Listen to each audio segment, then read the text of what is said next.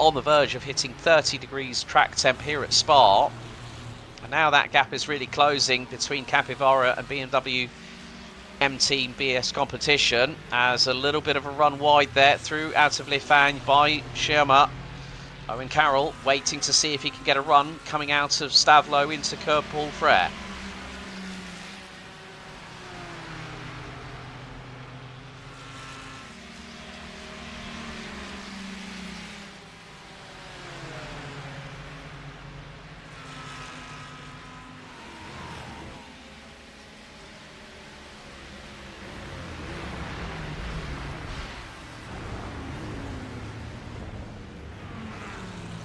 And still they battle onwards.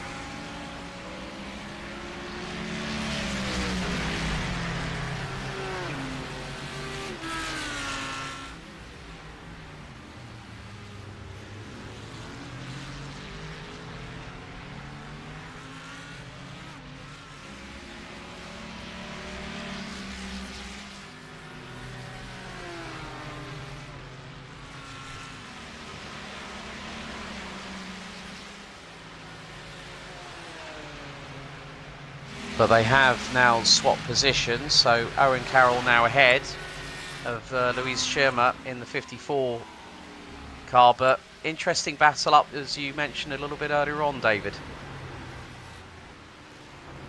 Yeah, we've had this happen a couple of times where you go, oh, hang on, this car's battling that car, but there's a lapped cars in between. Wait, no, those lapped cars are battling each other as well.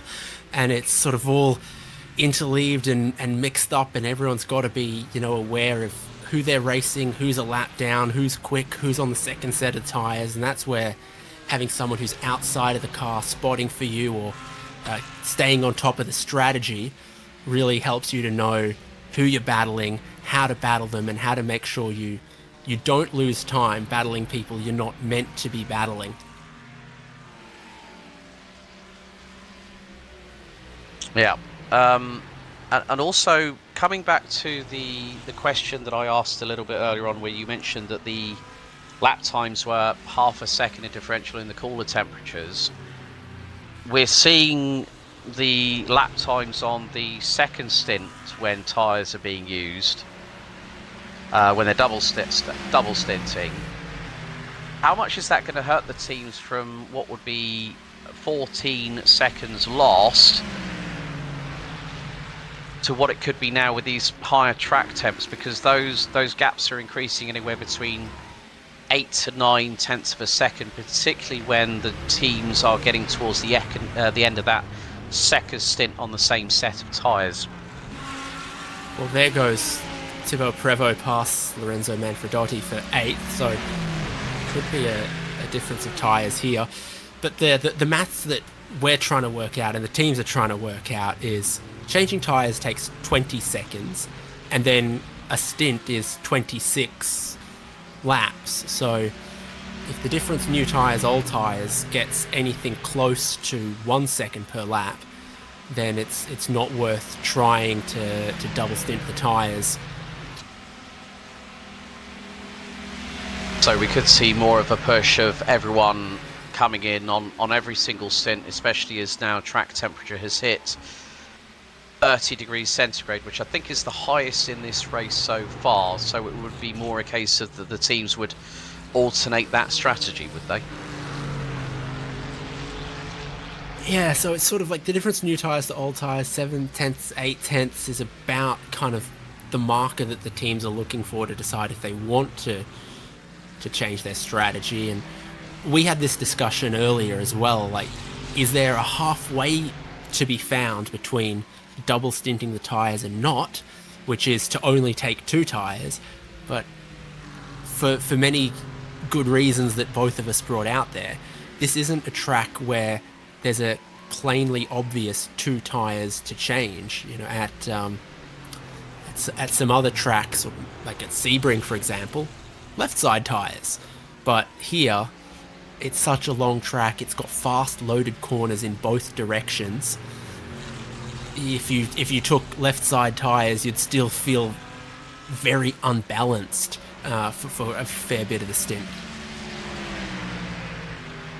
So when you mentioned about the 2 tyres on one side of the car, depending on the nature of the circuit, that tactic could effectively then be put out to pasture and not be used for the remainder of the race, with the track temperatures being as they are now. Yeah, it's just tough to pick which two you'd change if you went that way, and that makes it less viable as a strategy and as a halfway house between double stinting and not. Are we seeing Noel Leon get into the car for his first stint of the race?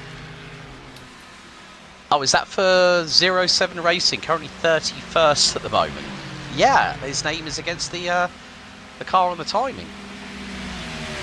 Well, Noel Leon has just completed his first lap of the 2026 iRacing Spa-24. Is it better late than never? Well, there's always a first time for everything, isn't there? Can we get a later debutante than 18 hours into the race? I wonder what is the latest ever time a driver has been rostered in to put a stint in the iRacing 24 Hours of Spa. That would be quite interesting. That 07 car is the only car running on track with a registered driver who hasn't driven yet. So there are some others where there's registered drivers that haven't driven. That's because they crashed out and retired before everyone had a chance to go. That is the last car I can see that could pull this trick off. And then the latest you could debut is with the minimum drive time number of laps remaining, which in a 4-driver team is something on the order of about 31 laps, is fair share for a 4-driver team in a 24-hour race.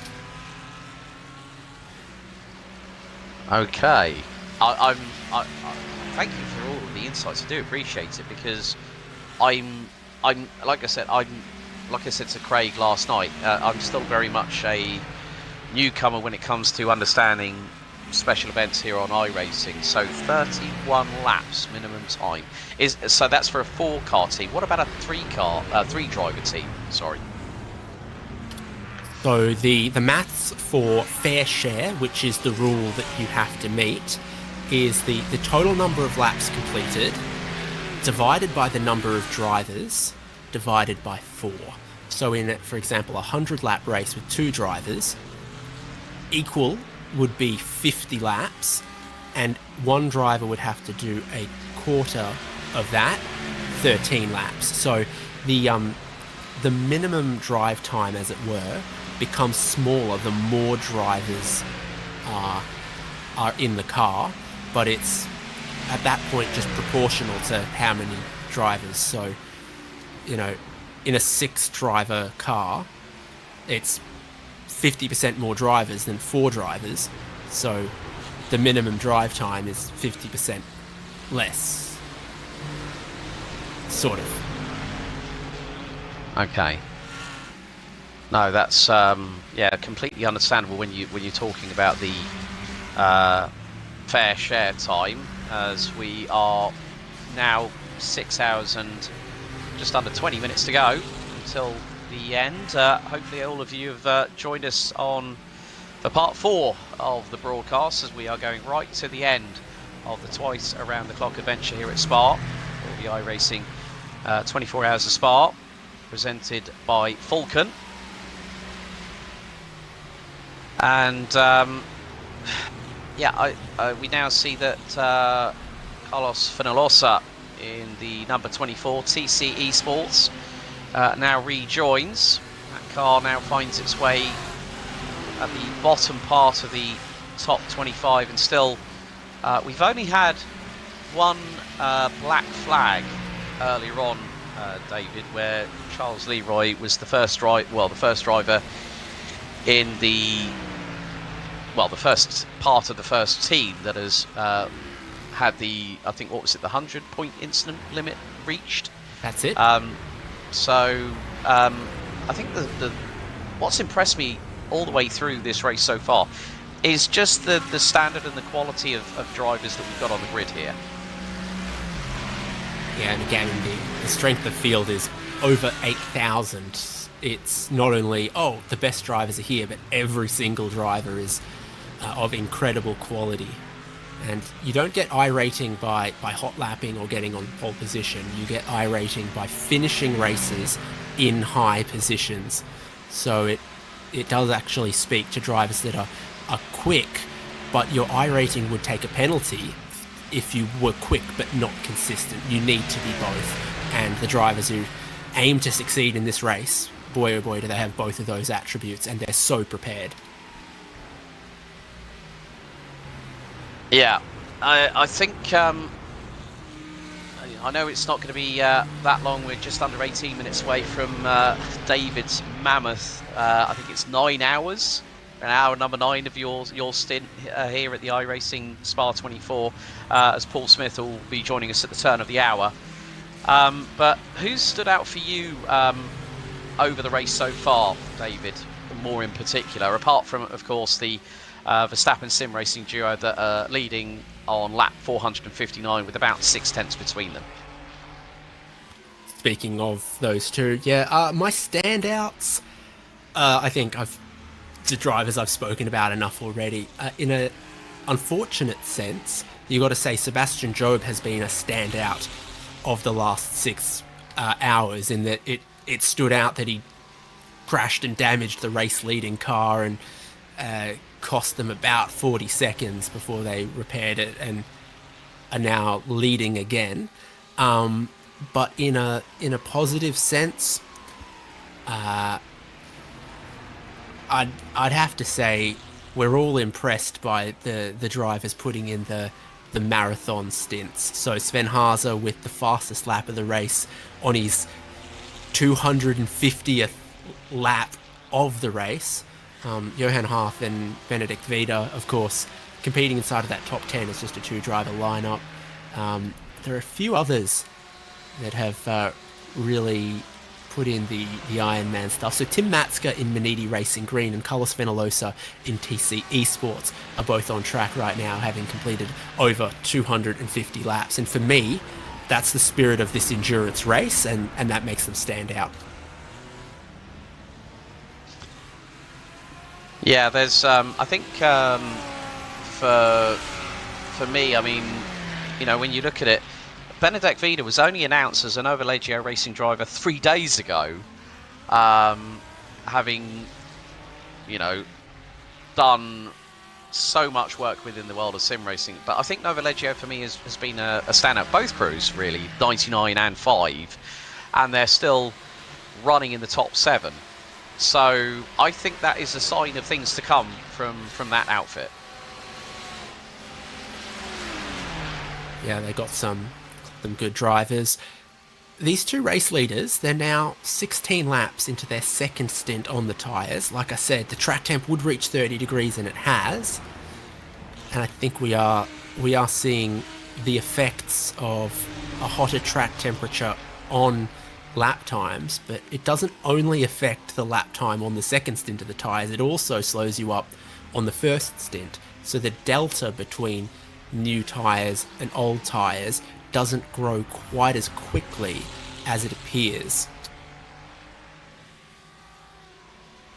Yeah, I've just noticed on the live timing, James Bomey in the Falcon Sim Racing Team Blue, his last lap in the number 44 car that currently runs P5, has just done a 2:16.337, and Florian Lebigra on his 17th lap of this stint, on his 16th lap, has done a low 2:16.5. So that gap is not widening because of the track temperature coming into play a bit more as we hit our highest temp of the race so far, 31 degrees Celsius. So that hotter temperature on the track surface is sort of, I would, just by what I've seen over the last few laps, David, is starting to equalise the gap between running on a set of tyres that have already been through one stint and they're coming to the end of the second stint, to drivers that took a full set of tyres on their previous pit stop. Yeah, most of the cars in competitive spots are on the second stint of their tyres, including Benedek Vita here. So there isn't that much difference in the lap times at the moment. You're right, between the top 10. Everyone in 216s or 217s, and it's Kevin Ellis Jr. in the 217 there, where I think he either let his teammate go or he was in a little bit of traffic, so not too much difference, which is frustrating for everyone else who finds themselves 18 seconds and a minute and 22 seconds behind the race leaders who are being metronomic, and no one can find pace to quite pressure them. Yeah, as we now have, Miguel San Martin in the 578 car is now no longer on the lead lap. As Benedek Vida, I think we're seeing that understeer creep in on the number 99 car. He's kicked up the gravel and the dust twice, going through the exit of Le Fagne and heading out of campus into Stavelot. And that car is not even halfway through this second stint on this set of tyres. Yeah, the last lap was good though, at a 16.5, matched what Ligra did, but there's always some evidence of the eyeballs about, okay, but it doesn't look balanced, it doesn't look like it's responding. That was certainly the case at the beginning of this stint for Vida. It looked like a bit of a pig, to be honest, with all the fuel back on board. I think they're just finding where's the balance of it now, where do I set the ABS and traction control and the brake bias and the little things that I can control in this stint until the next pit stop.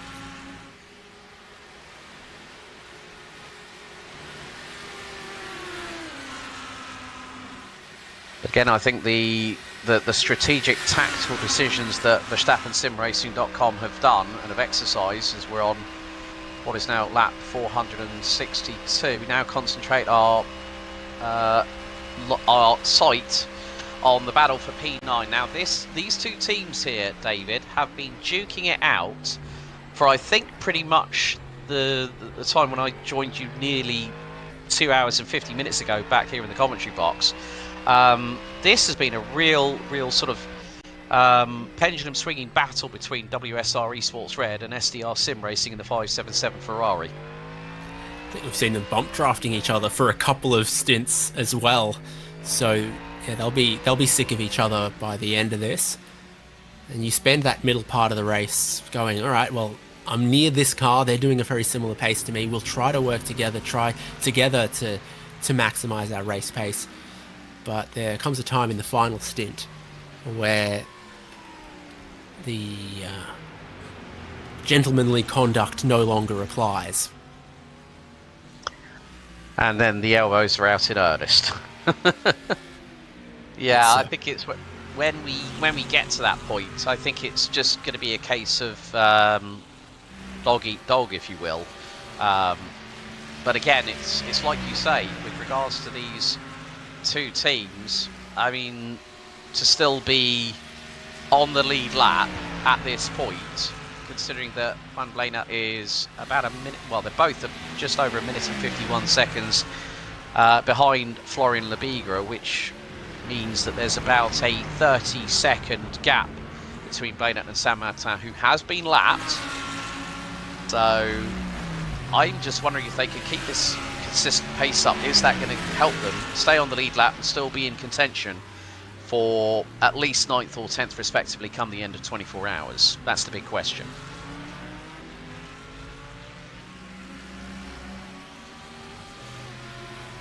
Every time I look back at the thermometer, the track is hotter. 32 degrees Celsius now, and it's still only 10:40 in the morning in summertime, which is 9:40 real solar time, isn't it? So this could get so hot.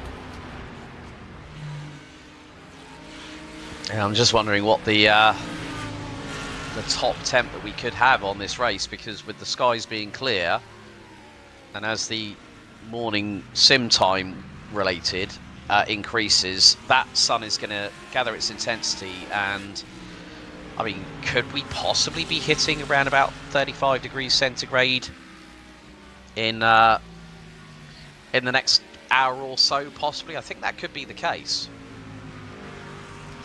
It's climbing, and it's not showing any sign of stopping. The weather forecast for the next 90 minutes is just clear skies, sunshine, very gentle wind, but the humidity dropping away a little bit. So we had that really misty, humid morning, and as the day heats up, the relative humidity drops.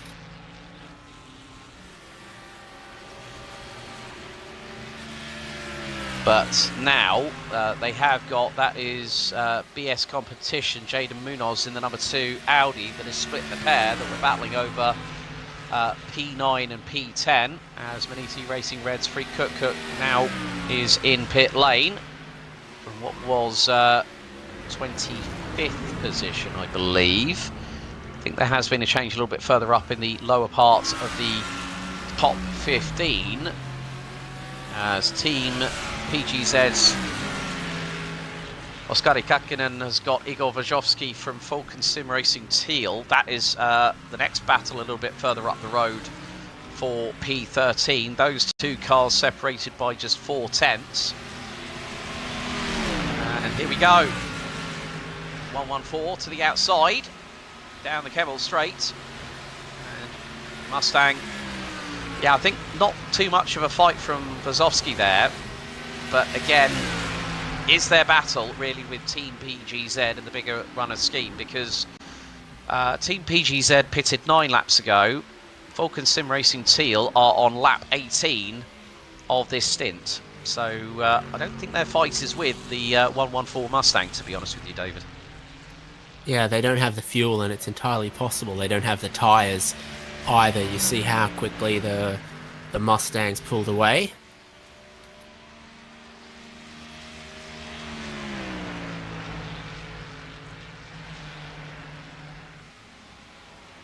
So that gap now bordering on half a second between Team PGZ and the 114 Ford Mustang and the number 6 Ferrari 296 of Falcon Sim Racing Teal. The gap between the two leaders in the meantime, as we are just over 5 minutes away from the turn of the hour, completing 3/4 of the iRacing 24 Hours of Spa.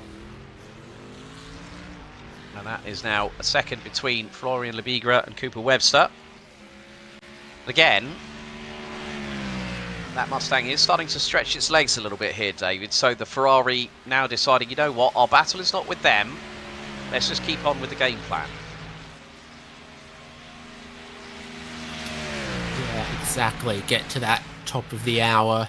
Pit stop not too long after that, just like our leaders and their main pursuers, Blue Mercure, and the strategy that almost everyone is following of doing about 60-minute stints, giving you a 23-stop, 24-stint race for the 24 hours.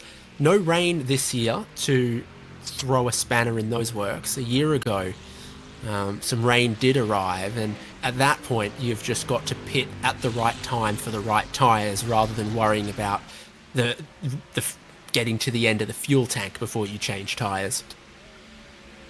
Yeah, a bit of a run wide there through Speaker's Corner by Team PGZ's Oskari Kakkonen in the 114 Ford Mustang. That car might be struggling a little bit, possibly with some understeer. That car is only on its 11th lap after taking a brand new set of tyres on board.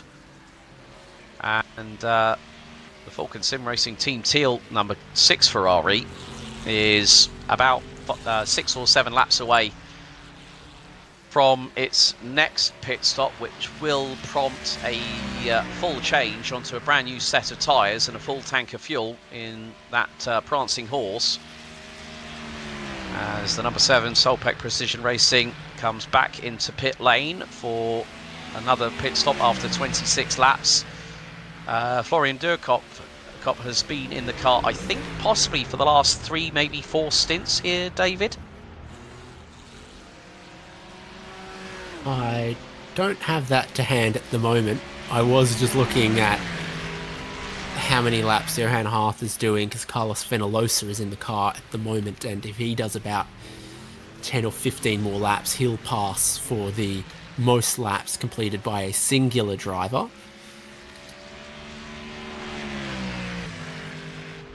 And bearing in mind that Johan Harth and Benedek Vida are just a two-driver crew as well, which I'm wondering who's going to take the biggest percentage when it comes to fair share driving between the crew of the Novaligio Racing 99 Audi, which is still running P6 at the moment. Benedek Vida now on his 16th lap of this second successive stint, and that car qualified down in P14, now runs P6 at the moment, so still an opportunity for that car maybe to make its inroads into the top 5 by checkered flag. As again, Prevo catching the teammates as well here, so he's working his way up past some of the lap down cars to get to the back of what's now 6th, 7th and 8th. He's got that one Lamborghini in between that I'm sure he'd like to leapfrog. Might just do that coming down the Kemmel Straight because he's right on the rear of it and pulls to the inside. That'll set up Prévost very nicely for the entrance into Le Com, and the Aston Martin facilitates the move before the entrance. So now it becomes a three-car battle for P6, P7, P8. So Vida, Ellis Jr. and Prévost, two Audis versus a lone Aston Martin at the minute. Bit of a gap actually forming between first and second as we get to the end of this stint. We've spent about 2 hours with the two Verstappen sim racing cars locked together 3/10, 4/10, 5/10 apart. So to see it grow past 1 second and continue to grow, Cooper Webster is at risk of just letting that BMW get away. Oh, it grows out to 1.6 seconds now. I'm wondering if the number 4 Verstappen Sim Racing Ferrari is finding its tyres falling off a little bit quicker than what the BMW is at the moment, because looking at the previous lap times, Cooper Webster on lap 465 was a tenth slower, but in the opening sector the Ferrari's quicker than the BMW by about a tenth and a bit. And once you lose that slipstream, you're in a difficult spot to try and get it back. Could be a move on right here, Alex. Yeah, in towards Blanchimont, and then it's going to be the hard braking zone into the chicane. Thibaut Prévost to the inside of Kevin Ellis Jr. That is a position gain. 33 Blue Mercure Esport gets through on Kevin Ellis Jr. and now goes hunting after Benedek Vida. So the man from Luxembourg closing on in. And it's about time for us to have another change in the commentary box. Big thank you to David Haynes, who has done an epic 9 hours in the box. So David, a big thank you to you. As for the breakfast show here on the iRacing 24 Hours of Spa, presented by Falcon, Paul Smith, good morning. Good morning. Yes, thank you very much, David. Pleasure to have you on the broadcast for the last 9 hours. That's a real Iron Man stint. The last time I did that sort of stint was the iRacing Nürburgring 24 Hours about 7 or 8 years ago, and it wasn't by choice either, was that one. But as we see Thibaut Prévost moving forward ahead of both of now of the Novaligio racing cars, that's up 2 places in the last half a lap here. It's worth pointing out 6 hours remaining in this 2026 iRacing Spa 24 Hours powered by presented by Falcon. And I was just having a look at the weather because David mentioned the weather a little bit earlier. It's clear blue skies, although we are getting a little bit of cloud cover coming in at 12:15-ish in sim time, so we could see weather coming back into this one, because I was actually watching one of my teammates who were doing one of the earlier time splits of this race, and they had some showers in their session. Now that doesn't necessarily mean we're going to get that here, but it's something to consider. I think, in all honesty, Paul, we're probably looking at the words "never say never," because Spa, at its best, can always be unpredictable. But still, it doesn't. With the track temp now 33 degrees centigrade. I mean, that's the highest that I think we've had over the race so far as we head into the final quarter of this race, and it has been interesting just seeing how much the tyres are being sort of brought into equality. Reference the lap times, as David and myself were talking about it. You know, during the night it was about half a second between teams that had just put on a fresh set for, you know, going back-to-back stints on those tyres, whereas the teams that had only put fuel in the cars, they were hemorrhaging about half a second. But in this latter stages, with the track temperature increasing, we're now at 33 degrees Celsius, that's 91 degrees Fahrenheit. It's kind of equalising itself out a little bit here, so we could be on that cusp, as David also rightly pointed out, saying that we could see teams deciding that the one stint strategy per set of tyres might be the optimum way to go, but that depends on how far the tyres fall off the cliff in the second stint. And what you have to take into account, because we were working out yesterday when it was about half a second lap, it was 13 seconds lost compared to fresh tyres on a second stint set of tyres yesterday. But you were losing 21 seconds in the pit stop, so you've got a net loss of, 8 seconds there, taking a full set of tyres compared to the fresh rubber advantage. Once you got out there. But that was yesterday. Of course, today's a new day, and different conditions, different track temperatures, as we've been alluding to there. Also, the track's rubbered in as well. You can see that really dark racing line, so that'll have an effect as to how the track is behaving as well. We've got gravel and dirt and marbles all strewn all over the side of the track here, as well as people have been taking various different lines, shall we say, through some of these corners. But yeah, it's all these things that you've got to consider, and it's what do people do in terms of the setup, because you can change one or two things in the pit stop. You can change your rear wing angle, for example, during a pit stop. But again, that adds more time to your pit stop. So you really don't want to be messing around with your setup at all whilst you're going through a pit stop cycle, which, by the way, pit stop cycle is underway.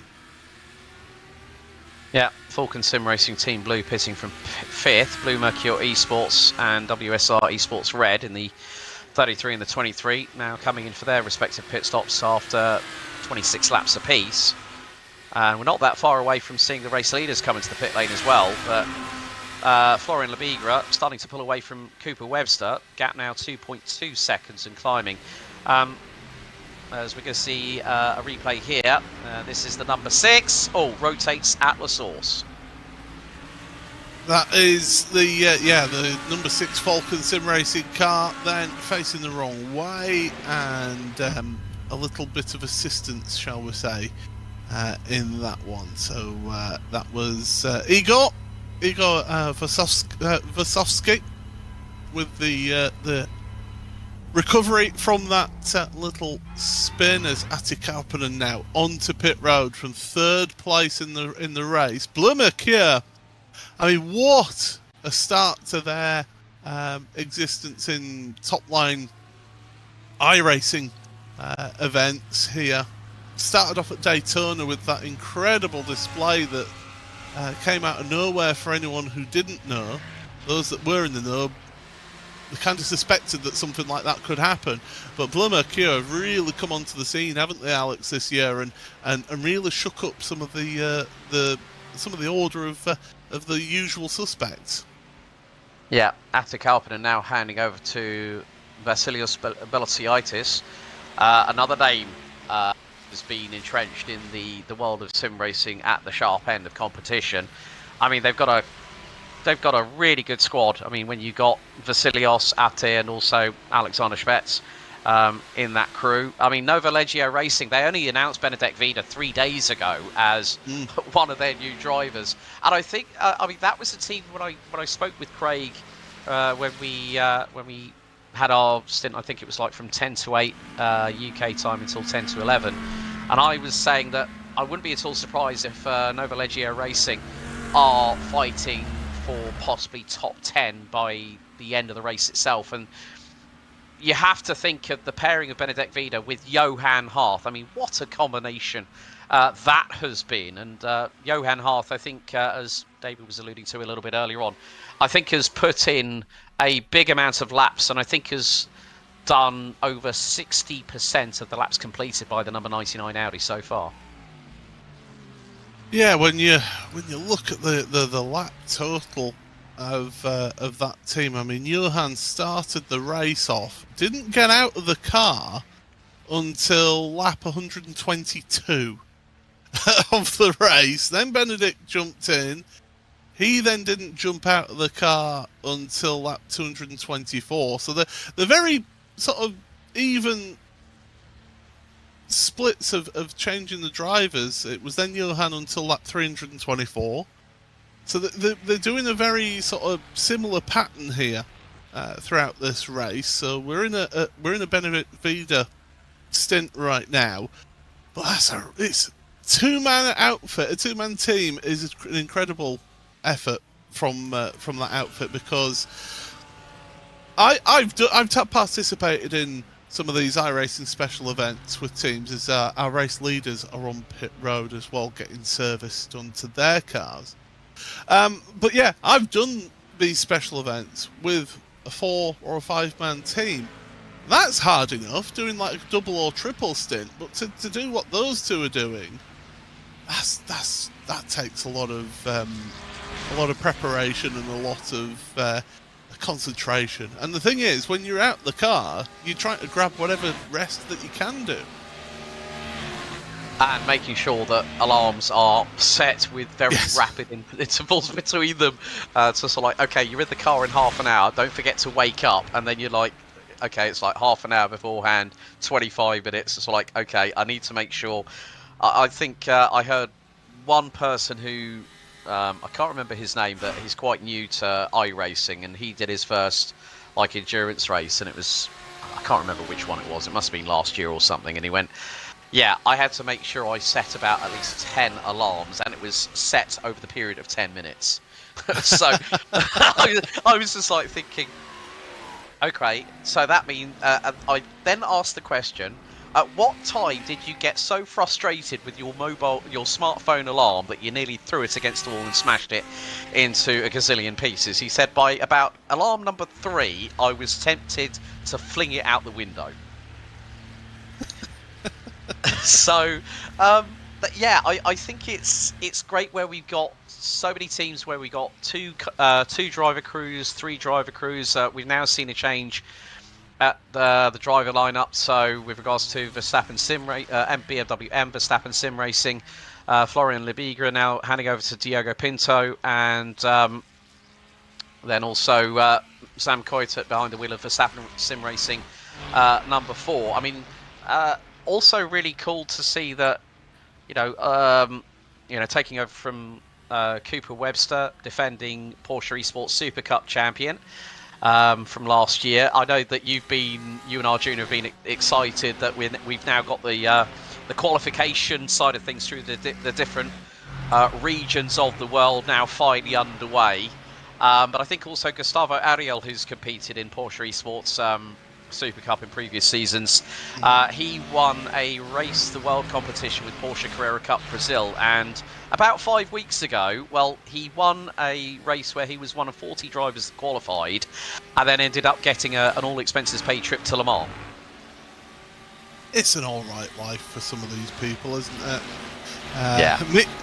Meanwhile, little old me stuck at home watching Le Mans on TV, listening to my colleague Peter Mackay on the radio. I wouldn't have it any other way, to be honest. I've got home comforts. I've got an air conditioning, little air conditioner on the go, watching Le Mans. Yeah, that was it. It was a good Le Mans as well this year as well. A really good Le Mans. So certainly, I'd say, yeah, I'd like to go out to Le Mans and see it one time? As Craig was saying yesterday, it's a pilgrimage to that venue, isn't it?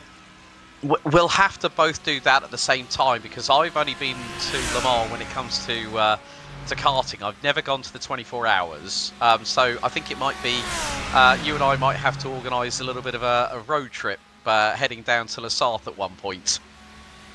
Well, I mean, there's one thing, is that I only did GCSE German at school, and that was years ago. And 26 years ago, by the way. And yeah, it's just I've not really used it. So French, not a clue. I can say yes and no. That's about it.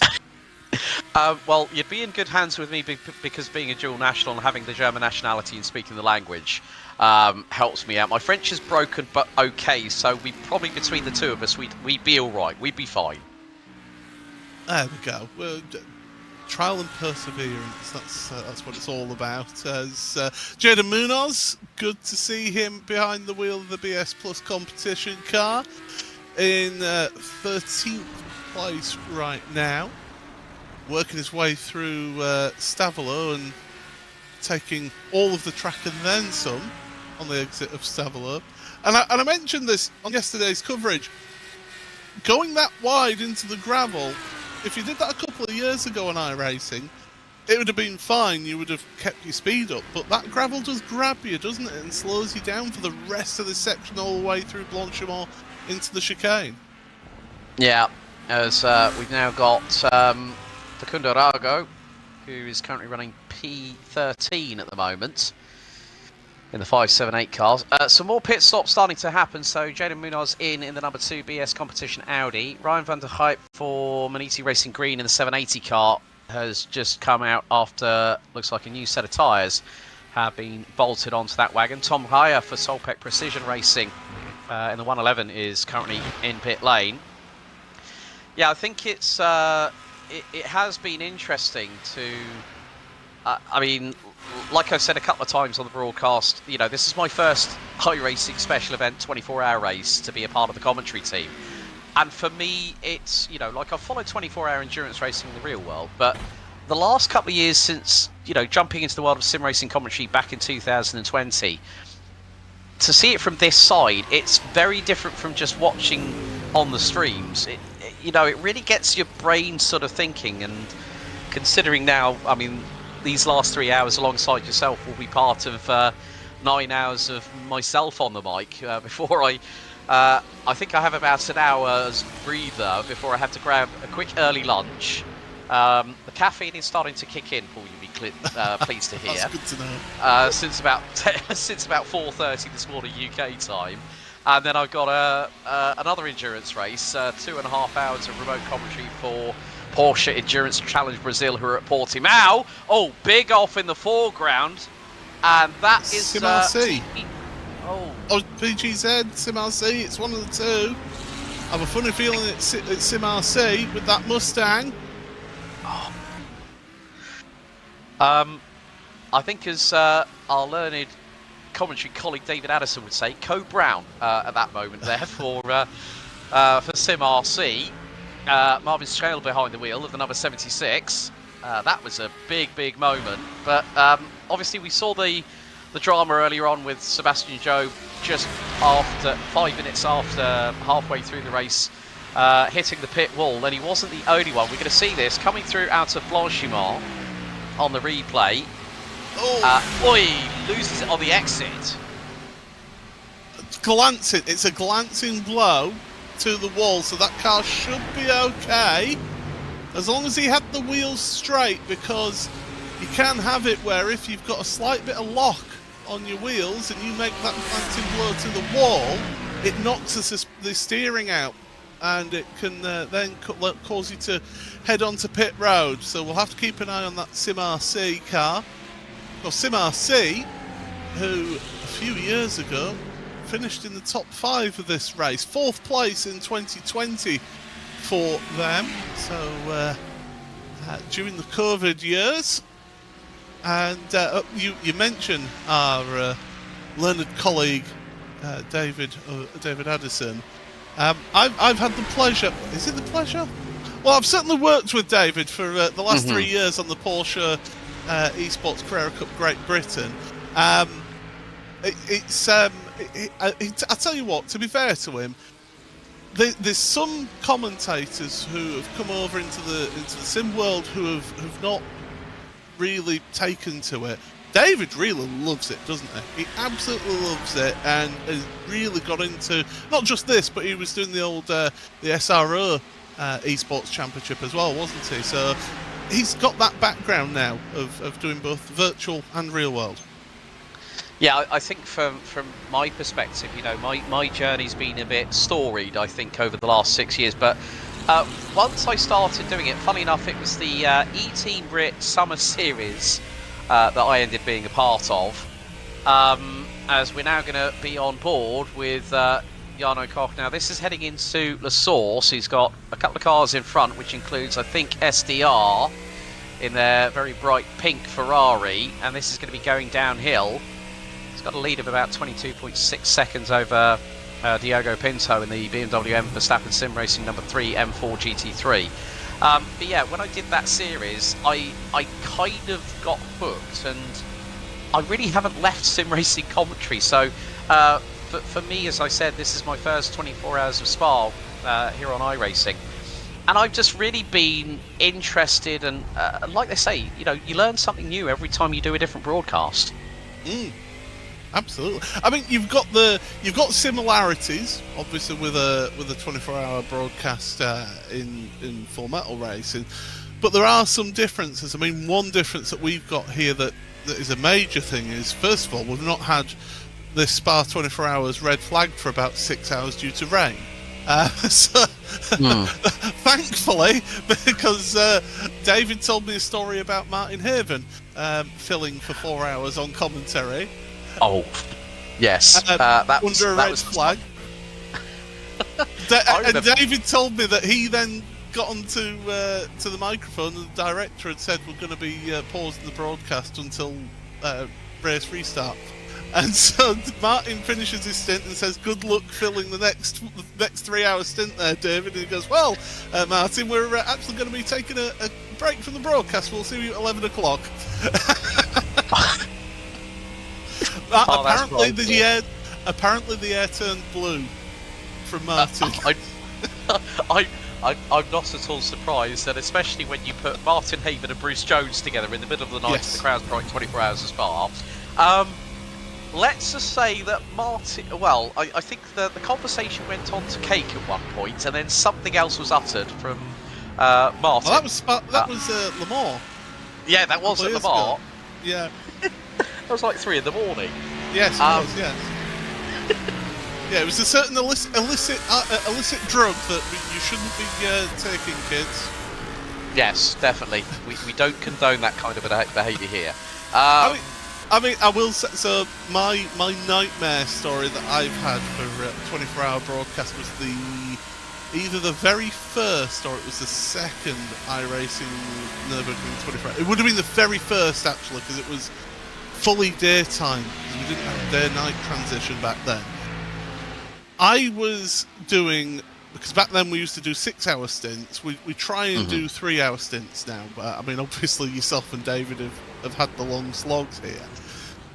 But I was on from 2 AM for a 6 hour stint. I'd only got an hour's sleep because I'd been up watching the race, and I just couldn't get to sleep. So I'd had an hour's sleep. I then do my 6 hours of commentating with Race Spot alumni Randy Cheneth. We're getting a bit delirious by the time it reaches 8 AM. And I'm there going, where's our commentators for taking over from us? It was, coming up to the time, and I'm like, they're not here yet. We start messaging on, back then it was on the Facebook groups, and trying to get their attention and all this, and just nothing, absolutely nothing. And so we carry on. 9.5 hours into my 6 hour stint, we then get a very apologetic commentator. I won't name the commentators because they're not here to defend themselves. By which time me and Randy truly were delirious at that point. Oh. And don't go back and watch that broadcast, because by that time it was just incoherent words coming out of us. And yeah, commentator one came on after I'd done 9.5 hours, and he was like, "I'm really sorry, so sorry, folks. My alarm didn't go off. I slept through my alarm." I wonder how many times that commentator hit the snooze button and then realised when it was too late. But yeah, I was saying to Craig yesterday, I did I was part of a 24-hour sim racing broadcast, which was funny enough, it was a Le Mans 24-hour race, and I did. We had the pre-race opening show to build up all the excitement. We went green, and then I think I did 19.5 hours before my body just went, computer says no. I then, where I was, our broadcast studio was in somebody's house, and we'd actually rented a camper, a trailer camper van, and so I just groggily at about, 4 in the morning, managed, no, it was more like 6 in the morning, so sunrise was starting to affect. And then I fell asleep, and then someone comes in, gives me a little tap on the shoulder, then shoves me and goes, "Morning, Alex." And I went, "What do you mean morning? I've been asleep since about 6:30. He said, "Yeah, you're about an hour and a half away from the broadcast." I went, "Oh no!" So I was like, jump out of the bed, grab shower, grab a quick brekkie, cup of coffee on the go, and then jump back into the studio for the final 90 minutes, which included the post-race interviews. And I remember the first thing that happened after that was getting on the plane to fly back to Stansted. We were standing in the queue on the staircase leading to the bridge that led to the plane. I actually fell asleep standing up. That was the other bit of the story that I did not talk about. And then I got nudged by the airport attendant saying, "Sir, are you meant to board this plane? It's about to take off." And I was like, "How long have I been asleep for?" It's like 20 minutes. So it does happen, folks, that funny things do happen on trips away. And there are a few stories I could tell that would not be repeatable on air, just due to the nature of them. So I don't want to get myself cancelled, Paul. Grid and Go onto pit road, by the way. You are listening to the Breakfast Show with Paul Smith and Alex Goldschmidt here on the iRacing Spa 24 hours, powered by, presented by Vulcan, and pleasure to have you all here today. We've had a switch of the two Verstappen sim racing cars. So there's now Sam Kiter ahead of Diogo Pinto, so they've moved around each other and switched places. I'm not thinking there's anything untoward in that. It's just how it's going right now. I think it's more right, I've had my turn creating the draft for you. It's now your turn to have the draft for me. Yeah, it just seems like there's been this unwritten contract written between the two teams just to push the envelope as far as they possibly can, as Vasilios Belatsiaitis now overtakes Jano Koch, who is currently underway with 22nd stationary in the pit lane for the 002 car, which last year was one of the Grid and Go cars that actually didn't finish the race. I think finished 47th. So it's quite interesting, Paul, how 12 months the fortunes of a team can change by evolving through, gathering up talent, improving their strategies, and they really are on the alternate 3000 IQ strat in comparison with the remainder of the top 10. Yeah, they've been doing this sort of alternate strategy throughout the whole race.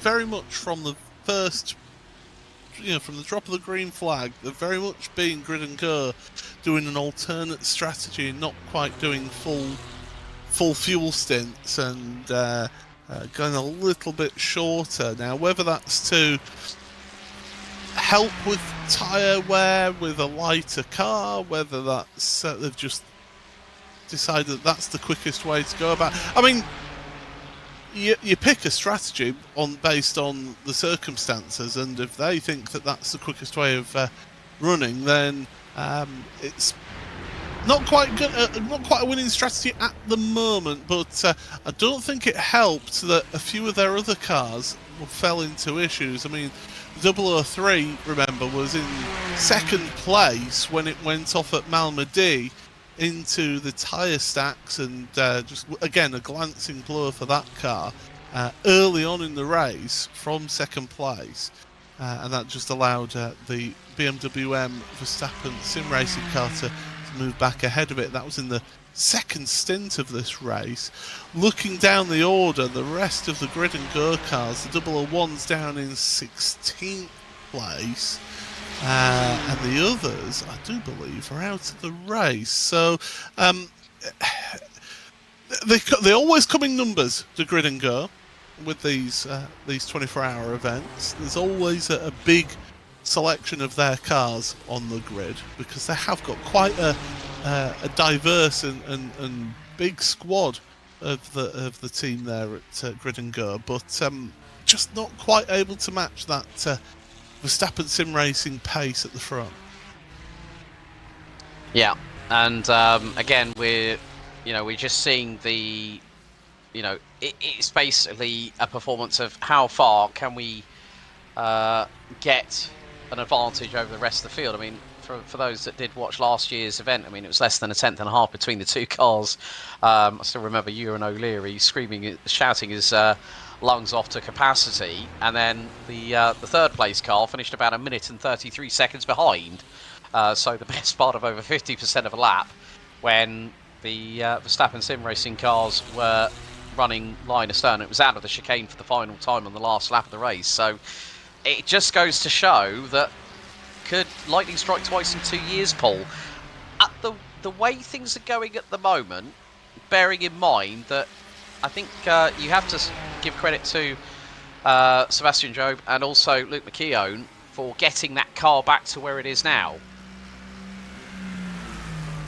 Certainly do, yeah. I mean, I said this yesterday when we were starting the show. The lineup of drivers that are in those two Verstappen sim racing cars, it is just the who's who of the very best in sim racing at this present time. At this present time, that I mean, it is a shame that we haven't got a Coanda car out there. I would have loved to have seen Coanda in this race, but I can understand they've got a lot of commitments elsewhere in other series and in PESC qualification process as well in the Americas side of things. They've got a number of drivers in that, so I can understand where they've, at the end of the day, for this race, it's pride that's and bragging rights that's at play here, whereas in those other series there's a bit more to it. I mean, they won the spring championship, didn't they? Did Coanda with in a different sim, so it's, you can understand those commitments there and focusing on those, but I would have loved to have seen Coanda versus Verstappen sim racing here today. Oh, definitely. There's been a rivalry between those two squads for many a year. As again, I'm keeping an eye on what's happening for the battle for P9 at the moment, as we've got Klim Galitsky there for Fiercely Forward Pink. Of course, drama's hitting that car earlier on, but there is SDR Sim Racing 577, Roman Pascucci behind the wheel. Lucas Prada, the Czech driver for WSR Esports Red. That car has been, those two cars literally have been intertwined at the rear diffuser front splitter of the cars, even when one's been in front of the other. For the last few hours, they were even bump drafting each other through stints down the Kemmel Straight.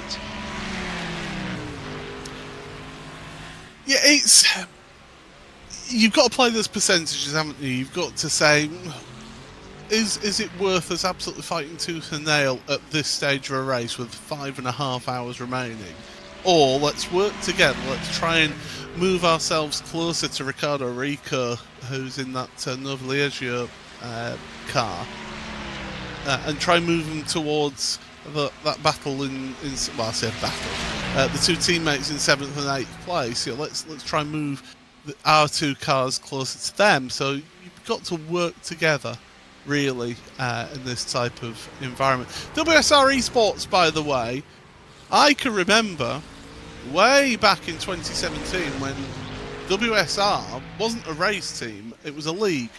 So they started the World Sim Racing League. It was a championship called the World GT Championship, and I was involved in that in the early stages in terms of sort of helping out with some stewarding and things like that, and competed in the series and commentated on the series for over 10 seasons. Actually, I commentated on that championship, and I've seen that whole league grow. It's become one of the more well-known GT3 leagues that's on a Monday night, although they're taking a little bit of a break until next year now.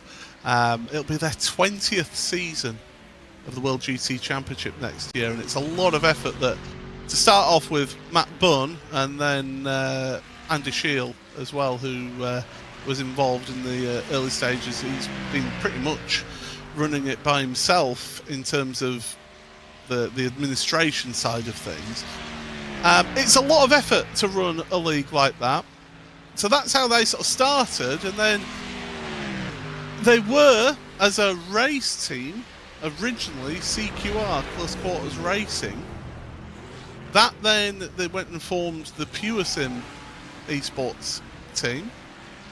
And then there was a bit of a, shall we say, hostile takeover. And it wasn't completely... It wasn't a friendly handing over of the keys, let's just say that. And you ended up with WSR Esports being formed, and a lot of the drivers that were in that Pure Sims outfit moved across to this outfit. And it's gone from strength to strength as an esports team. You know, we started seeing them getting into top split broadcasts a couple of years ago. Now they're a regular in top split. They've had success at Daytona as well. They're a team that's slowly been growing and evolving over the years. Do I think that they're on the level of a Grid and Go or a Blue Mercure or Nova Leggio? No, I don't. But they've just been gradually just growing and growing and growing, and the experience of being in these top split races really does help them grow as a team.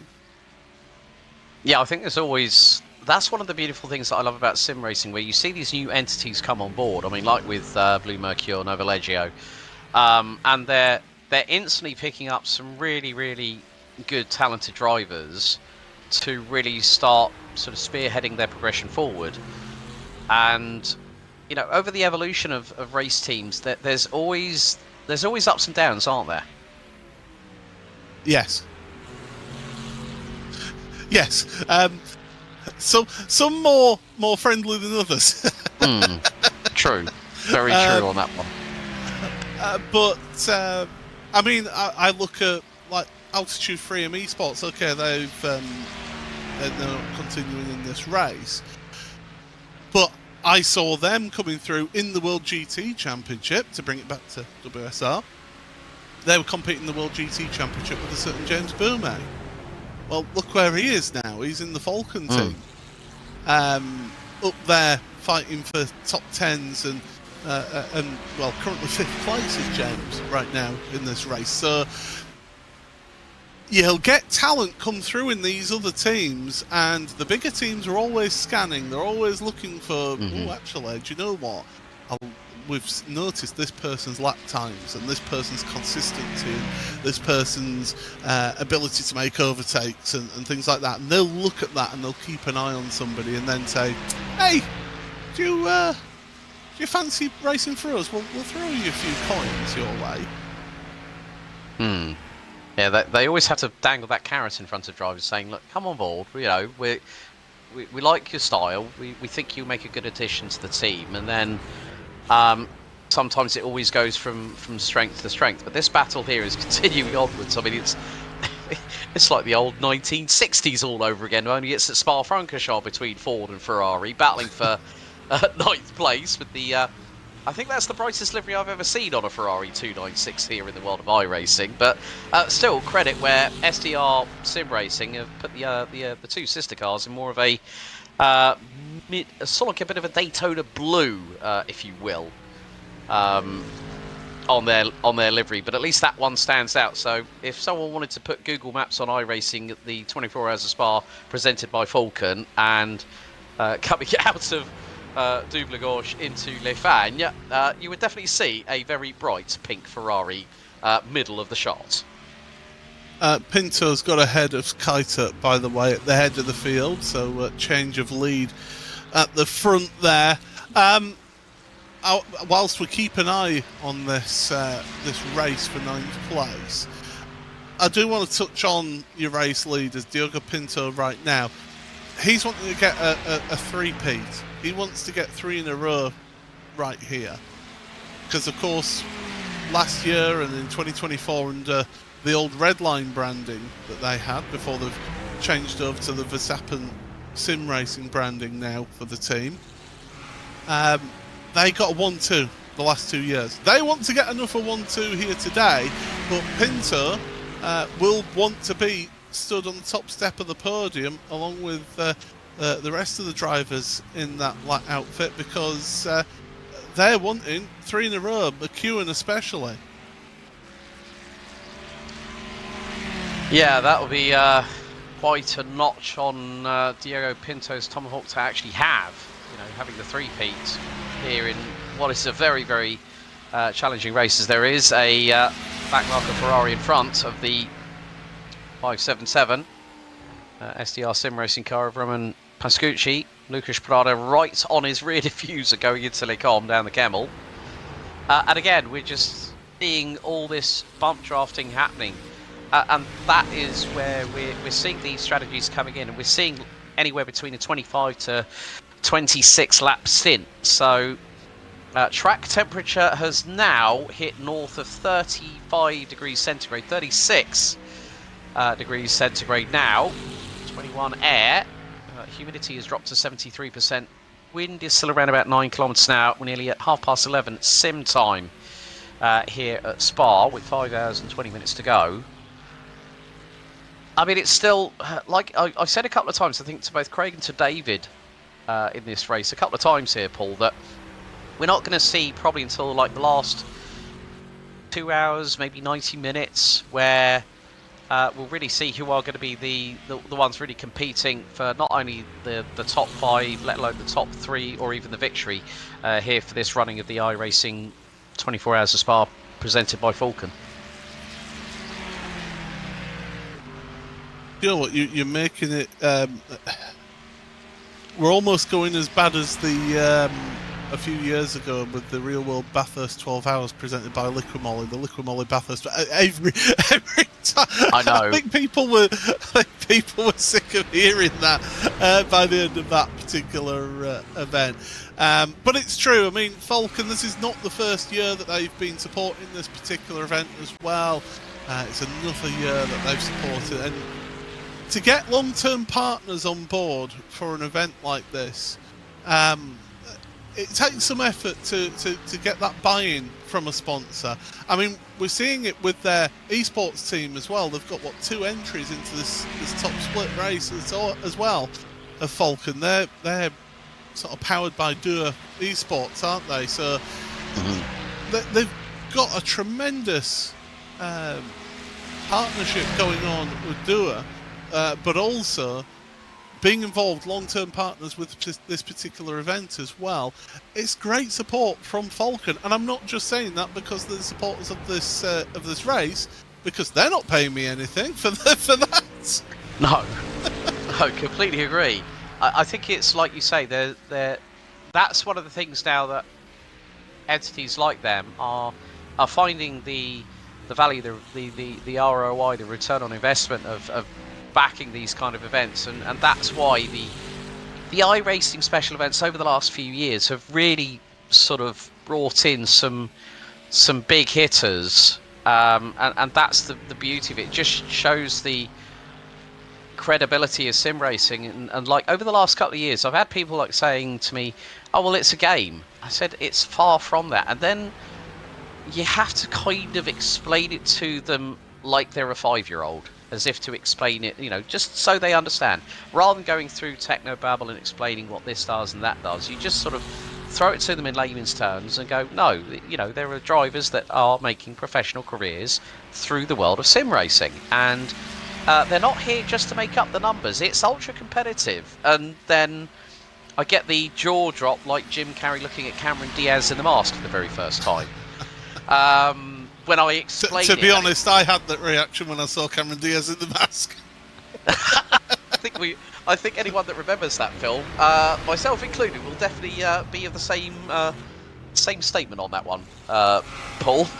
Because I think it's just that when you educate people and tell them what it means to so many people that are part of this community in general, they then get a grasp of it. And I say, look, take a look at a broadcast, or if you're on Discord and you got a sim rig, join a league, join a community, get to understand the nuances of this genre, and then they take that advice on board, have a go, and then they get hooked, and then they wonder why they end up driving on a sim until like 2 in the morning, and then the missus is like, hey, come on, time to go to bed, you've got to take the kids to school in the morning. It's one of those things. But when you get hooked by this genre, you learn. I mean, like I said, I learn something new every time I do a different broadcast, and I like that. I'd rather learn something than not learn anything at all. Mm-hmm. I mean, I always remember what John Hindhaugh, when Radio Show Limited came in on board during COVID, when iRacing Nürburgring 24 Hours was taking place. They jumped on board because, of course, obviously the real world event wasn't happening at that time. It wasn't until later in the year that they had the 24. And they jumped in on the virtual one, and John Hindhaugh said a line that has stuck with me, and it's a way that I've actually described what this is, what the world of sim racing is, to people who are people who I work with. I work in an office, and people, oh, what have you been up to this weekend? Oh, I've been commentating on the Spa 24 Hours. That's what I'll be saying tomorrow. Oh, you've been out to Belgium? No, it's the virtual. And when they ask about it, I'll say, well, the cars are virtual, but the racing's real. And I think that's a brilliant one line to come out with, to encapsulate what it is. Yes, what we're looking at is a load of pixels that have been generated and presented to us, but the drivers are racing it. They are handling those cars. They are putting the effort in. If you're using high-end direct drive wheels with up to 25 newton meters of holding torque, those things are tough to handle. You've got to be fit for those types of things. If you're somebody who's got a bit of motion, or a bit of, say, butt kickers or something like that set up on your rig, you've got the physicality of that as well. Your body will get tired. Your mind, especially the mental fatigue that you get through a race like this, will test you. And that's why it's called an endurance race. It's there to see what your endurance is like, and if you can make it to the end. And the cars are virtual, but the racing is very real. Yeah, that's a statement that really encompasses it. And John Hindhaugh, always a great a fantastic individual, and comes out with some great sayings like that one.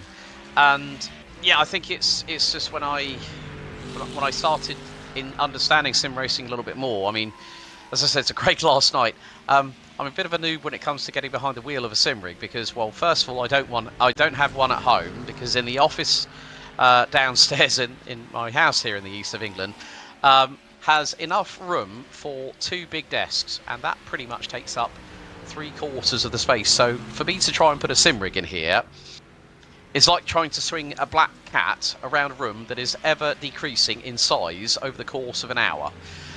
So I would literally struggle. I'd have to probably build an annex and get planning permission to do that, and then I'd have to fork out of my own pocket to do so, and I don't quite have the funds to do that. But whenever I get behind the wheel of a sim, I do appreciate and understand the amount of hard work that all the teams that are competing in the relevant splits of the iRacing 24 Hours of Spa.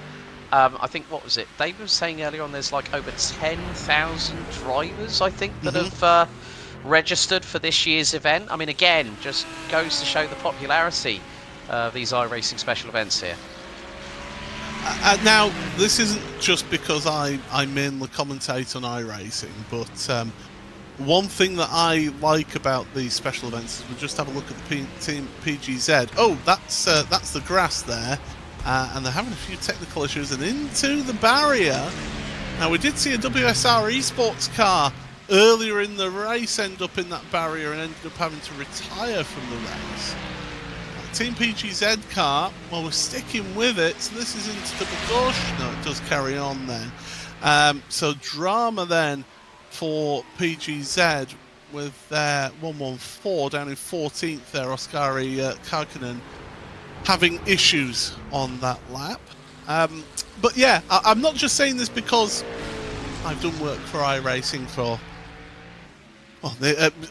over a decade now. I've been commentating on iRacing broadcasts, but I do genuinely feel this. I really do like the fact that the special events that iRacing put on are for everybody. It's not a closed shop where you have a 24-hour event and it's only for teams who have entered into the event, having paid so many thousands of euros for an entry fee, and you've got to have a professional driver, and all these different things. That's very much gatekeeping. That I don't like that. Sim racing for me is for everybody. There's enough gatekeeping goes on in motorsport just purely from a cost basis, from the expense of motorsport. Sim racing's not cheap. Let's get that out there. You can do it on a budget, but it's not as cheap as doing other esport titles of, say, like CS:GO or things like that, where your major expenses are half decent computer and a keyboard. You need the half decent computer and then wheel and pedals, so you got that extra cost there in sim racing. So there is a barrier there, but it's for everybody at these events. And you look at it, Daytona, what, we're talking about 17,000 people took part in the Daytona 24 Hours, the biggest esports sim race of the year. I like that. It's getting the whole community involved. That's what it's all about for me, is esports and sim racing in particular. Yeah, I mean, from my perspective, that just goes to show how big the breadth and depth of the sheer amount of numbers that make up the sim racing community is really, really funny. I've just had a look at the chat because we've had a question, Paul. Real Steel 5899 said, I've always been curious, what do IRL and sim drivers do after a 24-hour race? Sleep, party, what? Well, that's an interesting one. Very much dependent on where you finish, I think, as well. I think, yeah, if it is, if you have won the race, I think in IRL you're normally in the hospitality after spraying the champagne at the top step of the podium, and then you've probably got some kind of alcoholic beverage in hand. But then I think if after that it's sort of like pack down and quickly get away from the track if you haven't been in the top three as soon as possible, from an IRL perspective. I mean, like, I see that in the world of karting, where, you know, if they know that some of their drivers aren't going to be on the podium, then the first thing that will happen is that after the finals have been completed, the awning is already halfway disassembled, ready to slam into the back of the articulated lorry that's going to travel thousands of miles back to the UK, like, say, for Dan Holland Racing, KR Sports, Strawberry Racing, who travel over to Europe with at least one or two articulated lorries with all the carts, chassis, engines, tyres, all the equipment and tools that they need. And it's quite surprising that within an hour and a half of a final, I've seen like some of the top teams in European karting, particularly from the Rotax side, get an awning flat packed, clean the bottom tarpaulin that's been the ground sheet, scrubbed down, cleaned, and then using the squeegees to sweep away all the dirty water, roll it up into the back of the Arctic, it goes, and it's done within 45 minutes. Yeah, it's all about using the time wisely and getting packed up as much as possible. I mean, you see even in top line motorsport as well, in the Le Mans 24 Hours, in Spa 24. Teams, once they've done their final pit stop, they'll be right. What are the non-essentials, non-racing essentials that we can start packing up and start getting that done, just so that we get ahead of it. I mean, I used to. This is going back about 15, 16 years now. I used to help organise and run a rally, a club rally down at Manby Airfield in Lincolnshire. It's no longer there as a venue anymore, unfortunately. And it would literally be, once the last car had crossed the finish line, we were already in the setup van packing up things. We were just straight away on it. Right, let's get it done as quickly as possible. It'd take us 4 days to set up that event. We'd have it all packed down and away by the time the barbecue was on that evening. Priorities definitely de rigueur at that point, really. But again, it just goes to... It does go to show how quickly people, when they put their mind to it, can get any task accomplished. In terms of the sim side of things, I can only speak of my experience of competing in 24-hour races. The only time I've ever been in the top split of a iRacing special event was Nürburgring 24 Hours in the touring car class. And it was back when we had the Kia Optima in that class representing the touring cars. And for the last 6 hours of that race, I wasn't actually in with the team. I was on the broadcast commentating. So I was nervous because we were on for a possible podium in that race in class. And I'm trying to be sort of all impartial and doing commentary, whereas inside you're there going, come on, just make it, come on, just get it round clean, please. We could get a podium here, come on. So yeah, and after that race, that was very much finish the broadcast, jump into, as it was then, Mumble. If anybody in the YouTube chat or Twitch chat remembers Mumble. And celebrate with the team for 5-10 minutes, and then everyone was like, "Go to bed. I'm tired." Yeah, and then at least from the sim rig, it's a short walk up the stairs, and then the minute you sort of like your face plant your head into the pillow, it's Sando, Land of Nod.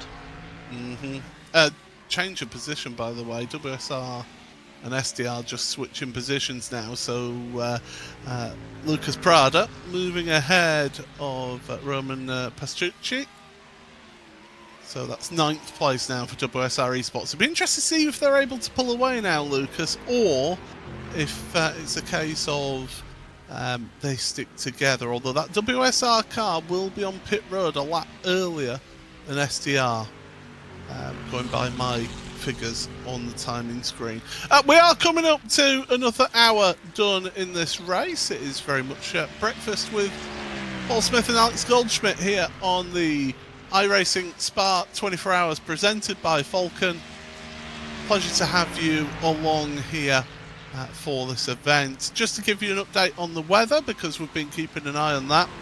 Air temperature 22 degrees Celsius now for the drivers. Clear blue skies at the moment. Track temperature coming up to 38 degrees Celsius here at 11:45 AM in sim time. However, the next half an hour or so, there is going to be a little bit of cloud cover coming over. No rain, but a little bit of cloud cover coming over in the next half an hour. So the track temperatures might start just cooling off a little bit at that point then. But yeah, that's your little bit of a weather update here on this broadcast, and to give you a little bit of an update of how things stand as well. So it's BMW M Verstappen Sim Racing first place, just a third of a second ahead of their compatriots in the Ferrari, the Verstappen Sim Racing number 4. Mercure Esports are then in third place. They're about 18 seconds back from your race leader, Vasilius Belitsiotis, behind the wheel of that car. Then Grid and Go Esports, they've been having the odd lap or two in the lead of this race for Jan Koch. Now, they are very much on a different pit cycle to everybody else, so they're only on lap 14 of their stint right now compared to 22 for the Verstappen Sim Racing cars. Falcon Sim Racing team, they are in 5th. James Boumet behind the wheel of that Ferrari, currently about, what's that, a minute and a quarter back from the race leader. Mercure then, Thibaut Prevot is in 6th, ahead of the 2 Nova Leggio racing cars of Johan Haaf and Ricardo Rico. Then it's that battle that we were watching for the last sort of 20-25 minutes of WSR Esports with Lucas Prada and SDR Sim Racing of Roman Pastucci. There have been a number of drivers retire from the race. LMR Esports, they are the most recent retirements from this race. Impulse Racing, Undercut Racing Team, Vesta, the 252 is out of the race. Autism Awareness, that team unfortunately retiring from the race. WSR Esports with their number 16 car, they went heavily into the wall at Speaker's Corner. Maniti Racing Purple, Maniti Racing Yellow, both of those out of the race, along with Altitude 3M Esports. RDV Competition Unity, Pole Promotion Esports, Team Bennick, which are always a team that are fighting up in the top 20 of these special events. They are out of the race. The 004 Grid and Go Kart, that one's retired, along with Auto Moves Racing Team 234 and Marla Racing Team out of the race. We started with 59. We've got 44 remaining in this race here. And Alex, it's not been the highest rate of attrition so far in this race. It's been a good number of cars still out there on track. Also, a little bit of statistic. We've only had 2 cars that have hit their 100-point instant limit, and that is the last 2 cars that are still circulating. OD Sports, Charles Leroy in the number 100 car, currently running 43rd. That was the first car to pick up a drive-through penalty. And then Leon Arndt in the RC Car Shop Esports car that is currently classified down by 280 laps. That car is currently in 53rd position. That was the second car to pick up a black flag penalty as well. So only 2 out of the 59 starters that have actually picked up, have actually hit that 100 instant point limit. I mean, also coming back to big dramas, I mean, one of the biggest ones was actually, it was kind of nearly a carbon copy, and it happened nearly 4 hours after Sebastian Job hit the barriers coming out of pit lane. It was the number 11 Altitude 3 Esports, Dan Scholing, behind the wheel, and the car just got loose all of a sudden, and then the rear wing and the back panel just decided to vacate the scene of the crime and retired the car on the spot.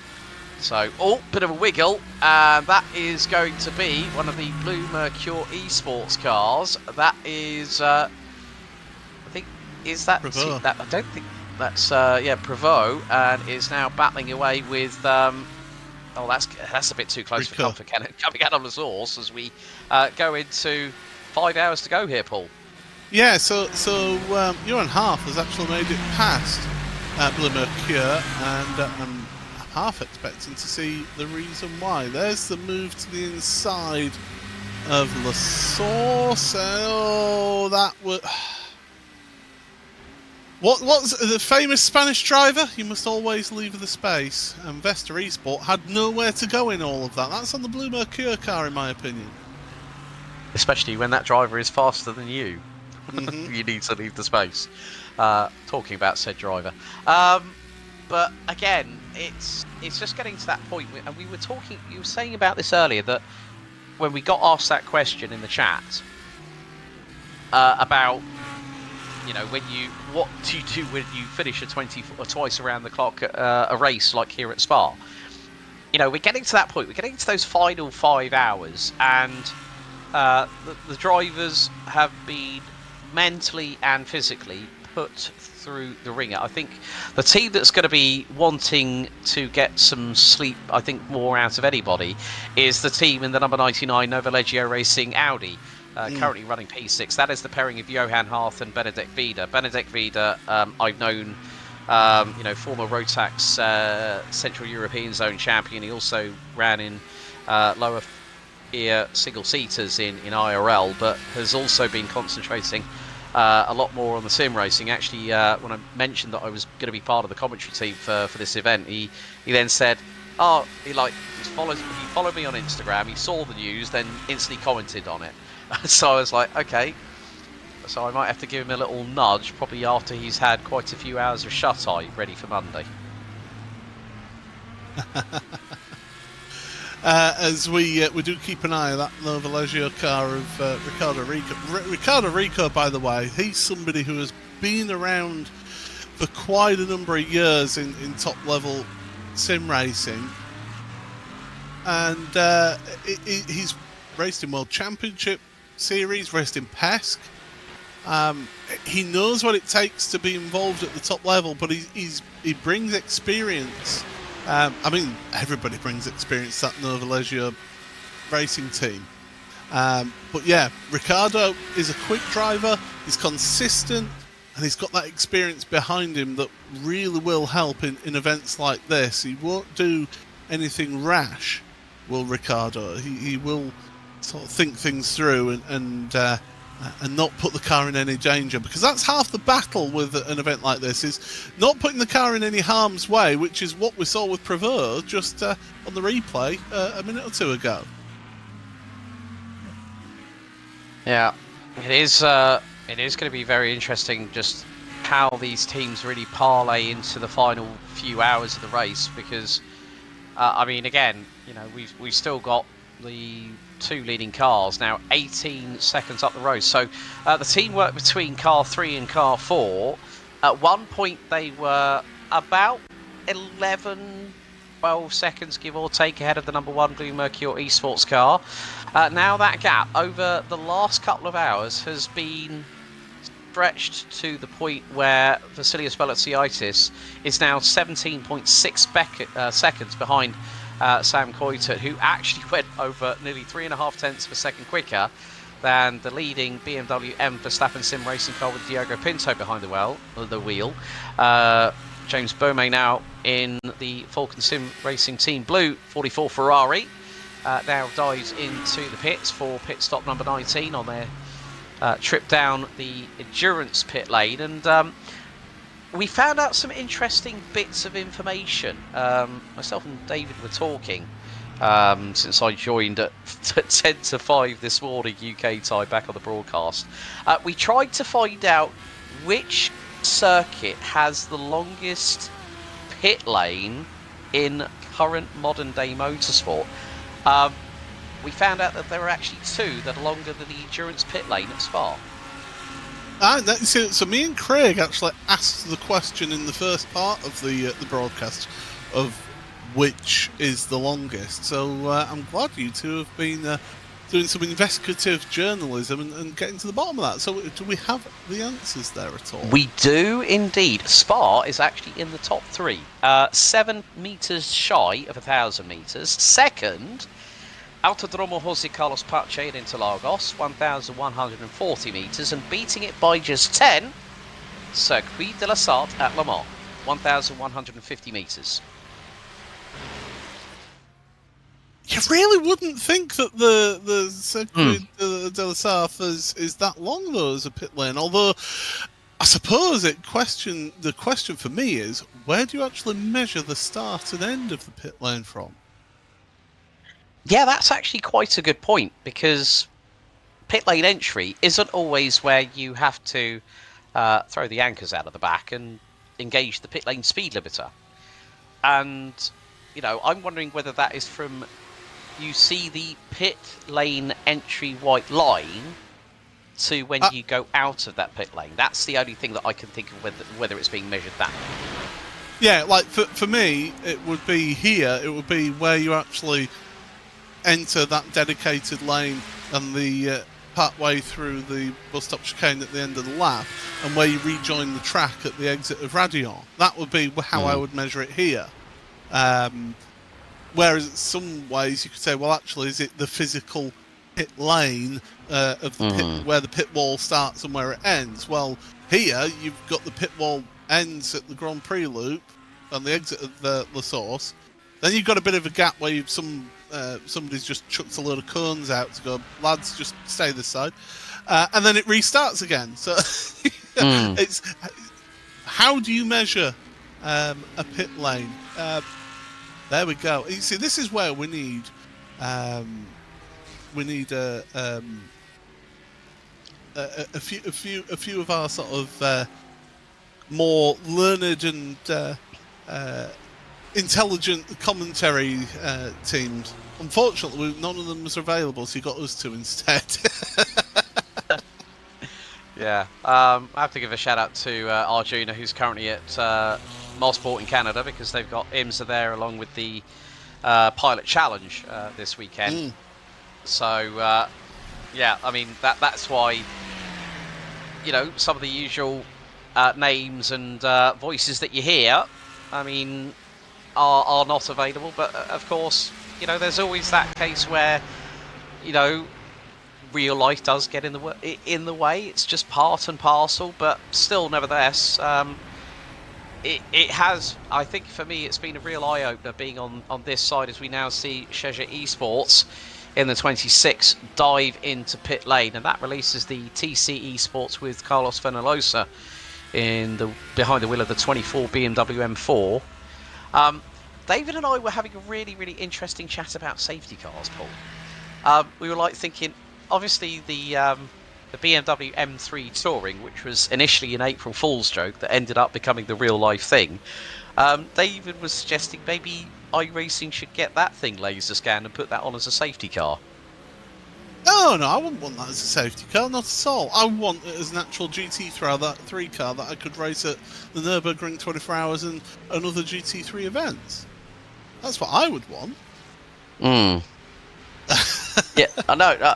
I mean, I then went on to make the point of maybe having an open setup series where all of them are BMW M3 Tourings, which could be interesting. So there is actually an aerodynamic challenge with having a touring compared to a more sort of traditional grand touring car and a car or a saloon sort of style shaped car. I was actually speaking to David Addison, and he was telling me that in the British Touring Car Championship, a lot of the teams have been moving back to saloon cars from hatchbacks because at 125 miles an hour, a hatchback car needs an additional 25 horsepower to match the speed of the saloon cars. And that's all due to the aerodynamics. That's quite interesting when Napa Racing went from the Ford Focus hatchback to the saloon. To the saloon, yeah, to the titanium, yeah. I still remember when Team Dynamics, they brought the Honda Civic Tourer to the British Touring Car Championship grid. And that was, I think a lot of people were quite surprised that then all of a sudden Gordon Shedd and Matt Neal actually made it into quite a competitive vehicle. But yeah, I think it kind of reminds me of back in the days. You'll probably remember this as well, Paul, when we had the likes of the Audi A4 with the likes of Frank Bieler and John Bincliffe, who was always having trouble with David Leslie in the Nissan Primeras. I still remember the time when Bincliffe came across the front of Leslie, and Leslie's straight on the radio. Yeah, it's Bincliffe, he's done it again, and the car's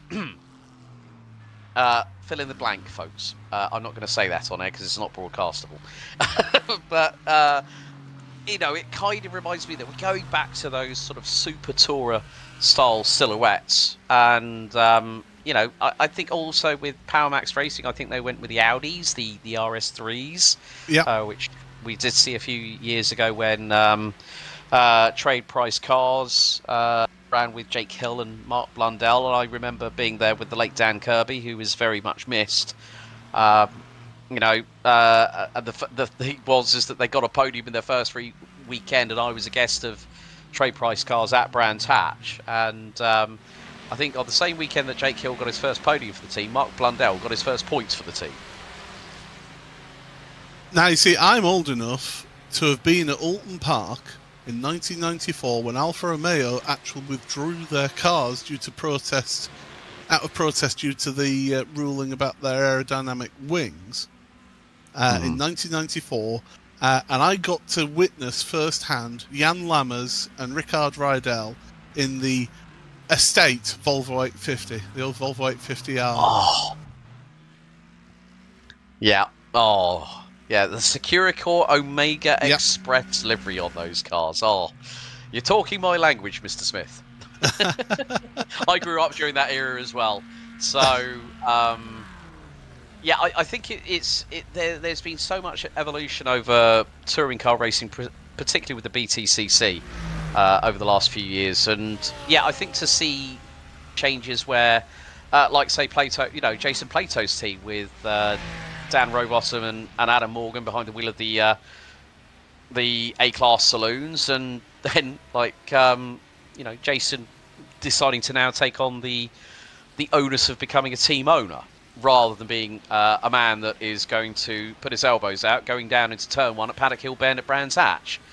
And it was quite interesting to see the journey of how much work that Plato Racing and RML, who have helped to build those wonderful looking A-Class saloons onto the grid, and Jason now having, being very open about his struggles after leaving as a competitive racer, and then going into 3 years of where he did not even leave his house for quite a few months.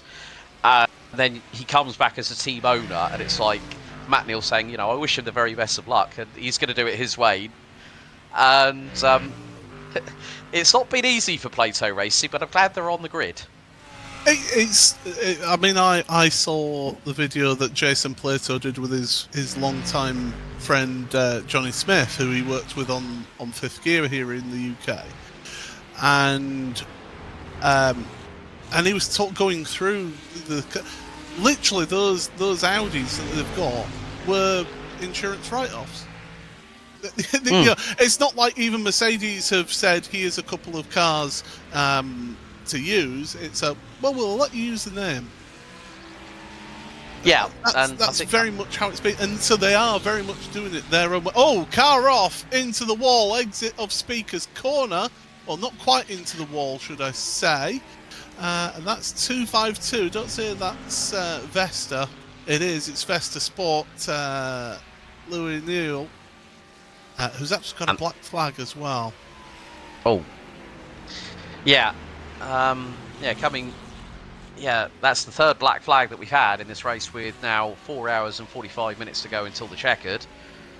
That is that car is stricken, quite literally at the moment. So that's a bit of a drama there for the 252. I think we're going to see the replay now. Though this is coming down the hill into Speaker's Corner. Kept it out of the wall. The car starts rolling forward, hits the brakes, then reverses. So thank goodness, Louis Neal getting out of jail free with that one, because if that car had gone any further sideways at high speed, that probably would have ping-ponged off the barriers. Don't forget as well, Vesta, both of their cars were involved in incidents on lap 2 of the race. They ended up in pit road for quite a while, getting repairs done to their cars, and that was at the very start of the race. the race started as it's gone on, it seems, for that team, and it's just gone from bad to worse for them.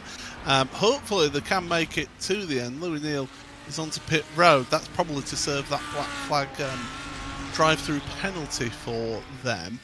But yeah, they're still classified as 45th, even though LMR Esports, who are in 44th, have been retired for a good while now. And that's because Louis Neal has got to catch up 211 laps to be able to gain that place on LMR. There's not 211 laps left in this race, is there? No. I think you're probably talking maybe probably the best part of maybe 125, 130 laps maybe to go. And even though when you look at Leon Gabriel Arndt in the RC Car Shop Esports number 50, that's 279 laps down. So even at a push, that car will probably be just north of 140 laps off of the leaders when they cross the strike to take the checkered. I mean, it does speak of the spirit of endurance, and I was speaking about this in the first 3 hours of the broadcast here, that it's all too often we see these top-level sim racing teams, they have an incident, they end up in pit road and go, we can't win it, that's it, toys out the pram, we're going home. And I hate that, because you don't learn anything that way, in my opinion. You need to try and carry... I mean, if the car is, even after you get all the required repairs done, if the car is still undrivable, yeah, I can understand retiring the car at that point. But you got to try and get the car to the end, because, as I say, it's still a learning experience. You can still take things away, even if you're not competing for a race win. I think it always comes down to the old adage, Paul, that, you know, you learn more by losing more than you do by winning. And that's going to be quite crucial, as Johan Harth, now back behind the wheel of the number 99 Nova Leggio Racing Audi R8, has got Josh Thompson on his back bumper going through Interlicom. This is the battle for P5 overall. And still we have the top 10 with the number 23, Lucas Prada for WSR Esports Red, still on the lead lap, but they are about 9 seconds, well, that car is 9 seconds ahead on track in front of Jano Koch from Grid & Go Esports, which is currently on what is going to be 500 laps, set to be completed very shortly in the next couple of minutes. But this battle here is, again, just showcasing the depth and breadth, and kudos to Johan Harth, who's probably now recorded probably the best part of just over 300 laps so far. So he's really put in the wheel time, and he's one that's been around for quite a few years now, so there's a lot of experience, and he will be very, very competent, very, very consistent on his lap times. Well, it's like I said earlier on in the broadcast, former World Championship Grand Prix Series driver, former VRS GT World Championship Series driver, former PESC driver, former IRX champion, World Championship Series champion, as Josh Thompson makes the move then on Johan Harth. Now that's different in tyres, because Thompson is on brand new tyres, he's fresh in the car after taking over from James Boumet, whereas Johan, he didn't take tyres, he took fuel only at his pit stop. So I think we're seeing that little bit of difference in the tyre life there between those two at this point. But you know, as you say, vastly experienced driver is Johan Harth, and he knows what it takes to pedal a car in an event like this. And do you know what? He's a feisty one as well, because he's there, right there with, got the run on Josh Thompson there, but he's sticking behind. And to be honest, I'm okay with that. If I'm that Nova Leggio team, I'm happy with Johan just sticking to the boot lid of that Ferrari in front. Yeah, that's going to help him a little bit in terms of fuel mileage, but obviously what is that going to do with the tyres? But the track temperature has now hit 40 degrees centigrade as a car off the circuit just in front of them. That is one of the Audis that is out on track at the minute, as Josh Thompson, coming out of Speaker's Corner, finding a way to the outside as they go down the hill into Double Gorge. And again, just Johan Harth just showcasing that experience in space, just keeping on the coattails of the Falcon Sim Racing Team Blue Ferrari 296, the number 44, as they continue their battle in earnest for P5. And bearing in mind, this battle is about a minute behind Vasilios Belatsiaitis, who in turn is now only on his 7th lap in this stint, having pitted 7 laps ago. The driver from Greece, also previous years, has also run under the German national flag. By the way, it was Matt Performance, number 29, Pedro Fernandez, who was spinning down at Brussels. So that's and it's very easy there because it's a long sweeping hairpin. There's a lot of rubber build up on the outside of that corner, and you just get a wheel into those marbles, and suddenly you've got hardly any grip underneath you in that Audi, and that's why he would have been spinning there down at Brussels. Alex, we've got a contentious thing about Spa-Francorchamps, Okay. and I want to get your opinion about this. Why do they keep on changing the corner names and the locations of those names? It gets a bit annoying after a while. I know. This is something I also have a little bit of bone of contention to pick with race circuits. It's like, why not just leave it alone? I mean, like, Speaker's Corner, originally known as No Name, for the MotoGP layout, Jackie X. You know, Jackie's already got a corner named after him at Circuit Zolder, originally known as Circuit Telarman back in the day when it was first opened. So it's kind of, you know, like when you go to circuits like, say, Brands Hatch, where you got, you know, Hawthorns, the Minter Straight, you got Dingle Dell, Stirlings, Clearways, Clark Curve. You know, so you've got tracks that keep those names there. Then you look at, like, say, Snetterton, Agostini, Williams, Coram, the Bomb Hole. You know, it's like, if it isn't broken, don't try and change it. Just make it easy for us commentators in the box. That's all I've a bone to pick with Snetterton, by the way, because they did change some of the corner names of the original circuit when they made the 300. And by the way, in my opinion, they ruined that circuit when they built that 300 layout. It had a really nice flow to the circuit on the old layout, and when they introduced that 300 layout with the hairpin at Wilson, it broke the flow of the circuit for me. Yeah, and that was also that's turn 2 after Palmer's fault. Well, he's the one that's brought out if you mow my grass with your front splitter, here's an invoice.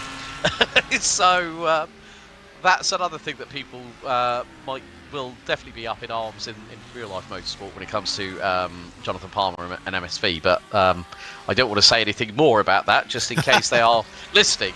I wonder if that's the reason why I don't get any work with them. No, I don't think that's the case, Paul. No, I think it's just sometimes when you work in both sim racing and in IRL, there is always sometimes when you get close to that line that imaginary line, that border that you think that you might be crossing, as Gridigo Esports has just pitted on lap 502. I think it's, for me, it's more a case of I don't know who might be listening at the other end of this broadcast. Well, so, let's move it on swiftly then to not just corner names but corner numbers. And I will say the most egregious and awful use of corner numbering is at 2 circuits, both with road at the start of their name. Road America and Road Atlanta. I do. They are the most confusing corner numbering systems going known to mankind. I'm going to add a third circuit in that part of the world, VIR. But VIR does have a corner name on one particular layout that we can't say on this broadcast right now because we're not racing there.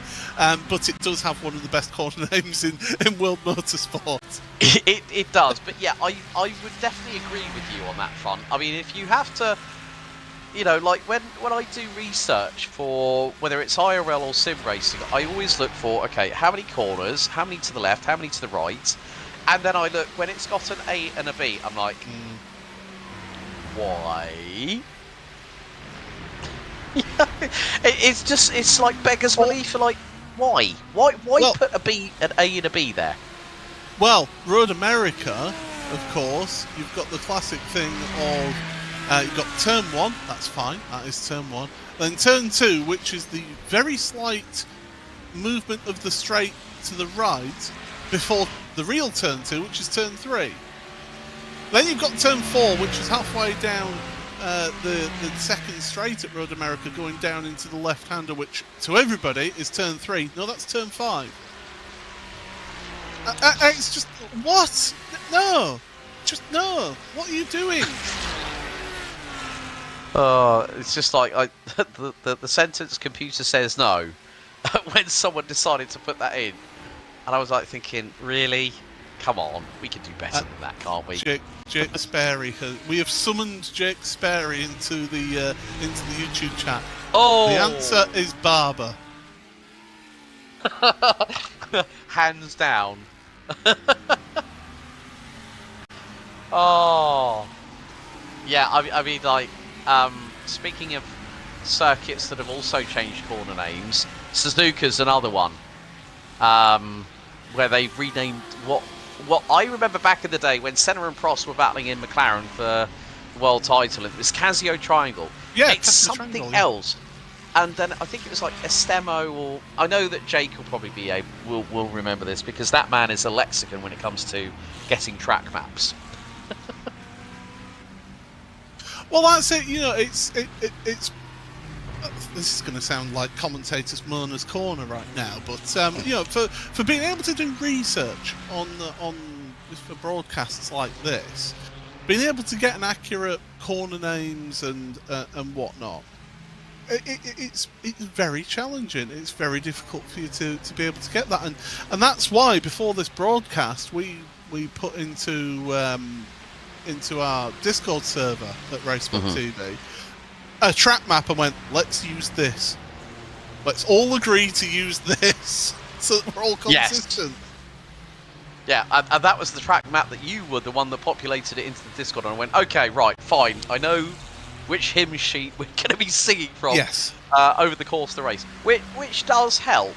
That might not be necessarily the most up-to-date track map, though. That's the thing. True. The Spa. True. But in your defence, it was like, okay, let's stick to one track map, so no one calls Bruxelles Rivage or whatever. And there's another track that I actually quite recently visited, Imola. Variante Alta is now known as Gresini. Gresini, yeah. I got caught out by that last week on the Pest broadcast. Thank you very much, Jake Sperry. Hitachi Estemo Chicane is what the Casio Triangle is now known as. And it's sponsored after Hitachi's car, believe it or not. Well, thank you very much, Jake. Appreciate that. Certain people who used to watch Eurosport in the mid-90s will remember the Hitachi adverts of, wow, Hitachi. So yeah, sorry, I'm showing my age again there, aren't I? Yeah, it just, can we have like consistent? Oh, I'll give you the one then. So yeah, Gresini chicane now at Imola. Up the road at Monza, when I had my one and only experience of commentating in Full Metal Racing at the Hankook 12 Hours of Monza, because everybody else was at Le Mans that weekend. That's the only reason I got that opportunity, trust me. And that was... What's the final corner at Monza? I knew you were going there with that one. It's now known as Alboreto. No, it's back to Parabolica. Is it? Hey. As far as I can see, it's back to being Parabolica. It was named Curva Alboreto for a year, as far as I can see. But yeah, it was that year that they called it Curva Alboreto, and I had it in my head. Alboreto. I had to commentate the very start of the race solo because Peter was working his way from the grid. First lap and into Parabolica for the first time. Well done, Paul.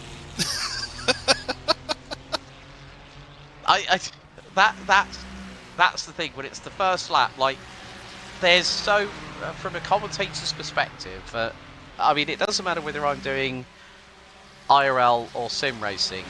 If I'm in the booth and I'm doing a race start, I always have that kind of, like the goosebumps on my forearms, the hair standing on the back of my neck. And the funny thing was, I picked up, and this is funny enough, this was at Imola for round 3 of Porsche Sprint Challenge Suisse, because I'm heading off to the Red Bull Ring this coming Thursday for their 4th round at Spielberg, and that's another one that's had quite a and Jake Sperry with his wisdom again in chat. Hockenheimring, T1 is now the Ravenol curve, and what everyone knows as Einfahrt Parabolica, now Bernie Eccleston curve. I thought turn 1 was the Nord curve. Because it's Sud curve at the end of the lap. Yeah, Sud curve, which is the double right going down the start-finish straight.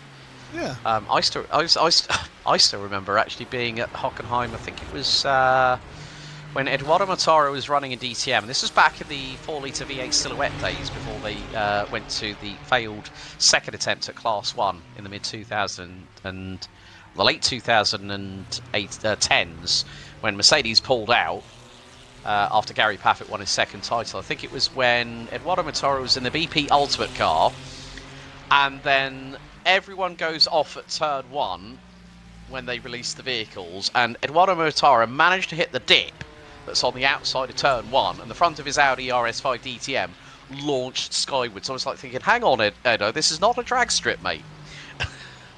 Yeah. So there we go. Oh, by the way, it's either the Parabolica apparently now. Thank you very much, Jake. You see, this is where you need the encyclopedia that is Jake Sperry around to be able to correct all of our mistakes that's going on. But yes, no, absolutely right. So there you go. So you can keep that in the bank there, Alex. Now that you can call it either at Monza. Oh, thank God for that. Well, I don't know. I'll have to wait until next year before I take another trip over there, because I did that in I think, what was it, first weekend of May. So and it's there we go. Ravenol took sponsorship rights of T1, was the Nord curve. So there we go. There we go for Mr. Sperry once again. And yeah, I mean, coming back to now the race itself, Diogo Pinto slightly further ahead now in front of the number 4 Ferrari of Verstappen Sim Racing's Sam Coyter. It looks like they've got the BMW, the BMW M Team BS competition, number 89 just behind. That car is currently running 19th. It's a Verstappen Sim Racing car in a BMW M sandwich right now. It's just that it's 2 different teams that are running the BMW M entries there. And in fact, look at that, the BS competition car, the BS Plus competition car, looking right at the back of the nose and going to the inside. Well, that's not in the playbook for the Verstappen Sim Racing team, is it? No, and bearing in mind that both the leading cars are around about halfway through the second stint on these tyres, so on lap 12, and we've seen it before. I mean, track temp now 41 degrees centigrade here, Paul. The Ferrari's tyres, I think towards the second half of of stint 2, before they change for a brand new set, the Ferrari seems to struggle a little bit, especially with rear end traction. Yeah, with these hotter conditions, I mean, track temperature now, 41 degrees Celsius is the track temperature, so it is the hottest that it has been all the way along in this race. Quick weather update, by the way. We are now officially partly cloudy skies, so it has got a little bit cloud coverage in the skies. Later on, in about an hour's time, we are actually going to be mostly cloudy skies. So cloud cover is coming over. Are we going to see a little potential of a rain shower going into, say, the last 3 hours of the race? That would spice things up in this one, wouldn't it? Yeah, it could do, and hopefully help the drivers and teams be able to take care of those tyres a little bit more, because those. I think when we were in the colder conditions, the Ferrari seems to be a little bit more stable and planted, but in the hotter conditions, the BMWs seem to be that little bit more settled. We've always known the BMW M4 GT3 Paul to be that kind of all-rounder, so to speak. I found it a little. I mean, granted, it was a couple of iRacing seasons ago, but I found it a little bit understeery for my liking. But maybe that's what you need in a 24-hour race. If you're going to have tyres be affecting you, you want some rear-end traction to be able to get you out of corners, don't you? So yeah, maybe the BMW with that inherent sort of understeeriness of it's a front-engined car. It's quite a big car as well as that BMW as well. I'm fortunate enough to stand next to one of those in pit road during race conditions. On by the way, a 50-degree track temperature at Monza in the pit lane. That was a brutal day. Was that one? Yeah, I can understand. I mean, when I was at Imola for my recent overseas trip, which was 3 weeks ago, we had air temp of 43. Track temp, I think we were hitting 55.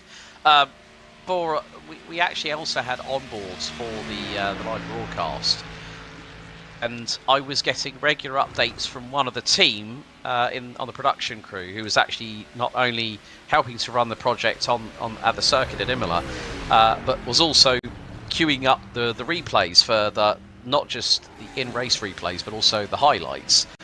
And I got a ping from him via WhatsApp and told me car 28, internal temperature 61.5 degrees centigrade. Youch. Yeah, that's not great. Right, what we are going to do is we are going to just give you a little bit of RaceSpot TV fan immersion. So we're on board with the SDR Sim Racing number 577. Roman Pasucci is your chauffeur. We'll be right back in a few moments' time.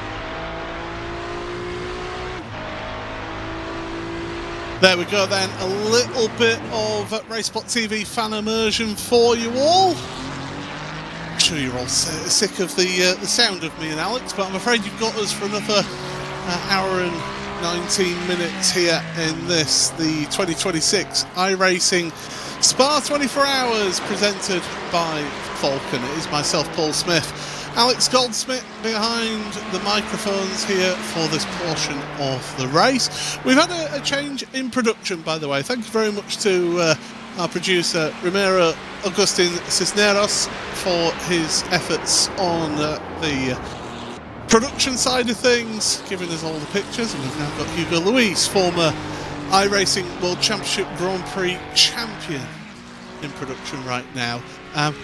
We really have, Alex, got a champion production team right here in RaceSpot TV, and well, it shows with the broadcasts that we get each and every time we have one of these special events.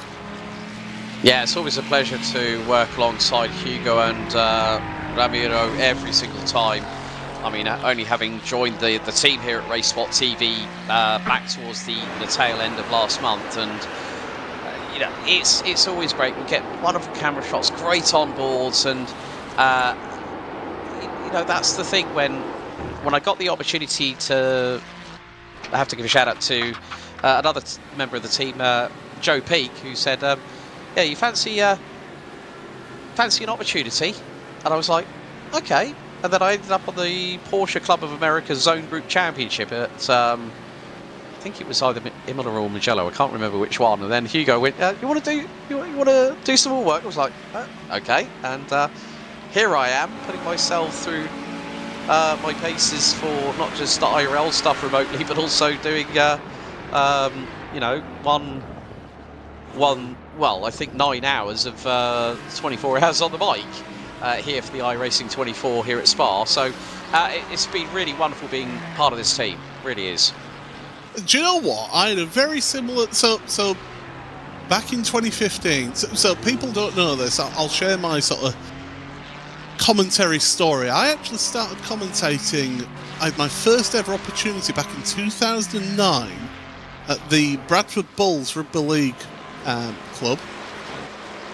They were replaced. The guy who was doing their club DVDs of all the non-televised matches was finishing doing commentary, so they needed somebody new. So a friend of mine, it wasn't even me that went and approached him, a friend of mine was there saying that he was interested, and he said to them, "Oh, do you know who'd be really good? My friend Paul. If we get me and him together, it'll sound great on your DVD." So they said, "Okay, last home game of the season. Here's a pass, the last home game of the season, and we'll give you a trial."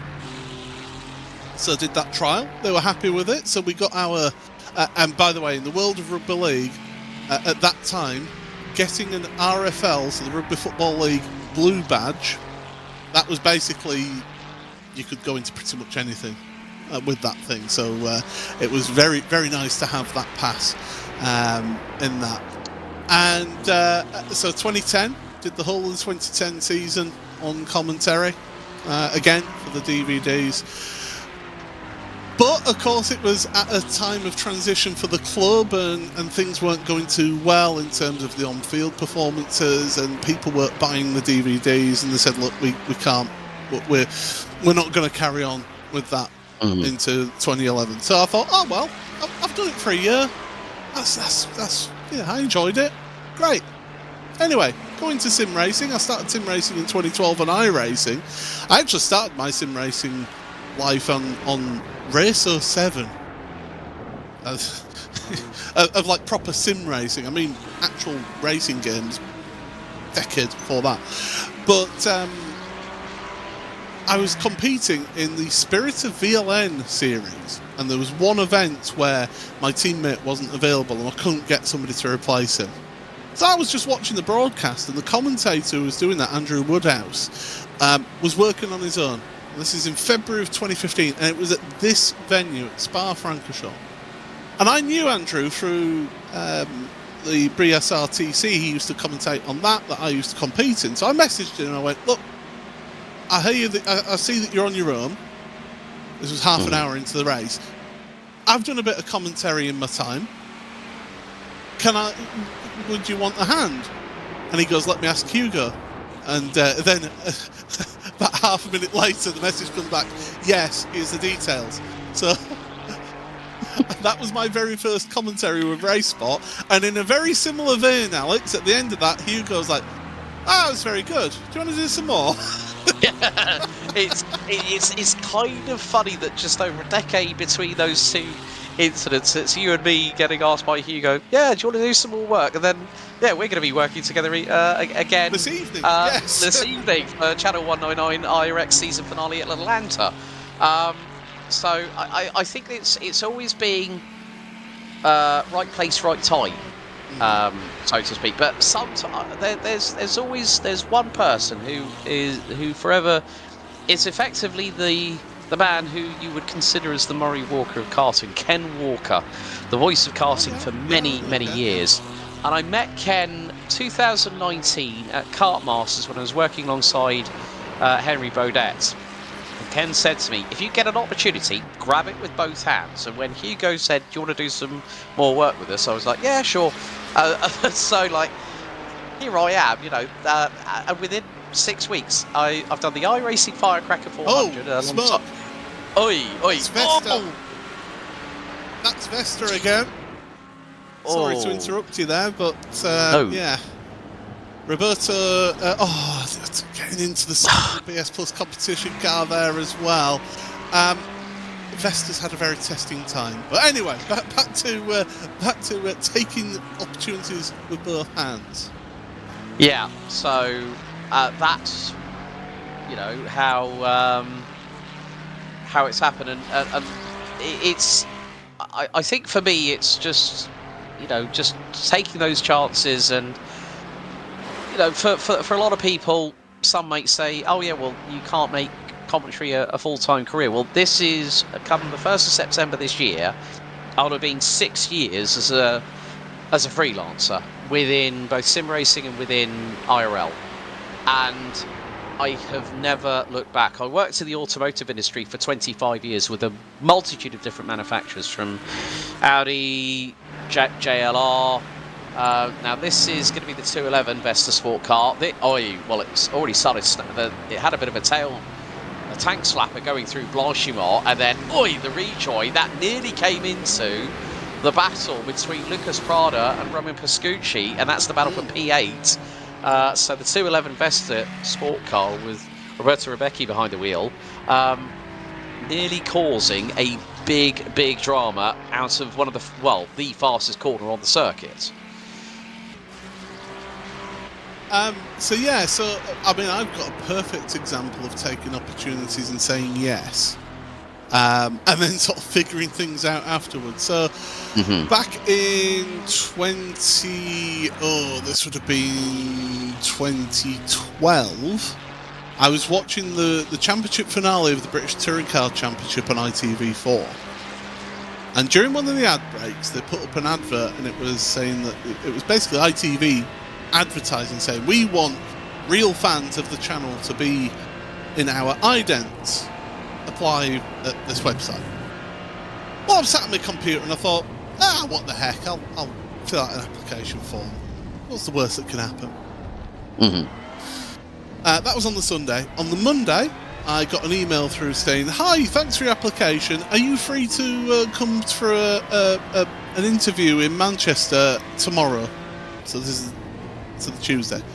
I was working on a phone call centre, customer service call centre at the time, so they were very strict about when you could finish and things like that, and there wasn't any short notice available, so it's like, I'll have to see, can it be at the end of the day? And they went, well, we can fit you in at the last interview at 5:30. I'm like, perfect, I'll be there. Finished work half an hour early, cheekily. But I didn't care. I was like, I'm having this opportunity. Why not? Have an interview. Had the interview. Wonderful. On the Thursday, got an email through saying, oh, you're through to the next stage. Within 2 hours of that email, I got another email saying you're through to the final stage. We'll call you on Friday to let you know one way or the other. Get a phone call on the Friday, literally as I'd finished a call with a customer, so I went off onto my lunch break, because it was around lunchtime. Having a chat with them, and right, so congratulations, you've been picked for being in one of our idents. We'll need a few details from you. We'll be flying out in 2 weeks' time to Cape Town. Whoa. Yes. They said it was going to be somewhere hot. I was thinking of maybe Portugal, south of Spain, or maybe Morocco. But no, Cape Town. Okay. And then it was, I need to see if there's leave free. Yes. Went onto our leave thing. There wasn't any leave free. So I put my application in anyway to start the process. It got rejected, so then I appealed. And so the manager who's one of our senior managers pulled me into an office and, why are you there's no leave, why are you appealing this? And I said, I've signed an NDA, so I cannot tell you why I've appealed, but this is an opportunity that I'm going to take. And I says, we can do this one of two ways. Either you accept my leave application, I go do this opportunity, I come back and everything's fine. I says, or you reject it, I still go and do this opportunity, and then we've got to go through a disciplinary proceeding. I says, which one do you want? And they authorised the absence, thankfully, so I didn't have to go through that. And went out to Cape Town 2 weeks later. It was a bonfire weekend, that November of 2012. Flew out to Cape Town and got trained to use one of those wire rigs where you can do all sort of flips and whatnot, like you see with kung fu films. Got dressed up in karate kit, and for 2.5 hours, 3 hours, filmed a load of takes for their idents, which got used on ITV4 for just short of 10 years. Oh. That you know what? For some of the stories that I've heard over the years, Paul, that's a. I like how you just went in and just went matter of fact. We can either do it, it's like we can do it the easy way or we can do it the hard way, and you give me a disciplinary. And I like the fact that you just went in there, just hey, we can do it either one or two ways. It's not good. Yes, whether you like it or not. Well, I mean, I did something similar when I went to Monza 3 years ago, because it was at 2 weeks' notice, and I just went, I've had this opportunity, and the manager just went, yeah, you're okay. I think it's sort of like you put it in terminology that they understand. Like, we could do it this way, or you can have all the paperwork and all the fallout. Jake's just gone, Karate Paul is the best Paul. He's put in the YouTube chat. Brilliant. Oh, yeah. I think it just comes to taking opportunities. And speaking of taking opportunities, well, can SDR Sim Racing get back in front of WSR Esports, because we're just about to hit hour 20 out of 24 being completed. And it'll just be just over an hour of myself and Paul to warble on before we get the final relay baton switch here in the commentary box for the last 3 hours. Yes, you only have to put up with our inane ramblings for another hour before we switch over to Jake and to Craig.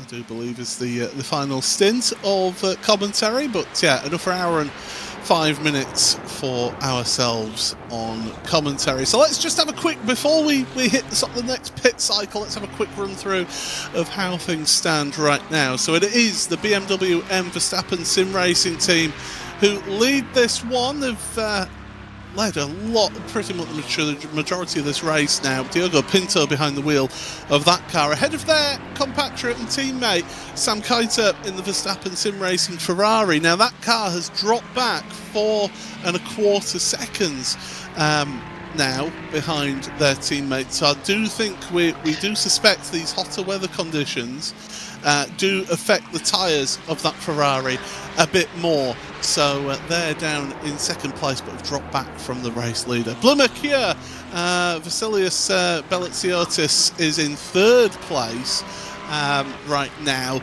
He is about 33 seconds back now off of your race leaders. They were 18 seconds back about an hour and a half ago. So that gap has been increasing to your two race leaders. Grid and Go Esports, they are in fourth place with the 002. They are on a different pit cycle to everybody else, so they're going for a bit of a counter strategy going on there. Then Falcon Sim Racing Team, Josh Thompson jumped into the car for this stint. He has brought the car into fifth place ahead of the Novolegio Racing Johan Haaf jockeyed car. Then it is Novolegio's teammate and compatriot Ricardo Rico, who's in seventh ahead of this race that we've been watching, which is the WSR Esports Lucas Prada car and the SDR Sim Racing Roman Pastucci car in that one. And Blumerkia, the number 33, Maxence Godinho, who's driving that car, rounds out the top 10 here with 4 hours, 2 minutes and 35 seconds remaining here in this iRacing Spa 24 hours presented by Falcon. You are listening to Paul Smith and Alex Goldschmidt behind the microphones here. And track temperature, worth talking about the conditions as well. It's continuing to rise as the track temperature, now 42 degrees Celsius. Even with partly cloudy skies, that track temperature has continued to rise, so that seems to be an issue for some of the drivers. And we were suspecting it earlier on about that Ferrari in the Verstappen Sim Racing car as to whether it's heating up its tyres and using up its tyres a bit more than the BMW, so we'll have to wait and see. But certainly, Alex, conditions, they are affecting certain drivers and certain cars out there on track, and it's almost, nearly 16 degrees hotter track temperature than what we had at the start of the race.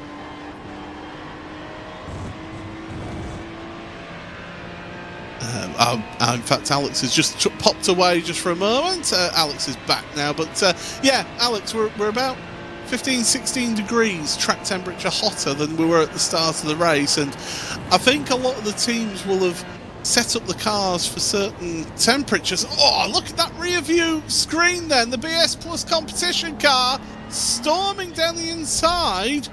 Now that's not for position, that's the number 2 car trying to get laps back, and Daniel Alves trying his best to work his way through. Currently 16th, but he's a man on a mission right now, is Daniel Alves.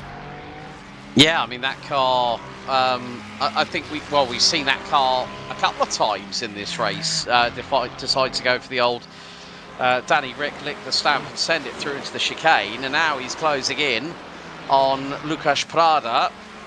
So the Audi really picking up the slipstream coming out of Red Yacht down onto the Kemmel Straight. And when Danny Alves has got a mission, he is like a man possessed. He gets through. And I think, he's got a bit of time to find, because he's 15 seconds behind David Bosger in the 001 gridandgo.com esports car. And bearing in mind, Grid and Go came represented by 3 different manufacturers. The only one that hasn't made it to the check-in is going to be the 004, which is the sole Audi, with 2 Lamborghinis for cars 001 and 003. And the Mustang now has got Dino Lombardi behind the wheel. And Jarno Koch doing a really good job in that car to keep it in at the sharp end of the field in the top 5. but he is 1 minute and 20 seconds behind race leader Diogo Pinto, because now that gap is starting to expand, because it looks like, again, with that track temperature now 42 degrees centigrade, I think the BMW's tyres are a little bit more easier to manage in comparison with the number 4 Verstappen Sim Racing Ferrari with Sam Koitet behind the wheel. The leading gap after 517 laps here, Paul, is just over 5 seconds. Would you say, by the way, that Dani Alves's moves then were sort of Kevin Estre-esque? Sort of robust. I am going here now. Yeah. Hold my orange juice, I'm coming through. It definitely was. It was an Estre-esque kind of manoeuvre. If anyone might remember his move at the Nürburgring 24 Hours a couple of years ago for Manthey. What, the 2 Aston wheels. Martin flipping it over. All I can say is 2 wheels on the grass, full throttle. Yes, please, says Kevin Estre.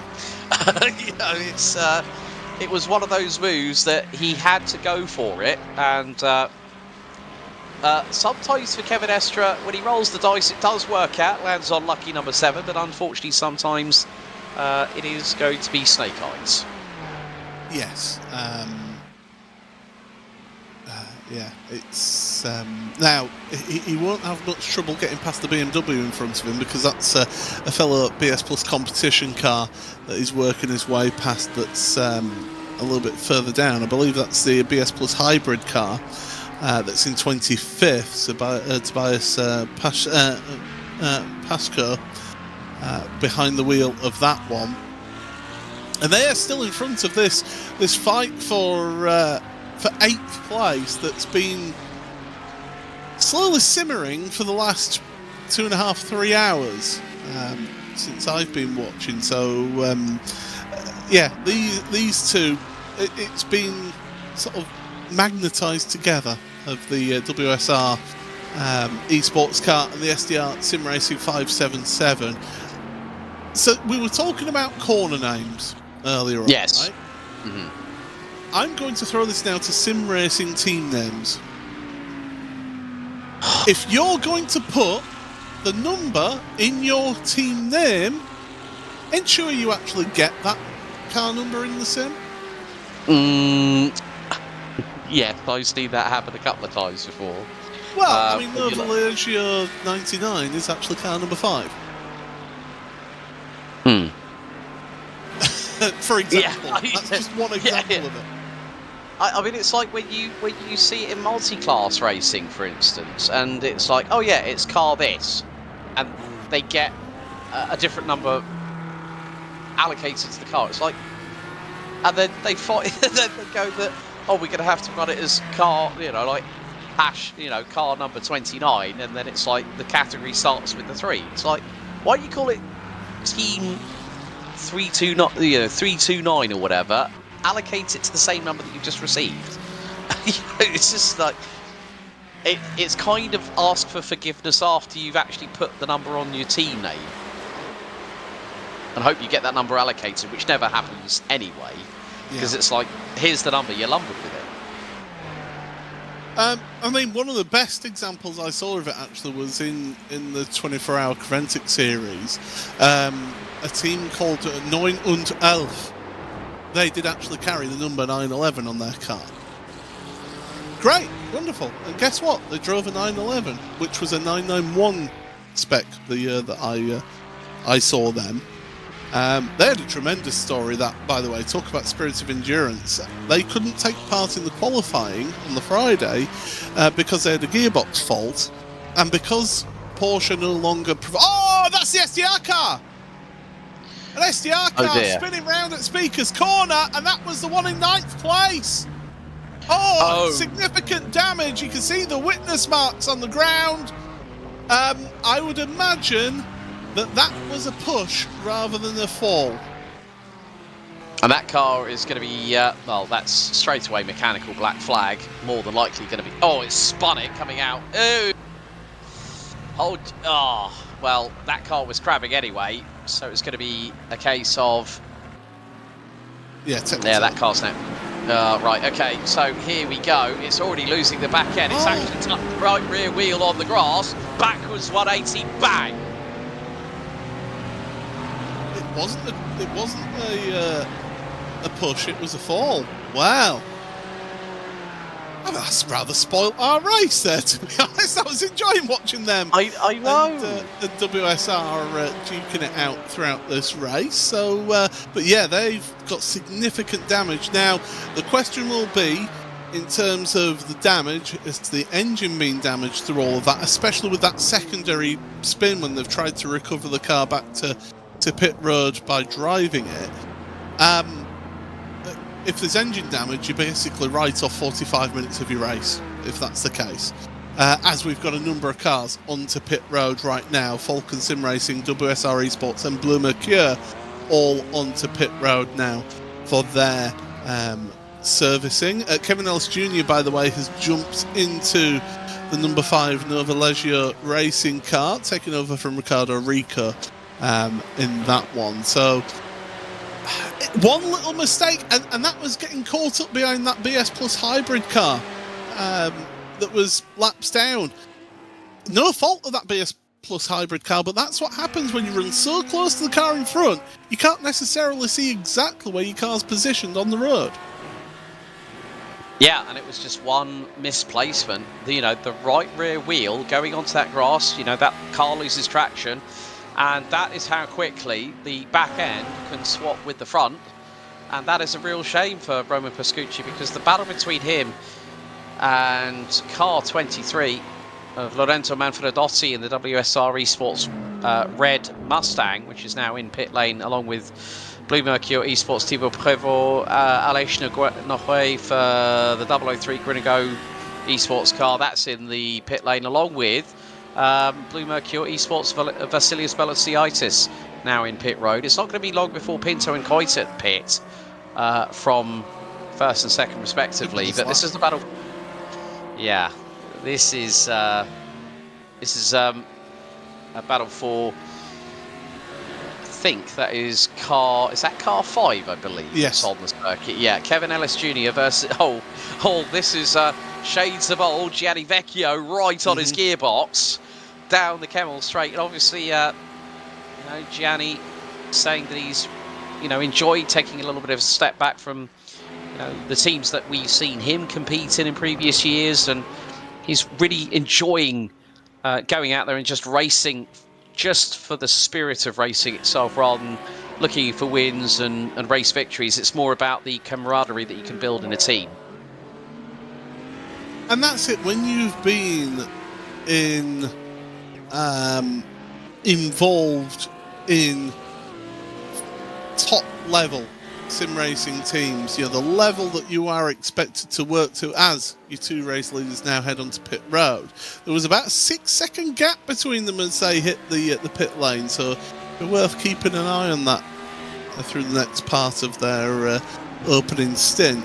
But yeah, it's the level that you're expected to work at. I mean, I was hearing back in the early days of PESC, when you had, I think it was the second season of PESC, you had new drivers coming in, and one of them said, "Oh yeah, I practiced 70 hours this week for Zandvoort."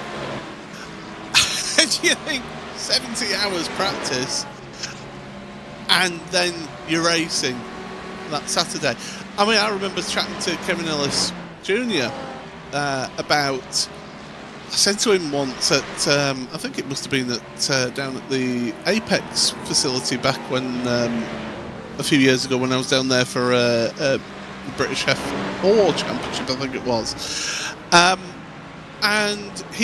I said to him, I says, "Come on, mate, when you're crossing the line and we're looking at you on screen in winning a race in PESC, he's just giving us nothing. It's just absolutely emotionless." And he says, "That's because I feel nothing, because I've done so much driving and so much practice for that event that just, we've done what we wanted to achieve."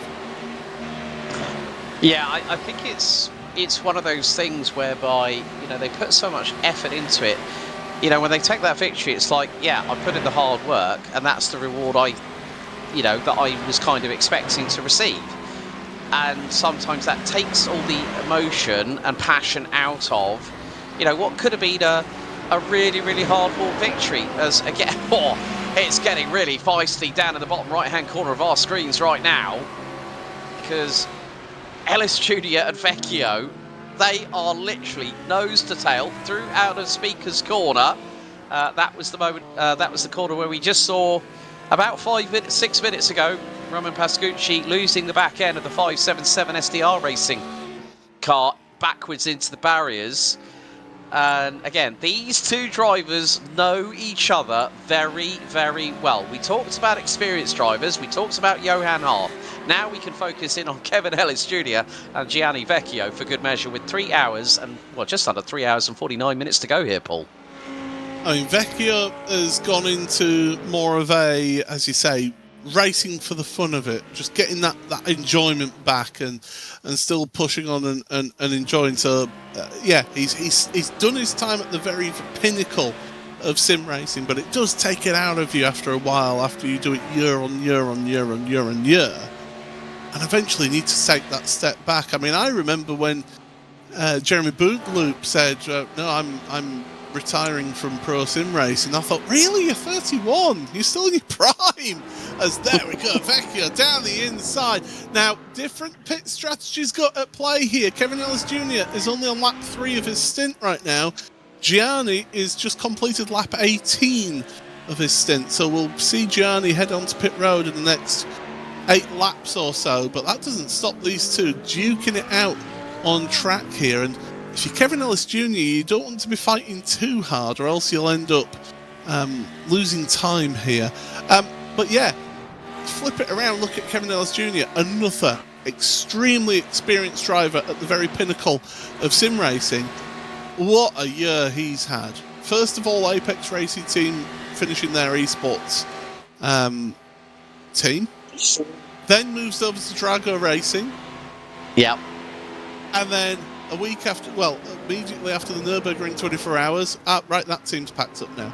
I mean, what a year it's been. But it's now led to this Nova Leggio racing outfit, and it's got some very promising signs here in its embryonic stages. Yeah, I mean, just a second there, behind Gianni Vecchio, Kevin Ellis Jr. was 2 wheels on the grass, on the Kemmel Straight, foot flat to the floor. He was like, I'm not letting Gianni go here. But again, it's just going to be that case of how much harder does he want to push. You've got to pick your moments, especially in the last the last 3 3/4 hours remaining on the timer, because any wrong mistake now will put insult to injury of what has been already a very challenging, 20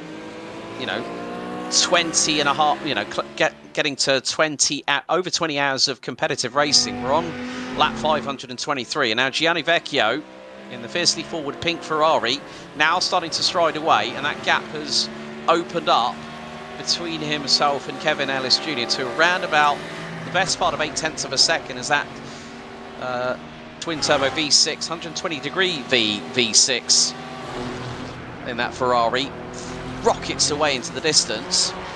But again, well, what we did see between the two Verstappen sim racing teams, the gap was 5.2 seconds before the pit stop phase. And get this, back behind the wheel of the number 3 BMW M Verstappen sim racing car, Sebastian Job, Cooper Webster, the current reigning defending Porsche eSports Super Cup champion, back behind the wheel of the number 4. It's great to see Cooper also become part of the Verstappen sim racing family, and also shows that you can be multi-adaptable with a team like that, where you get so many great opportunities with running with a great crew, and also at events like this. Cooper, of course, raced at Macau, didn't they? Last year. Competed at Macau, so he's got plenty of real-world racing experience as well as Cooper. And is doing a good job. But look at this, we're on board with your current Porsche Esports Super Cup champion, and in front of him is a 2-time Porsche Esports Super Cup champion, along with 4 times Porsche Esports Carrera Cup Great Britain champion. and just all-round champion person, Sebastian Job. You know, it's the level of standards in this Verstappen sim racing outfit. It is really just them and Coanda at that very top. They will forever be at the very top, fighting each other with a level of competition. But you look at it, across these two teams, they've got 4 Porsche Esports Super Cup championships in these 2 cars, with Diogo Pinto being the other.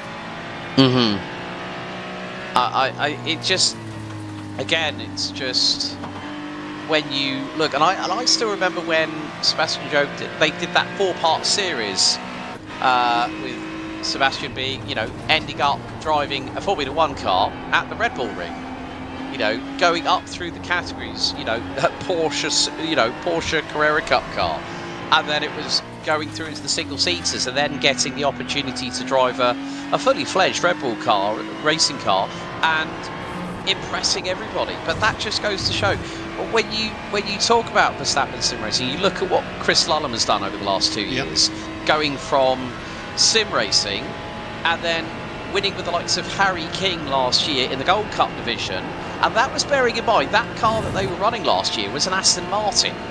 And I still remember, I found out why Harry King was not on the podium for the for the Gold Cup victory when it was Chris's debut season in GT racing, GT World Challenge Europe. Harry King had ended up taking a trip to the medical centre because of dehydration. So there was only 2 people on the podium, and Chris was one of them. You look at what him and Max Verstappen did in NLS as well, when they were getting qualification for their Nürburgring licenses. I mean, a lot of people will say, "Oh, well, that was Max." No, Chris Lullum was matching Max at that particular event. You know, he was matching Max in terms of his pace. So when you see some people who are not educated in sim racing and what these people go through, they just dismiss it as, these sim racers, they don't know what they're doing. They do. They know exactly. And you're able to apply what you've learned from the sim. So here we've got a 24-hour race. A lot of similar preparation and strategy discussions and team briefings and things like that will have taken place here for this race, especially at someone like Verstappen sim racing, as you would have in a full metal real world racing team for a 24-hour race. See, you've got a lot of things that you can. It's not just the driving. There's a lot of processes that you can take across as well. I think you can also apply that to Josh Rogers, you know, running this year in the CarWow Porsche Sprint Challenge GB, and he's had really good success. And again, it just goes to show that there's always been there's been this discussion that has emerged over the last 12 to 18 months, and I am going to sort of give my take on it, because obviously there are people, a lot of the Formula 1 grid, like Max, have come through the world of karting. But we're now seeing that sim racing, for me personally, being a part of both worlds, I can understand the pros and the cons of both. But I think that sim racing in its own right, you cannot compare it to karting side by side. They're two, in some respects, there's 2 different disciplines. But I think that both have their place in bringing talent to the real world, no matter the category. So there's always going to be those people that think that sim racing is the best tool. It depends on the individual, and that's how I look at it. But I've seen drivers like Kobe Powell's, who's now running in GT3s, you know, came through karting. You know, and then you look at Chris Lullum, you look at Josh Rogers. You've got an argument for both sides. So I think for me, okay, yes, karting is considerably more expensive, where I've heard that 6 figures in a single season of karting have been dropped on a particular driver who has got the talent but needs the equipment to compete at the highest level. And I think that I have an admiration for both platforms as a conduit into the bigger world of motorsport. So with the success stories that we've seen, another driver that is actually part of the Grid and Go esports team, currently running in Porsche Carrera Cup Brazil, is in the battle for the overall championship title. Jeff Giassi is now one of the drivers, 29 years of age, is part of the Grid and Go esports organisation in terms of driver lineup. And last week he was in action at Portimao. Didn't have the best opening race, I will be honest. I was on commentary remotely for the English stream. But again, it's another driver from South America. And we're seeing a lot of talent from Argentina, Brazil, that are really, really coming through. And Gustavo Ariel, I still remember the days when he was competing alongside the likes of Jackson Resende, and quite a few other Brazilian drivers. I mean, you know, you look at Brazilian drivers over the past few years. Tony Kanaan, a big advocate of sim racing. Oh, yeah. A big advocate, and he's got his own team.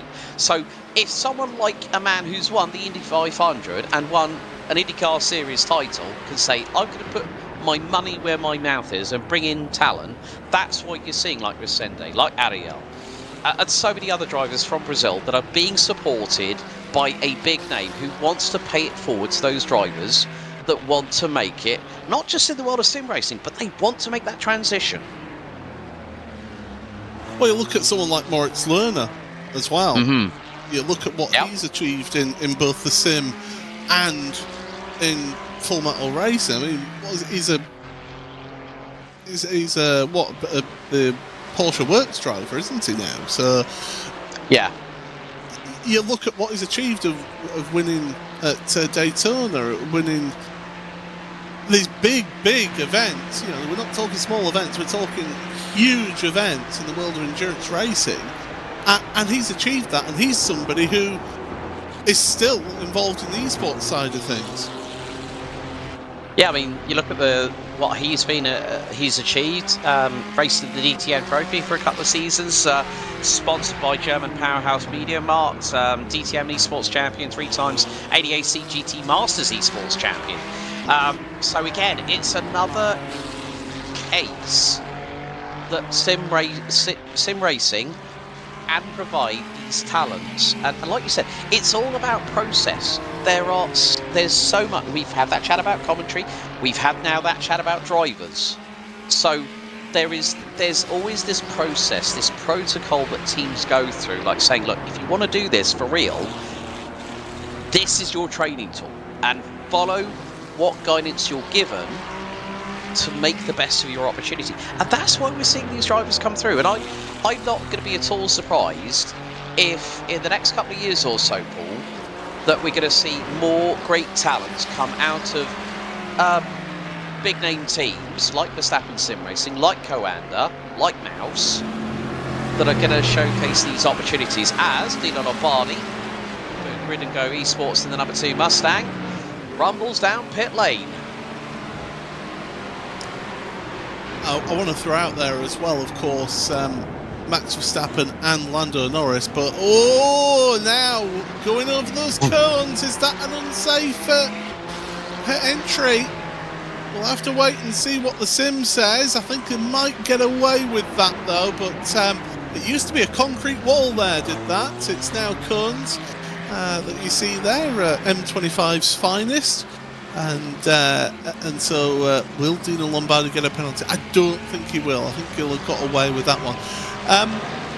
But yeah, it's you look at what has been achieved in the world of motorsport and that. But like I say, Max Verstappen himself, along with Lando Norris, won this very event, the iRacing Spa 24 Hours a few years ago.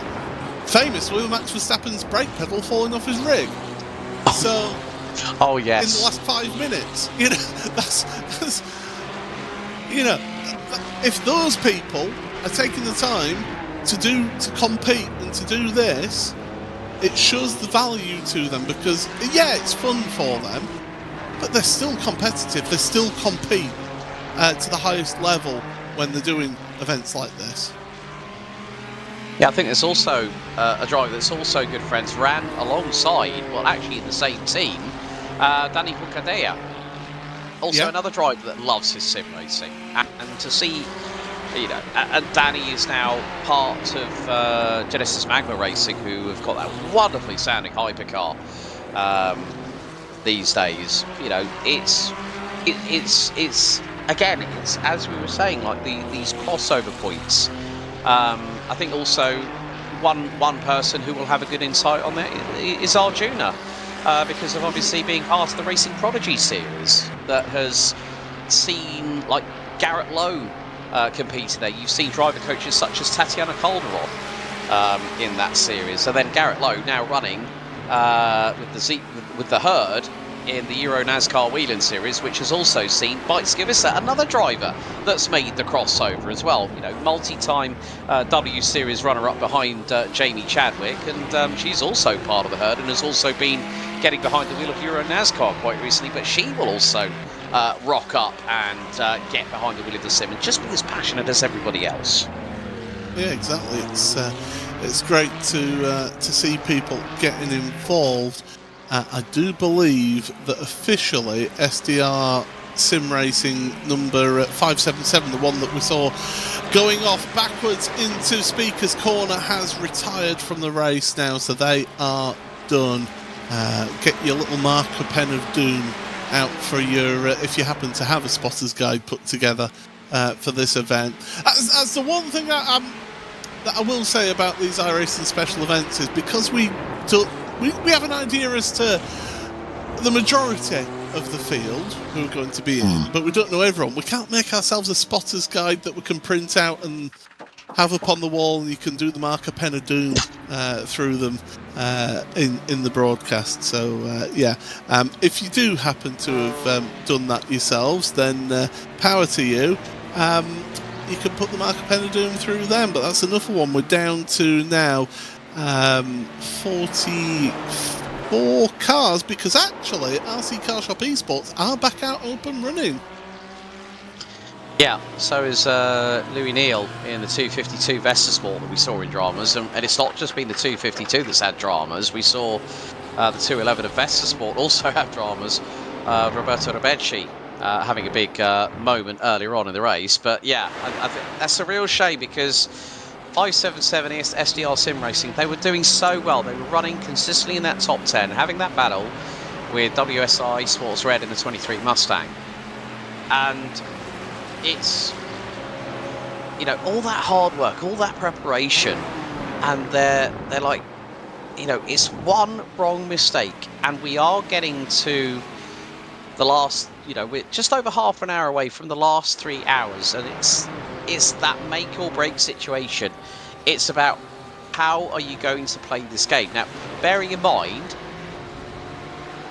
the car's out in the lead of the race. At one point it was 5.2 seconds. We're now back to that less than half a second marker between car 3 and car 4 that are now making their way through into the source, with Jove and Webster keeping each other very, very honest at this stage. And again, the tactics that this team has employed has now blossomed that into a considerable and comfortable lead at the moment. With 3.5 hours here to go, Paul, they are now 22 plus seconds ahead of Atte Kalpinen, back behind the wheel of the number 1 Blue Mercure Esport, Aston Martin. So you look at it from this point, that in the top 5 we have 4 different manufacturers represented. So it's BMW, from Ferrari, from Aston Martin, from Ford. I will say, we probably won't see these two duking it out until the very last stint of the race. They'll want to get that final pit stop out of the way, see where they stand and compared to the rest of the field, because Atte Kalpinen is uncomfortably close enough to have them keeping an eye in the mirrors in terms of not wanting to fight each other at the front of the field. So it will stay line astern, as they are right now at the front of the field. It's the BMW M Verstappen Sim Racing car in the lead, ahead of his teammate Verstappen Sim Racing number 4 in the Ferrari. So those two, as Alex said, 23 seconds ahead of Atte Kalpinen in that Bleu Mercure Esport car, the number 1 car. But yeah, for me, Alex, it's very much a case of, with that with these Verstappen sim racing cars, you're looking at that gap going, yeah, guys, let's not do anything silly, let's not fight, let's just work together, get to the last stint, we'll see where we are, and then it'll be gloves off. Yeah, and in the meantime, Gianni Vecchio now brings in the number 9 fiercely forward pink Ferrari into pit lane, which now releases Lorenzo Manfredotti in the WSR Esports Red 23 Mustang. So 26 laps by Gianni as he trundles his way down pit lane. That car in the position now that it qualified in, P10.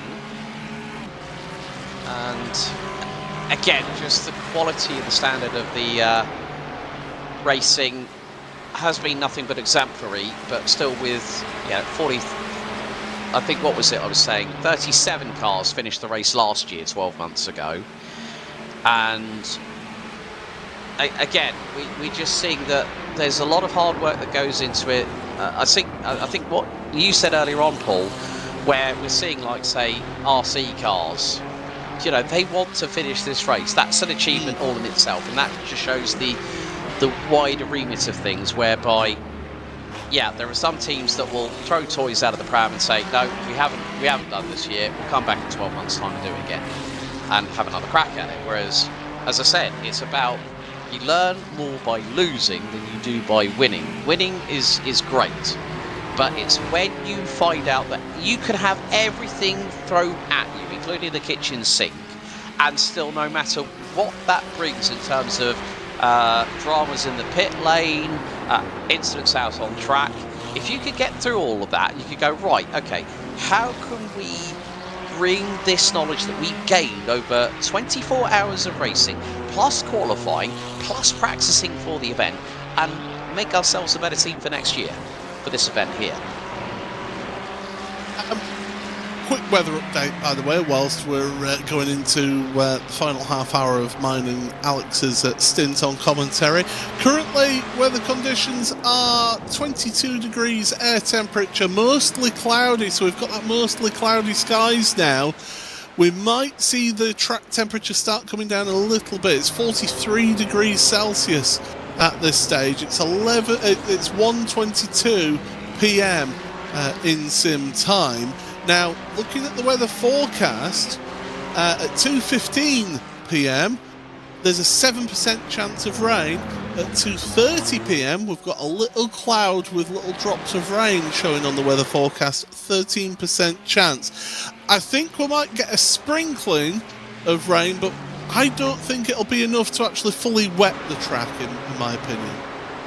Now, it'll probably evaporate as soon as it hits the tarmac, Paul. Yeah. Let's be completely honest and be like, poof, and it's gone. Well, yeah, it's always that case when there's a 13% chance.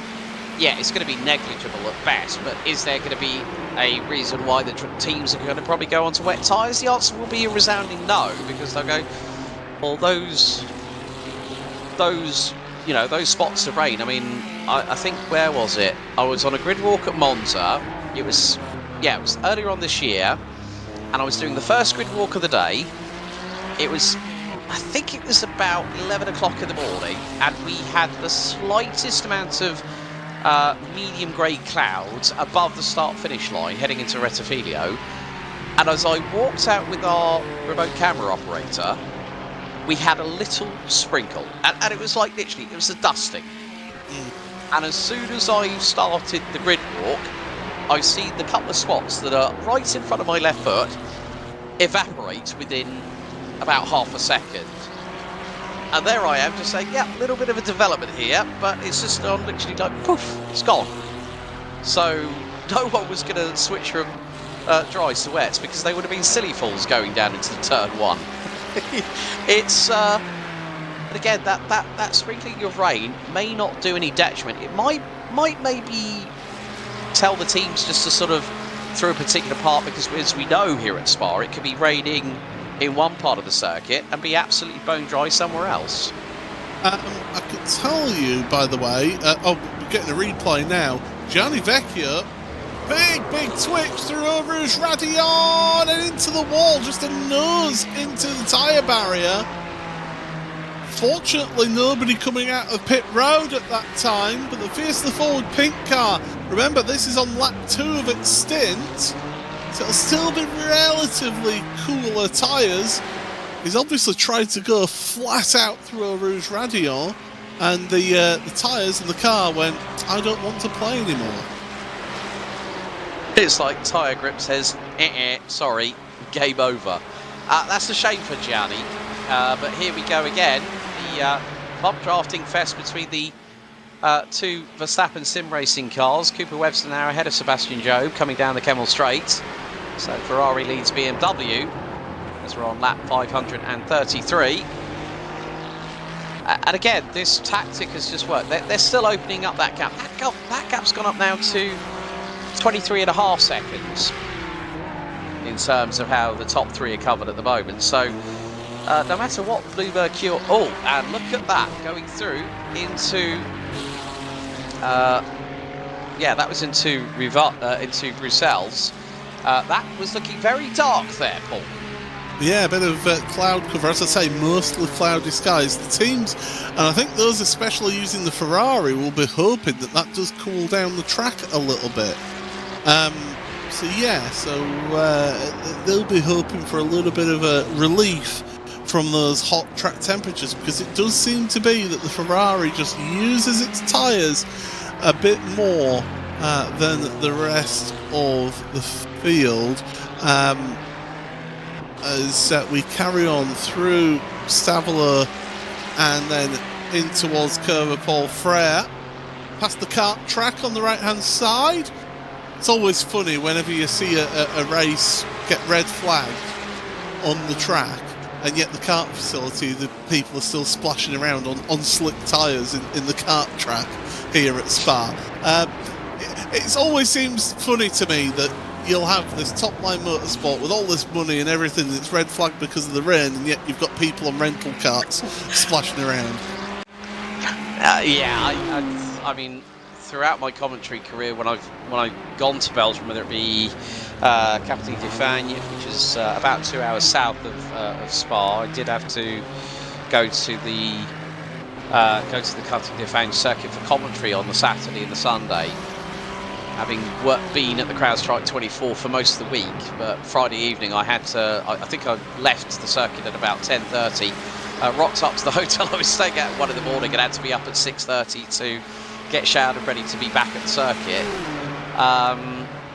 Yeah, we had rain that weekend, funnily enough, on the Sunday, and it doesn't matter because, as we all know, Belgium has this wonderful microclimate, and it encapsulates Circuit Zolder, Circuit de Spa-Francorchamps, karting Genk, and Captain Defense. So if you know that rain has hit Genk, you know that Marienborg is probably going to get it in about an hour and a half's time when the cloud cover finally drifts over.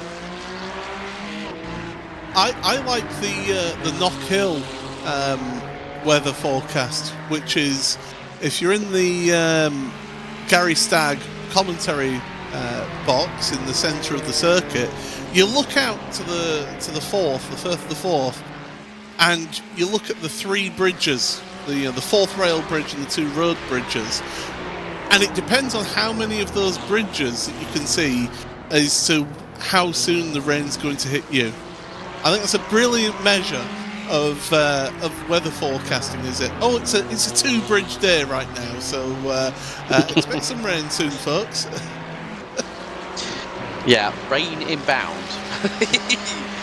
And that's the thing. It's I think the first ever time I commentated in Belgium was at Karting Genk,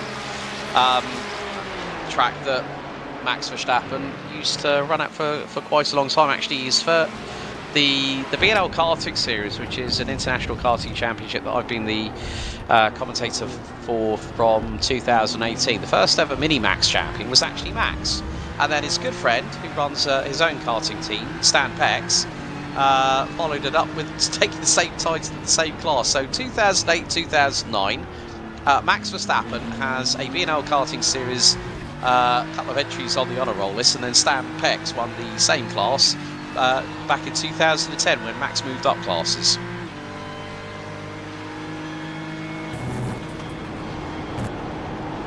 just been listening to the engine of Sebastian Job into La Source, a little bit of a lift. What's the lift going to be like going into Le Com if we stay on board with this? There's a little bit of a slipstream. Big old lift going into the braking zone. You just want to, when you bump drafting like that, you don't want to do it too late that it affects the car in front into the braking zone. And you also want to give yourself that little bit of space going into the braking zone so that when they hit the brakes, you're not getting compromised with when you hit the brakes as well. It's a real art form, is bump drafting around a road circuit. I know it's an art form in oval racing as well, but around a road circuit where you've got those braking zones to consider, it just gives it a little extra nuance. Yeah, the car in front of them is the Core Racing by GV Controls number 92 car. It's currently in 41st position. Benoit Pezenek behind the wheel. The car is currently 5 laps down at the minute. But again, this might help the two cars leading the way just to eke out a little bit more fuel saving as they're going through now Stavelot into Curb Paul Frere.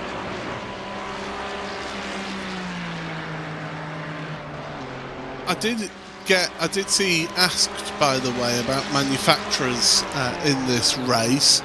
Just to give you a breakdown as to the entries that we had going into this race. So there was 59 entries into this race, into this top split race. There were 5 Aston Martins, 7 Audis, 4 BMWs, 18 Ferraris, 4 Fords, 19 Lamborghinis, and a Porsche. So a single Porsche. That was the breakdown of cars going into this race here. And as things stand right now, at the front of the field, because a lot of people, they see a balance of performance and it's oh, everybody will pick the same car then. We've got Ferrari leading, BMW second, Aston Martin third, Ford fourth. Then we've got Ferrari, Audi. Then the Ford, Aston Martin and Lamborghini. So pretty much everything that was starting in this race, except the Porsche, represented in that top 10. At 70%, yeah.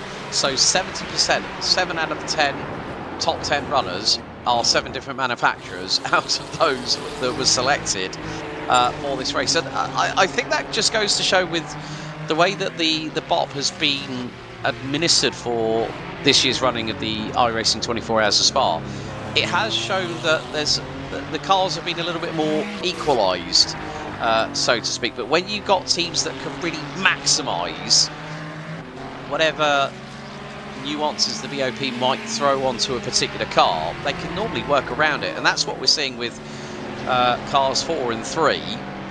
And still, that gap it's starting to come down. Attic-Alpine is starting to get a little bit quicker. What we're seeing now, the track temperature has dropped here, Paul. We've gone down from 43 to 39 degrees centigrade, and that has now meant that Attic-Alpine is the quickest out of the top 3. 2 minutes 16.665 on the last lap. Cooper Webster 2:16.714. Sebastian Joe 2:16.834.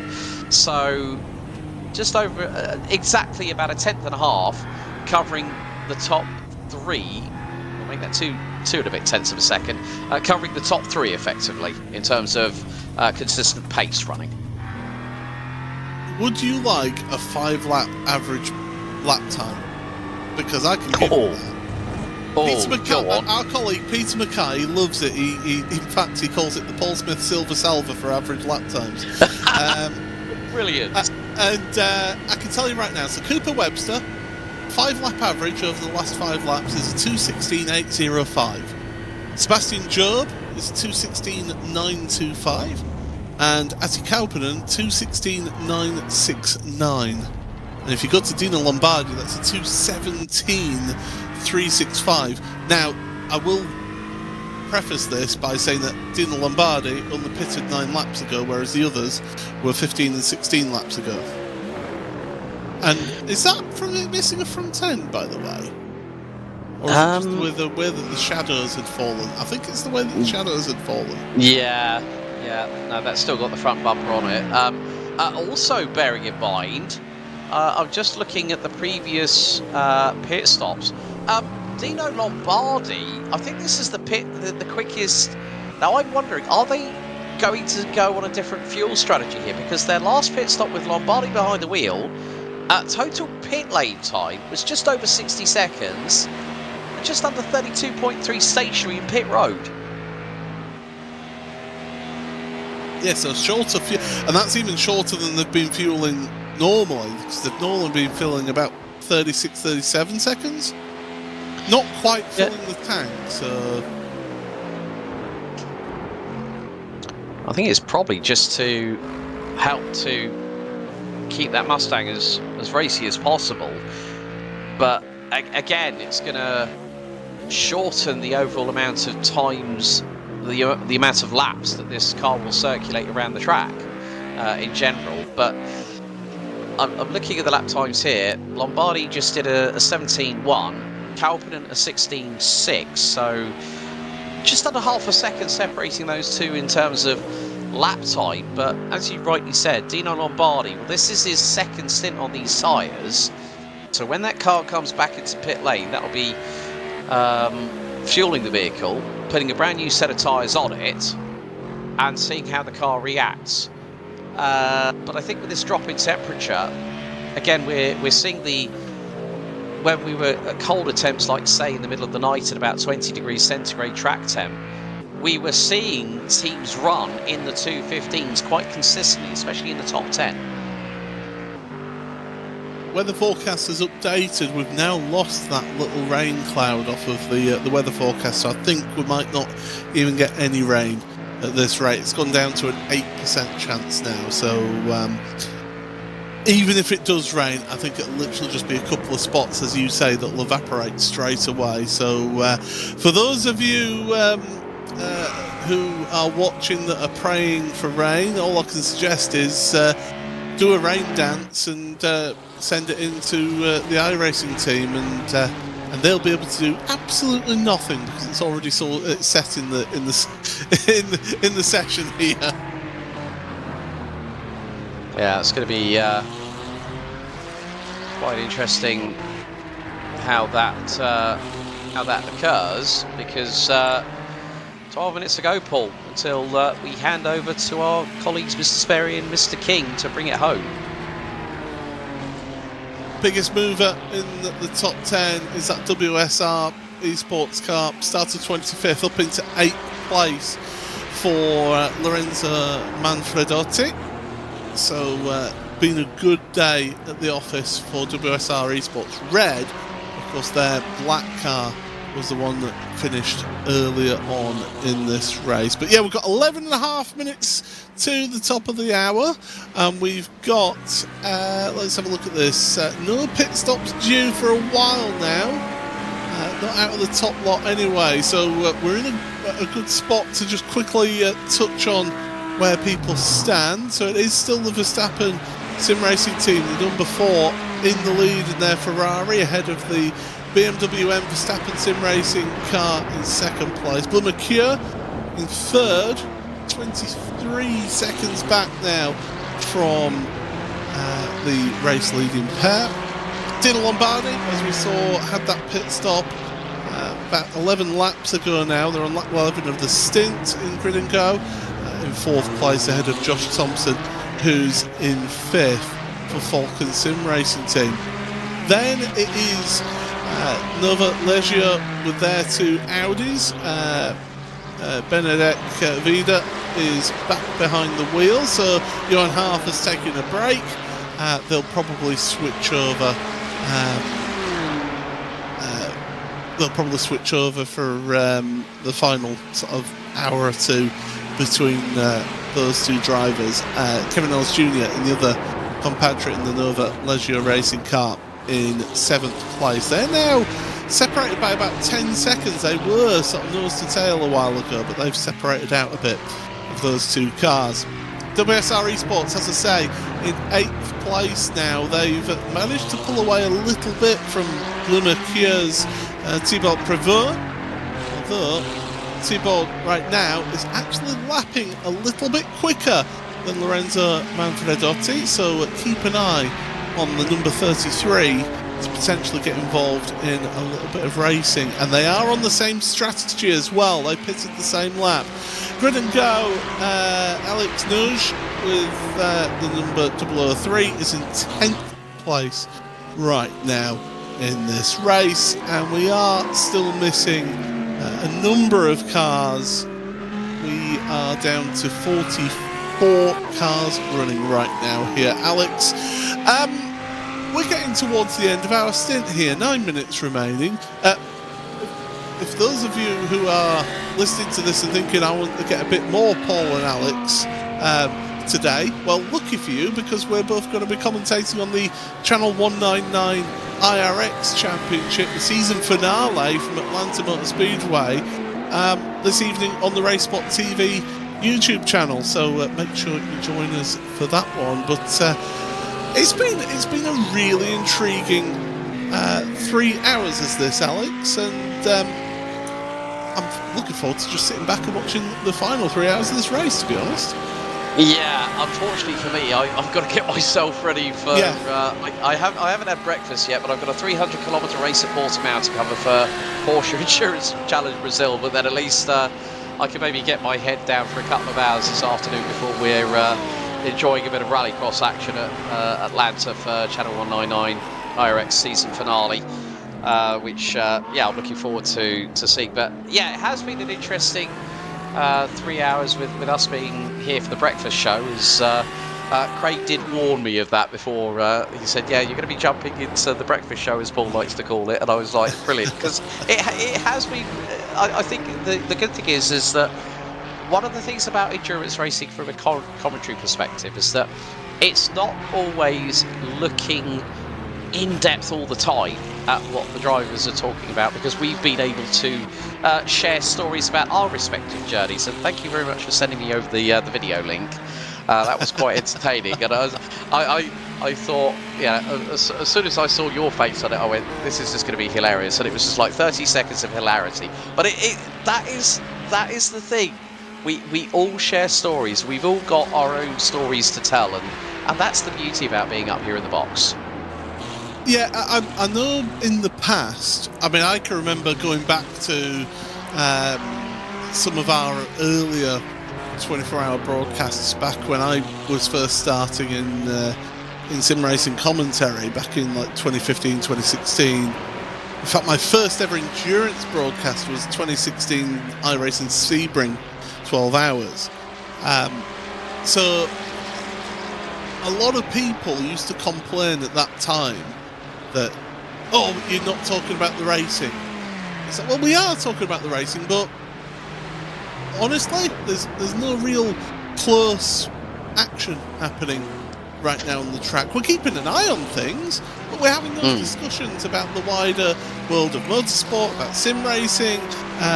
We've gone into broadcasting with the broadcast side of things as well.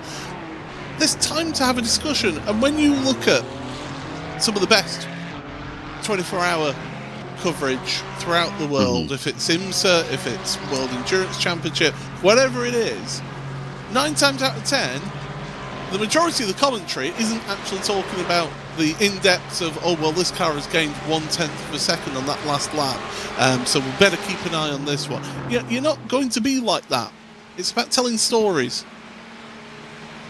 Yeah, and well, we've got Andre Castro versus Peter Bieder. This is the battle for P26 BS Plus Hybrid versus Solpec. Bieder was looking rather racy coming down the Camel Straight and nearly looked to throw it to the outside of Lecombe as they go through into Bruxelles. All the run down to the left-hander here at Speaker's Corner. Yeah, I think it's there was another phrase that I remember, and it struck a chord with me, and of course, with regards to Hindi, John Heindel, if you haven't got a passion for this, you've got a rock for a heart, as far as I'm concerned. And that rings true, because as I said earlier, it's about having that passion, that adrenaline. And okay, yes, I've been on the mic for nearly 6 hours straight out of the 9 hours that I've been part of the team. I mean, shout out to David for doing 9 on the bounce, like literally doing the, as we like to call it in both sim racing and in IRL, the graveyard shift. But I think still, even though I've had 3 hours sleep between jumping off at 10 to 11, grabbing a late dinner, and then coming back in at 10 to 5 in the morning to do 6 hours back to back, I've still got the same energy levels that I did when I jumped in, which just goes to show that the passion, the adrenaline still keeps you going. And sometimes, yeah, a little bit of caffeine does help, to be honest. A couple of months ago, when we had the iRacing Nürburgring 24 hours, at the same time as that, I was actually doing a 24-hour charity stream gaming, raising money for Macmillan Cancer support. And I was really struggling coming through the 2, 3, 4 a.m. part of my stream where I was gaming. But then I had to jump into doing a 2-hour stint with Ewan O'Leary at 5 a.m. And you say about a little bit of caffeine, a little white can of Monster that I'd kept to one side, I was determined not to use it for as long as possible, got heavily consumed just before that commentary stint. I was fine for the rest of my my charity stream. It was just that little kick that I needed to just get me through the last few hours of it. And yeah, sometimes things like caffeine are somewhat of a help.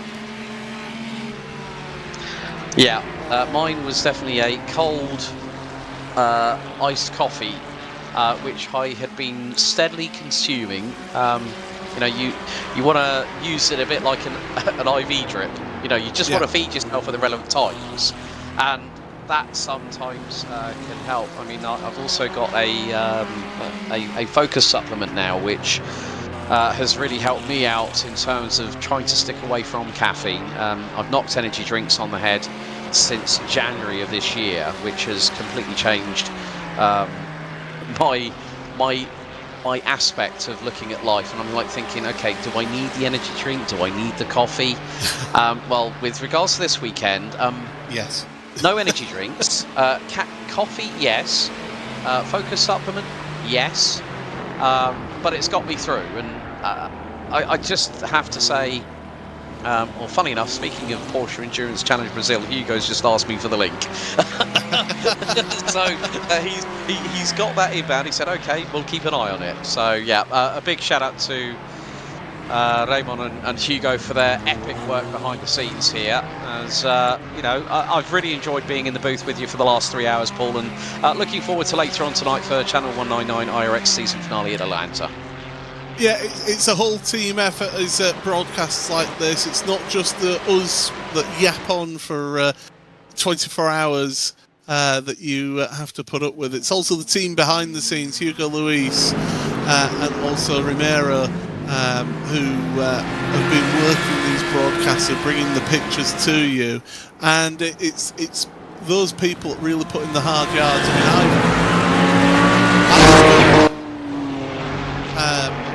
I've done the production side of sim racing back when I actually had internet connection that was good enough to do production, and I know how tricky it is and how many split plates you're spinning all the while.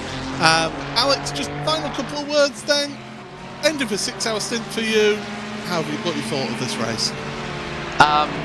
Bring it on for more iRacing special events is all I can say, Paul. But yeah, it's been great to be a part of this broadcast, and yeah, looking forward to Craig King and Jake Sperry to bring it home for us here on this iRacing special event.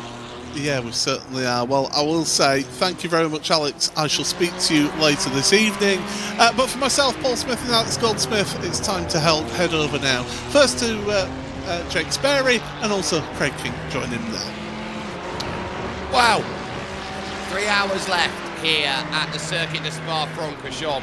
And aren't there so many similarities that can be painted from what we saw 12 months ago? We watched Sebastian Job at this point in time trying to put the lap on Andre Castro to go 3 laps down, has license to go and fight the position because he's trying to stay with Peter Beider there for Solpeck Precision Racing. And ultimately now, it's a case of can Cooper Webster keep Sebastian Job in range and bring himself all back in. Craig, a pleasure to have you along with me to take things all the way to home. But my question to you to start, what's your favourite energy drink? Water. There we go. That's the easy thing. I don't drink energy drinks anymore. I keep myself a little bit, I wouldn't say averse from caffeine, but I've had incidents where I'm going to have a Monster energy drink. Other beverages are available, and my heart decided it's a bit not happy about it, and it was racing faster than you would probably expect your heart would be racing if you're in one of these race cars. So no, the only caffeine I drink is anything in a Coca-Cola. As yes, Hugo just mentioned, is a Red Bull, so there are other brands available. Jake, unfortunately, I have to disappoint you. I have a bottle of water. That's all I'm using today. I don't believe in that energy drink nonsense nowadays. I am so disappointed. I remember a time where sim racing was full of just like, let's get as much energy as we can in, and it's not there. My energy drink of choice, nobody's going to have heard of this. Craig, have you heard of 1087X? I have. I don't know where I've heard of it, but that rings a bell to me. I don't know why. That does ring a bell. I just want to say, my energy drink of choice, I've still got half a packet of Haribo fizzies in front of me. I just need that. That's my sugar rush. That's what's going to wake me up. Gotta love it. Gap extending out now to 0.8 of a second here. Cooper Webster's got to clear Andre Castro sooner rather than later as we go down the hill here at Brussels Corner with Mike Dunhauer here for Maniti Racing Red under threat here behind from 07 Racing X Getail Design 97 that is running. These drivers 2 and 3 laps down respectively, so it's not a direct battle out there for position, but it is a chance to see 2 lean green racing machines going at it, improving it. Ferrari goes through on Lamborghini. Thank you very and much. Thank you very much, and this is now where the teams are just starting. I wouldn't say this is the long walk home, but it is getting to that point now where they've been going for about 21 hours. They're into that final 3 hours, and they know there's going to be 3 more stints. So there's probably one driver in the team that's got the feet up and know he's just going to be looking after the team. One driver getting ready to go back in, because I doubt any of these drivers will be looking at doing triples. So whoever comes in for the next stop will probably be their last stops in the race. And that could be very interesting, because if it's Sebastian Job, real good lead. And when I left last night, Jake had a favourable lead out there, and so did some of these WSR cars still battling. Didn't see some of these guys at the front of the field because it was all pretty spread out, and a lot of drivers. I think when I left in the middle of the night, we still had 40 drivers on the lead lap. Well, we're down to 9 at the moment on the lead lap, and it was also a BMW lead for Verstappen Sim Racing of about 30 seconds. That's gone away a little bit here, a little bit of an incident earlier in the morning. So that can change things. And I am looking, Jake, and Paul was mentioning it, there was a chance of rain. You've come into the booth and it's now dry. We're just going to blame you. I don't know what you are trying to say there, but I would say yes, I bring the drought. So, pit stops coming in. Enzo Tabani then for WSR Esports White. Adam Uhash then also for Fiercely Forward Yellow coming in and making a stop. Sebastian Job here with about a second. Beider is not going to let this one go easily. It is Webster's responsibility to chase up. And this is the awkward scenario. We're talking about 3 hours to go, and we're talking of a gap of about a second here. And, you know, if we were talking endurance races 3 years ago, 5 years ago, 10 years ago, and we had a gap of a second, we go, oh yeah, this is wonderful. This is one of the closest races that we've had. For these drivers at this level and what they're able to do, 1 second for these drivers might as well be 10. Yeah, this is also a big deal having it this close, just for the top 2. It was like this last year with the same cars in the same position. And funny enough, for that number 3, 2 of the same drivers who are looking to three-peat, something never heard of before in any racing on the special events, in team events. And with the rest of the gaps, it's just so vital how these drivers were able to get an advantage at the start of the race. They knew the risk of rain, so they knew the idea was get out there fast. No rain. It's been a dry race. They've had to maximize these strategies to try and make sure they stick to the pace and stick to the extra time. And the moment they started losing slipstream, they were literally trying to find a lap car to work with. And you can see right now at the back here, as the number 4 is having another car slipstream off them. That's the 1111 behind Cooper Webster. And that's the Solpec Precision Racing. They're trying to use a car to go and do some fuel saving. That's what Webster wants to try and do, but Sebastian Joe really pushing ahead. And that's the name of the game for most of the night, is can you extend these stints, use that to your advantage, and can you find some traffic? Still a lot of cars out there on the track. I think we're down to 42 teams still racing out the 59 we started with. So still a lot of time out there for drivers to make some moves up there, but we've already got 8 cars on the lead lap, Jake. And I think really it's going to be between the top 4 teams at the end of the day, which is great to see. And part of that's because Nova Leisure Racing have come in with Kevin Ennis Jr. They've just made their stop. Gridden goes 003 in the pits with Aleix Nahué making his stop out there. And it is going to get busy around this time as Josh Thompson representing the Isle of Man, the man from Ramsey, then coming in and making his pit stop for Falcon Sim Racing Team Blue. I love that he's at that team. I think it will suit him really, really well. A former Verstappen sim racing driver, Josh Thompson, and someone who has been around this scene for a number of years, and I would argue doesn't get the dues and respect he deserves. I'm just going to get out of the way now so I don't slip up like I did at the start of the race from the Isle of Man. I accidentally said the other isle that's in around the United Kingdom, and apologies for that, Josh. Yeah, I said that by accident, but it slipped the tongue it was the start of the race, Jay. Cut me some slack. But no, Josh is a driver. I think the moment Paul saw him there, he lit up with a little bit of excitement, like, oh, Josh Thompson's here. You know, it's a driver we love to see. It's a driver I've seen racing for so long now. I think when I first started in iRacing, Josh was around that time, just starting to knock on that door of going, hello, I want to be one of the top teams, and look what he's achieved. And I tell you what, you talk about Josh and how he is. Remember, Gianni Vecchio's back here. He's been driving for Fiercely Ford. We've seen some drivers coming back and putting some time in out there today. And, you know, also you look at the fact that Novio Ligio now with some of the drivers they've got as well, that they've just formed. And it goes back to that whole thing, Jake, that there are a couple of teams out there now that have formed from top talent that have lost a team, that have just come together to make a new team under their own terms. And, well, some drivers, just because they don't have that name of a Coanda or of a Verstappen Sim Racing or a Grid and Go, they still want to be out there and racing. And they've got this team now to prove that they can still be out there. Right. Perfect jumping point as Lewis Woods now will take the car of that Ferrari Falcon machine and will start going. New teams, I think this year, 2026, is the transition year of a new era of sim racing, because you're looking at the big teams, what we used to have. If we go back to last year, it's Drago, it's Apex, you know, you're starting to see all those teams coming in. This year, Nova Leisio, first year, Blue Mercure, first year, Auto Moves we saw up there for a fair bit. We're seeing the rise of Falcon. I think we're seeing a different sim racing, probably one of the biggest changes in sim racing in terms of the top team dynamic than what we have seen in many a year past. I would agree, and I know that, and I talked about this yesterday, the moment Drago Racing folded, and we were there, we were all there, we were watching that race at the Nürburgring, had that heartache, then the next day they fold. We were watching that thinking, this is big. This is a big concern all of a sudden.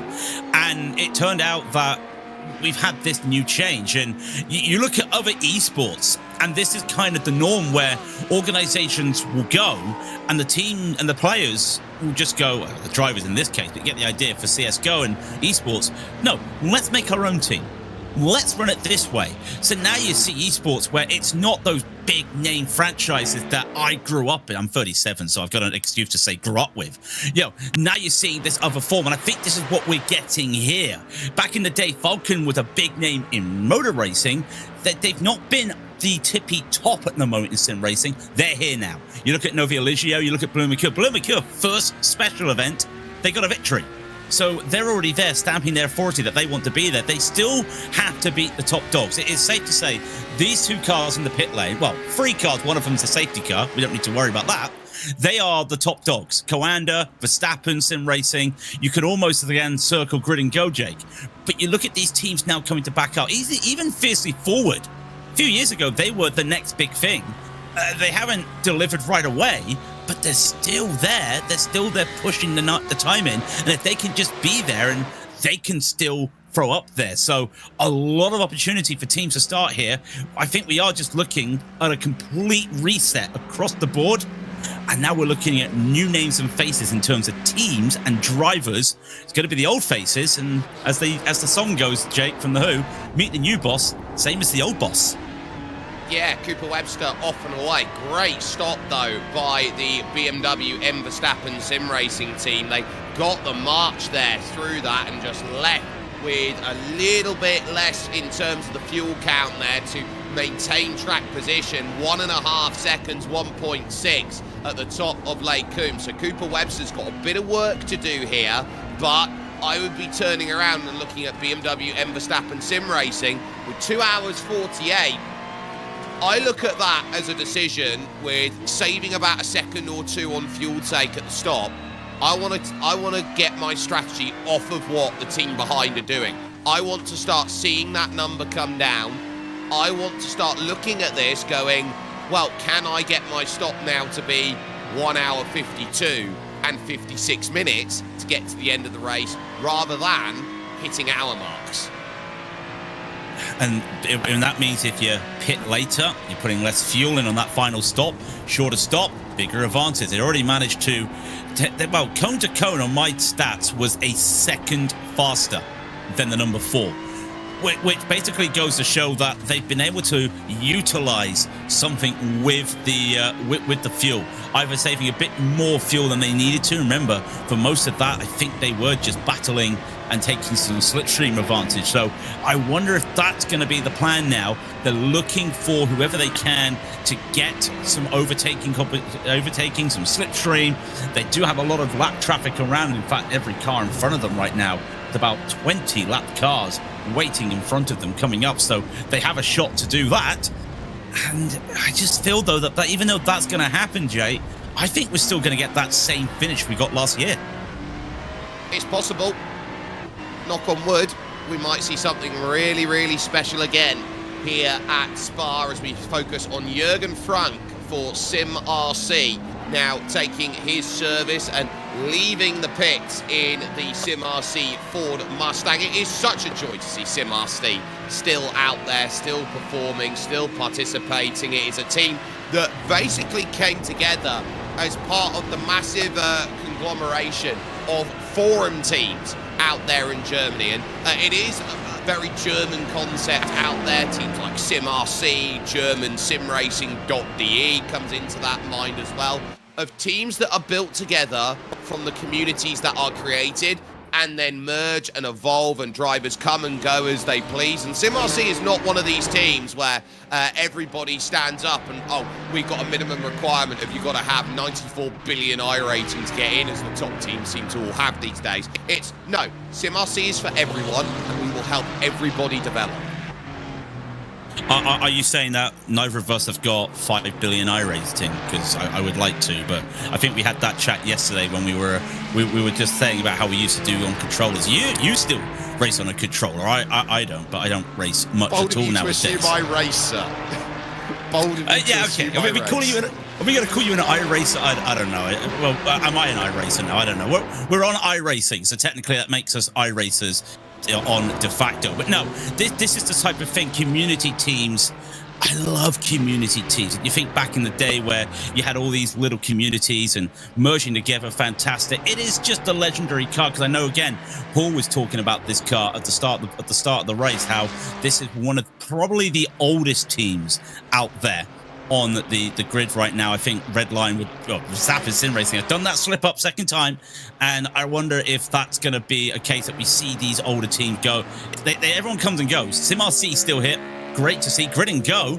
How long will they stay here? I don't say that offensively. I'm just saying, how long will they stay? Because they have once again put out a massive team out there again, and you've got them just, well, they're not battling at the moment. They're using each other to help themselves. But one thing that's quite interesting, there are only 2 teams out here, Jake. I don't know if at the top of your head you can work it out.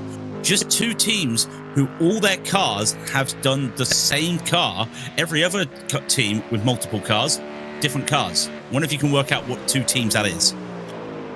Ooh, I haven't actually been paying attention out there to that in terms of a fact. So I'm going to leave one in the wind and say Maniti Racing and Blue Mercure. Yeah, you're absolutely correct. Am I right? You are absolutely correct. all of Maniti Racing took the Lamborghini in the top split, and both of the Blue Mercures were driving around in the Aston Martins. You are correct. I don't know where you threw that out. You just threw a Hail Mary into the sky, and all of a sudden you had Lynn Swan catching it in the end zone. So congratulations on that one. You were correct. Well, that screams to me, right, Craig? That screams to me that there is no consensus pick this year around this Circuit de Spa-Francorchamps. And I think that is a sign of a very healthy balance of performance coming into this event, that there are 5 or 6 cars that have a very good legitimate shot of being, I'm best car, let's go with that, that's the meta. Yeah, and I know Paul did it earlier. We'll go back through it again. 19 Lamborghinis. This is at the start of the race. 19 Lamborghinis, 18 Ferraris, 7 Audis, 5 Astons, 4 BMWs, 4 Mustang, and a Porsche in a pear tree. And we lost that one Porsche going into the night. It was a bit of a shame. And I know that from talking to some of my team, yeah, the Lamborghini felt really comfortable. And they're not top split. They're not top split. They're the part of us, Jake, that they're a little bit higher than us in terms of skill. But they're the driver car that feels comfortable, and also you feel quick in it. You're not looking for the fastest. You're looking for something to be comfortable. They took the Lamborghini. They didn't realize how quick it was going to be until literally the first day of sprint practice that people were doing, and the Lamborghini was everywhere. And they went, oh no, what have we done? This is going to be nerfed to oblivion. Well, it did get hit with a second bop. And it didn't really change much, and people were still happy, like, well, the Lamborghini's a little bit slower now, but it's still comfortable. And I think a lot of the teams outside the top split are looking for comfortability. Is that a word? Being more comfortable than they are for just trying to be quick out there. And I think that just goes to show, because the Aston's competitive, the Ford's competitive, the Audi, the grandfather, is competitive out there as well. And we've got a race being led by BMW. Back in my day, Sonny, we had ourselves only one Evo kit. It's that sort of feeling that we have there when we see the Audi up there and doing an absolutely amazing job as far as it goes. And I love, actually, how when we are talking about balance of performance, iRacing has a really difficult challenge, because this isn't just a balance of performance for top split. Of course, we talk about top split being the all-important thing. It's what everyone with their eyes see on the special event when it comes to the broadcast stream. But you've got all these content creators out there, every single driver and team that's doing their result or their best to go out there and battle. A balance of performance is more than just the top end in an iRacing term. It's also, how do we get as many people driving what they want, or what car they've bought, or what they feel is comfortable to go out there and run with. There is 1,000 different factors that have to be applied as we watch the battle for 23rd between WSR Esports, the number 20 machine, which is currently out there and pushing hard for it here, which is WSR Esports White, and 07 Racing ex-Getail Design here, the Italians here with Alberto Sigolini looking to go for it. Okay, Jake, I'm just gonna have to put on the the actually thing here, because we're not from you, but just in general, because we talk about this, and bop is hard to do, and there's always going to be cars that favor different tracks. Even if you bop a Porsche, it's going to be good on some tracks, despite it's not being used today. Same with other cars. And then I know that we get people that go, oh, well, the bop can't be right because look how fast this car is and everyone's using it. Well, everyone's using it in sprint because they're trying to work out what's the most competitive car. And then people look at the fastest laps and go, that's it. This is an endurance race. You're not looking to do the fastest lap for 617 or so laps. You're looking at finding the car that has the fastest pace in a stint, not the fastest pace in a single lap. So some people will go and go, that car's too fast. Look, everyone's doing it. It's the fastest car by half a tenth. Yeah, but it's the fastest car by half a tenth in a sprint race. It's probably going to be the fastest car by a tenth in the race because they're trying to maximize the best out of their stint times. And that's one thing that people always, I wouldn't say everyone always forgets, but it's one of the things that people have to remember, that we're not looking for out-and-out pace when it comes to a single lap. When it comes to the end of the race, yeah, we'll see if that Ferrari does have the legs to get past the BMW. We just don't know at the at the top end of the field. And same with this. Are we going to see the Lamborghini trying to get past the Ferrari? We just don't know. But you've got to get there to get there. And we've had 22 hours, 22 and coming up to 22 hours. And at the moment, it's just shown that pace-wise, these cars have been very balanced. And that's just what we want to see over a long period of racing. And to that element then, Craig, if you've got a car that is the fastest over a single lap and is looking to be the fastest over a stint, that's why we've got fuel restrictors. Oh, don't you just love it as well? Because these teams, and I'm not saying this maliciously, I'm saying these teams here, they know how to squeeze every bit of that fuel, that digital fuel, out of these cars. That I would look at this, and they're doing 25, 26 laps out there. I would look at that for myself and I might be able to just do 25 laps. These guys and girls and people do everything they can to get everything out of these tanks of fuel. And that's why we've got this, because there are cars that are going to have bigger fuel tanks. I think the McLaren has an amazing tank out there, but it's just not quick and stable enough to be here. But if you were to go there, you would easily not have to worry about doing super serious fuel saving. And dare we say those famous words, Jake, LICO. Yeah, lift and coast. And it is really, really important as Diego Fernandes is going to dive into the pits for Thibaut Courtois Esports, and very nice to see them out there and running. Very good real-world program as well over in F4 Spain, so keep that in focus as that's all set. So pass done by 07, which has moved them up over to now the 23rd position, and they're a little ways back, a couple of seconds here, as they are behind Jesse Jones, who is one lap down in 14th place. He's got to try and use Jesse Jones now to get to Mate Mihailidej then for Caesar Esports, and I would be looking at this going, yeah, at this phase of the race, 2.5 hours to go, next car up, next car up, next car up. You just got to keep focusing, not on what I can get, what I could potentially get. What's the next car up? Yeah, you just got to be thinking right now. I think in the middle of the race, you try and work out the cars you're racing around. At this stage of the race, you're thinking about who you're going to get by. And yeah, Jesse Jones, always good to see Jesse out there. I know he's been around the blocks now with Falcon, been Falcon for a couple, I want to say a year, I want to say maybe a couple years, but just an old dependable driver out there, and he's going to be letting that go. He's also battling. He's 7 seconds away from Team PGZ, sitting in that unlucky 13th. So that Falcon Ferrari also looking to, try and make an advantage out there. And I'm just realizing, Jake, remember I was saying there were only 2 cars there? I just need to check. I think I might need to add Falcon to my list of teams with the same cars. Yeah, Falcon's the third cut team. I've ruined that.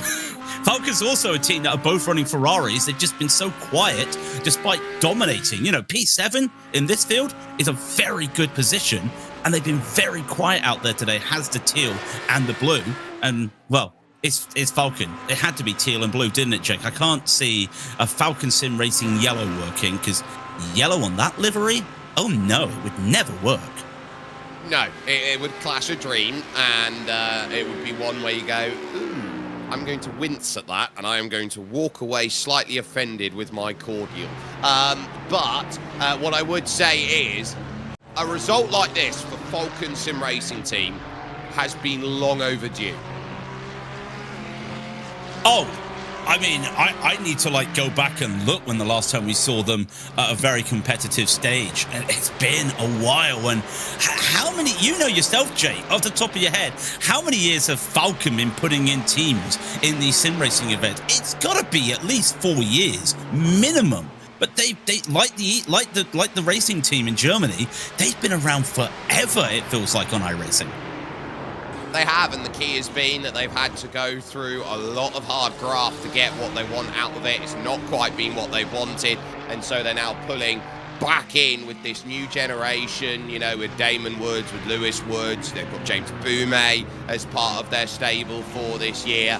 You know, you're starting to see more and more fantastic drivers going, yeah, let's give Falcon a shot. And it's working really well for them. Speaking of working really well, as we just turned away back to them right now, and there is Lewis Woods, 7th position, just behind Kevin Ellis Jr. Can you believe it? The Scots have coalesced together out there on track here, and Lewis realising in the number 44 car that he needs 5 seconds to catch the 5.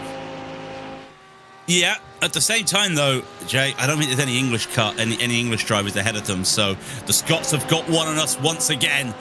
They couldn't get us in the football, but they'll get us in the sim racing. But no, it is actually good to see.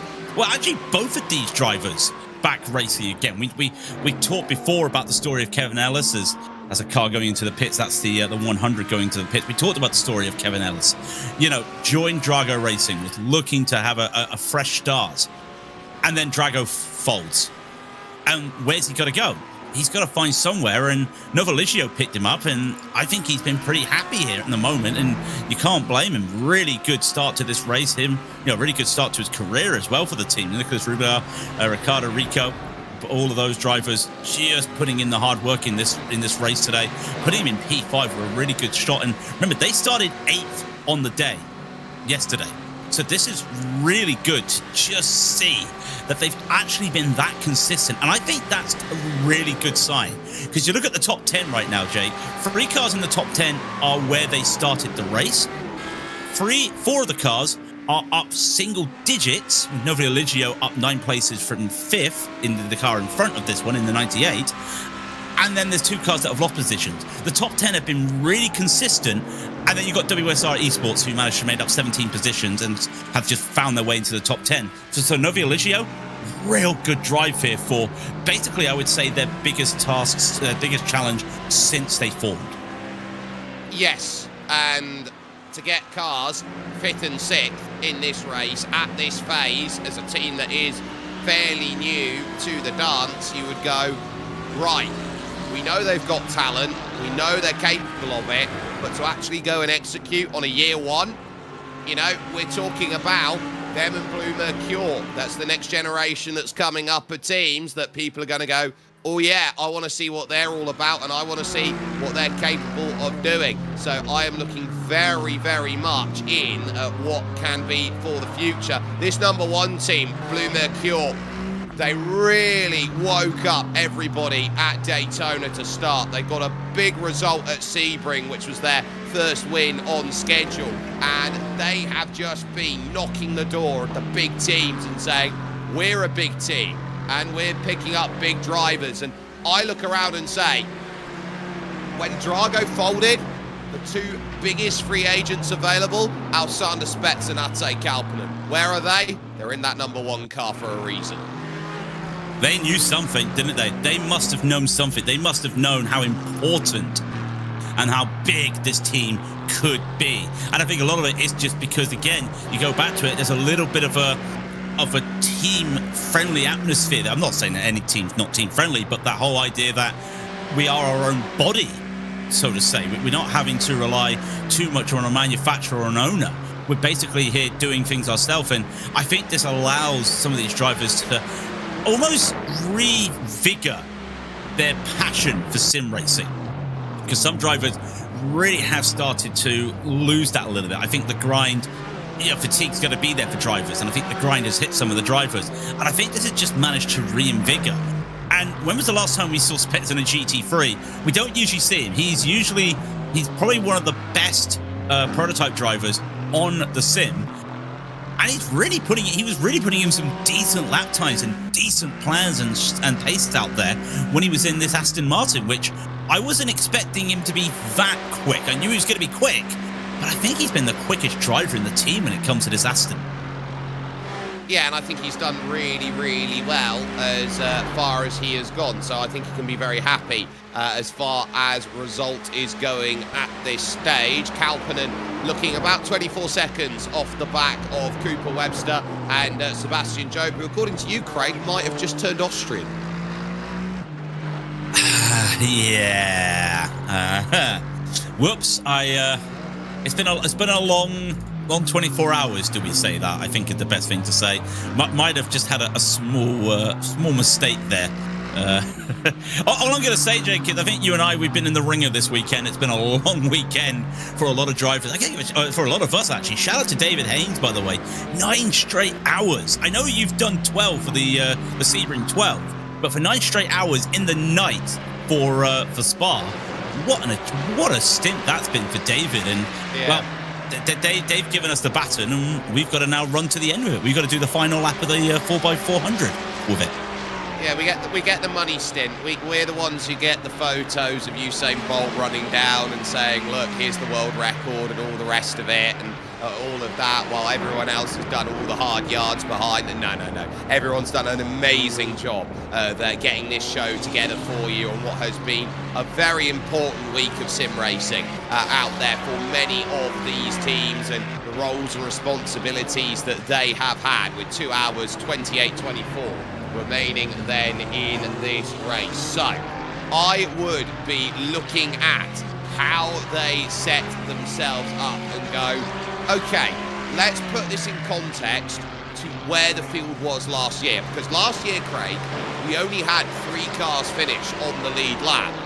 So even though it is a 1-2, and it could be a 1-2 for Verstappen sim racing for the 3rd consecutive year, this field has got closer. It really has. I know a lot of it, you would say, well, the number 3 had an issue. They had to get some repairs after hitting the wall. Yes, but that could happen to anybody. And all these cars have had issues out there. Look at Sven Hasse having a moment in the puddle at Malmedy at the start there, early in the race. Look at some of the drivers having their spins. In fact, also look at Blue Mercure. One of them got spun out at turn 1, at La Source, in the first hour of the race. And they've all managed to fight their way back. And I know the gap is saying, well, Blue Mercure's 2 minutes and a minute behind. Well, okay, fine, but they're here.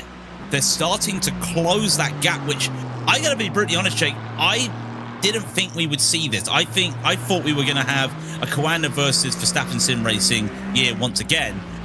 But things have changed, and now we've got Verstappen on their own, and the other teams are playing catch-up, and they have been doing really well catching up here. And I think a lot of that is just due to the fact there's a lot of opportunities now in sim racing to actually stretch your legs and not just do your normal sprint races, but also get involved in bigger things and bigger money slots. Yeah, you look here at a driver like Thibaut Prevost, for example, in this number 33. 9th place at the moment for Blue Mercure. But it's not often we see great racing drivers coming out of Luxembourg. That's a country with what? Just over 100,000 people in it? Cool, catches a bit of a tail slide there, coming off at the final corner, having to work the steering wheel a bit like a carpenter would, out there trying to get through. But this guy's still on the lead lap. This guy is starting to prove what he's made of and what that 33 team is all about. And you look at this 33 team, Thibaut Prevost, Corentin Lassine, Maxon Scudinho, Emanuele Olivieri, and Andrea Bristow. That is a 5-driver team in an era where we talk about teams being 3 or 4 max for 24 hours. For 5 drivers sounds like something that I would put my team with. We need to spread it out because again, you look at this. This isn't real world racing. In real world racing, you're staying up, you're doing little power naps in the garage, or just going to the trailer around the back and trying to get a little power nap. Well, we've got the ability that we've got a bed right beside us or near us in some cases, and you're able to just get some sleep. But if you've got a team of 4 drivers, 3 drivers, you're really having to just stretch that out, and that brings in fatigue. 5 drivers, fantastic, because then you can basically say, right, at least 2 of you can do the night stint. The rest of us can go get some sleep. I know that sounds rude, but if I'm a driver and I want to do a 24-hour race, I want to make sure there's at least 2 drivers from the other end, at the other side of the world, to give us an ability so we can get a bit of rest, because, well, they don't want to be racing in the middle of their night. We don't want to be racing in the middle of our night. So let's try and make it easier. So a 5-team car, brilliant. But they are all European as well, so give or take. So they are all European. That's just going to cause a little bit of an issue in terms of time, and someone's going to be burning the midnight oil. And going back to what we started the broadcast, Jay, some of them will definitely be having their energy drinks. And I just want to put this into perspective as well for teams that are fully European and want to come out and do these special events and these runs for 24 hours, 12 hours, what have you. The fact that you've got almost one a month on the iRacing special event calendar, you know, Daytona, Bathurst, Sebring, Nürburgring, you know, you got Watkins Glen 6 hour, you've got Spa, you've got Fuji that will be coming up. You've got all of this that is coming through and saying, right, at least once a month, you've got to commit yourself to all of these events. I think we are really seeing here that teams are having to ask their drivers, imagine every 4 weeks you got to go and do it and you got to do well. On top of it, you sacrifice the weekend, maybe a day after that because you're really tired because of all the exertion that you've done. And most of these people will have to go back to their job and go, right, now I've got to go and do this. It's only really the top, 1%, 2% of sim racers that actively make a living out of this. I'm just going to say I'm glad that my job that I wake up early in the morning to do allows me to basically go when I used to do these 24-hour races. Yeah, I'll do the morning stint. What time do you need me out? 4 o'clock in the morning? Yeah, that's a normal work day for me. But for other drivers, that's not the case, and they have to just learn that. And you look at the schedule. Spa 24, quite a bit of a gap now until like a big long race. The 6 Hours of Road America will be coming up at the end of the month, but that's not exactly a long race, a physically demanding race. That's a two-driver car that you will put into the 6 hours. And then you look around Portimao 1000, that's going to be a single or team driver event. That's nothing big. Suzuka 1000 comes in September, and then literally the week after the Suzuka 1000, you've got the Brit Car 24, and then the week after the Brit Car 24, you've got, in my opinion, the biggest ending to a season. You've got Petit Le Mans. We talk about that start of the season, Daytona, Bathurst, Sebring, and you look at this now in September. That is a very tough schedule for anybody. Suzuka 1000 is going to be, about an 8 to 10 hour race. Brit Car 24 is a 24-hour race, because that's what it says in the name. Petit Le Mans is our iconic 10-hour race. That is quite a schedule, and don't be surprised if we don't see every team doing all 3 of those. And if they do, remember that video where that documentary when they talked about doing the Nürburgring 24 the week before the Le Mans 24? It's going to be like that. A lot of energy is going to be put in. Yeah, and with that energy that you have to expend, you have to start picking and choosing your events a little bit and saying, well, what are you putting in? For example, you look at the car balance combination here from some of the teams and you go, well, okay, we haven't seen we've seen one Porsche up there in top split. And you go, well, what's the driving responsibility of the teams? I turn around and look at Porsche Coanda and go, Porsche Coanda don't want to split their resources out there and go and run in this event. And it's why we have seen things like, okay, Verstappen Sim Racing isn't going to want to run, for example, Bathurst 12 hour because they're too busy focusing on the IndyCar Championship. I think more teams are turning around and going, right, what do we actively want to target instead of let's do everything under the sun? You talk about Coanda, and remember, Coanda had a bazillion drivers in Porsche Cup North America yesterday, and that you were on the call for. And this isn't the first time we've had a Porsche Cup race, a Porsche Super Cup esports race on the same weekend of a special event endurance race. We've had that before with PESC, and we've had that before, and drivers have had to basically have the teams that allow one of them to just hop off for an hour or two, do that race, and come back. Well, because it's the American leg this week, there's a lot of Americans, and as I was saying, a bazillion. You got the idea. Loads of Coanda drivers in that race, so they wouldn't have been able to put out a competitive team. And why? Why do it then if you can't? I don't blame them for that reason. And I think if the shoe was on the other foot and we had a European round of the Porsche Cup, I think we may have seen that as well. We may have seen a little bit of a different layout for some of these teams, because you know that some of these drivers are competing in that Porsche Cup Series that would love to do it. And then just comes the issue that you have to put all your eggs into one basket. You can't spread the eggs out because your baskets are too small. You have to use the big basket. And I think that's what we're starting to see with the teams. It's almost, I would go to that, Jake, the golf mentality. Or basically what Novak Djokovic is doing nowadays in tennis.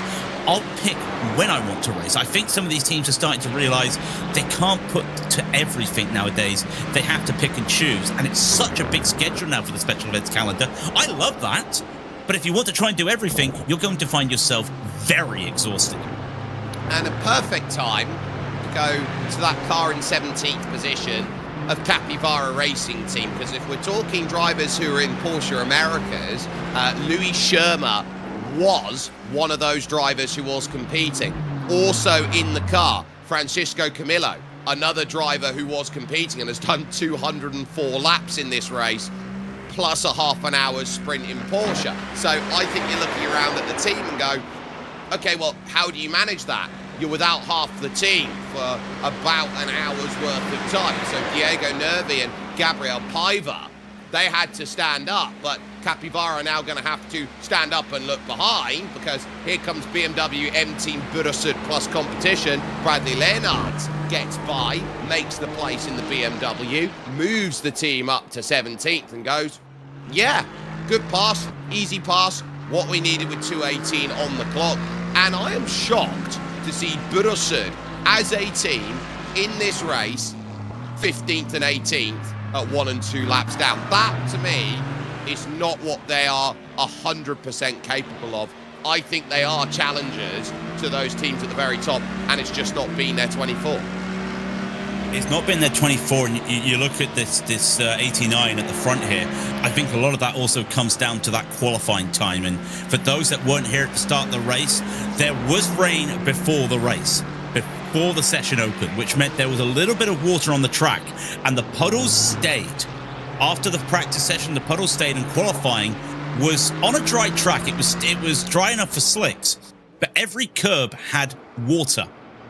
And you don't want to go over water when you're trying to flat out. And to give you an idea, all these teams at the moment are basically lapping the same or faster than what their qualifying times were, because they had to compromise their lines. And I wonder if that just caused a bit of an issue, because you look at some of these teams, you look at their other car, the 189, they're in 27th place. They've made 26 places up. You look at this 89, they've made 22 places up. That says to me they've had to fight to get there over not having the pace, because they've had to go into this, make up moves at the start of the race. The moment you start to make up moves, Jake, you get 10 positions. Well done, you've made 10 positions, but you're 20, 30 seconds behind the leaders. How are you going to claw that back? You need a miracle, and I think that's a lot of the issue. I don't think it's the pace issue, per se. I think it is just they got caught out with the start of the race.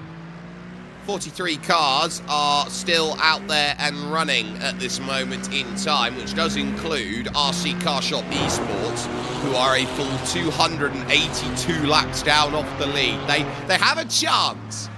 They have a chance. They're probably going to run out of laps in terms of time to go and get back what they want, but they're trying to get ahead of RDV Competición Unité, and they need about 65 laps to make that happen, and they want to say that they have finished this race after all the dramas that they have been through. But you can't even say with the positions gained that it's all down to attrition, as we've seen at a number of races over the course of this year, because let's be honest, we started with 59 cars.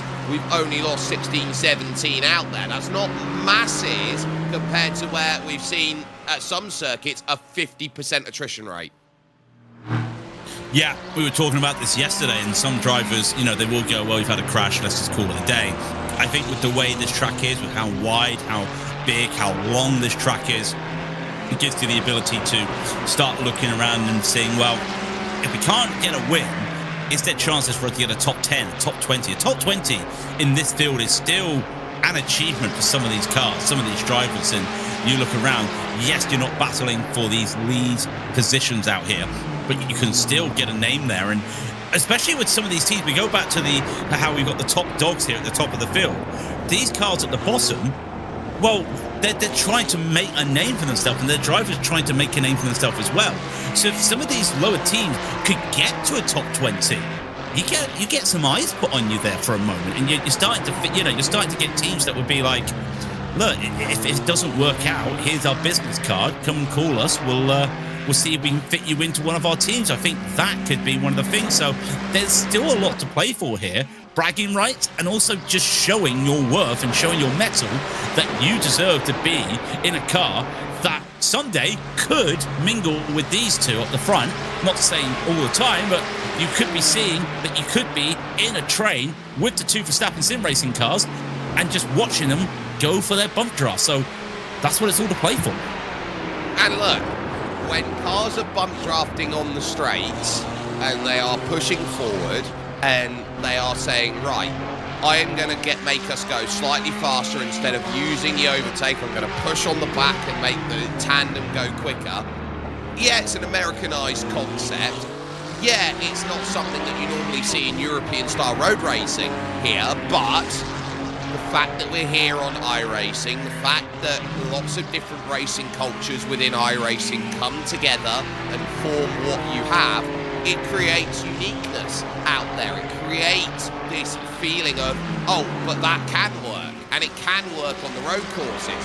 And, well, if it works once, then it can work, well, at least 562 times out there to make it work each and every single lap up the Kemmel Straight. So I turn around and go, it's not just a case of, oh, okay, I don't like it because they're bum drafting and it's pulling me to victory here, and the other teams aren't getting the same luxury of doing that because they're not teammates, rah, rah, rah, rah, rah. I think you're turning around and looking at it is the fact that they can bump and they can safely and effectively bump almost each and every single lap.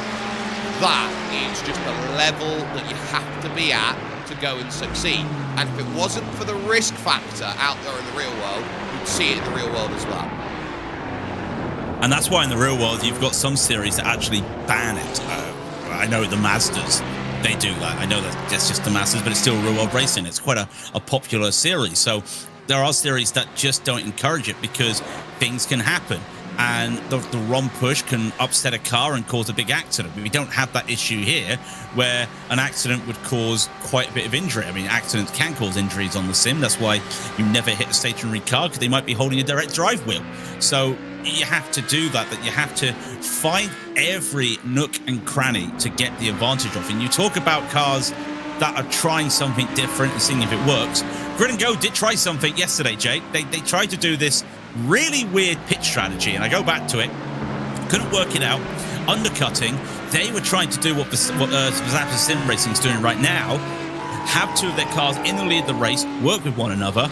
It was working until Sven hit a puddle and lost control, and they were still trying to work together. That strategy, though, this alternate strategy they're working on, hasn't paid off as much as they think it was. And I remember Sean Campbell going to me saying, do you want to know what our strategy is? And I'm like, no, because we need to work it out. And we're 2 hours and 11 minutes to go. I still haven't worked out what their strategy is, other than they are P4 at the moment with the 002. And that strategy obviously did not work. Ooh. But if you've got to try something, you've got to try something.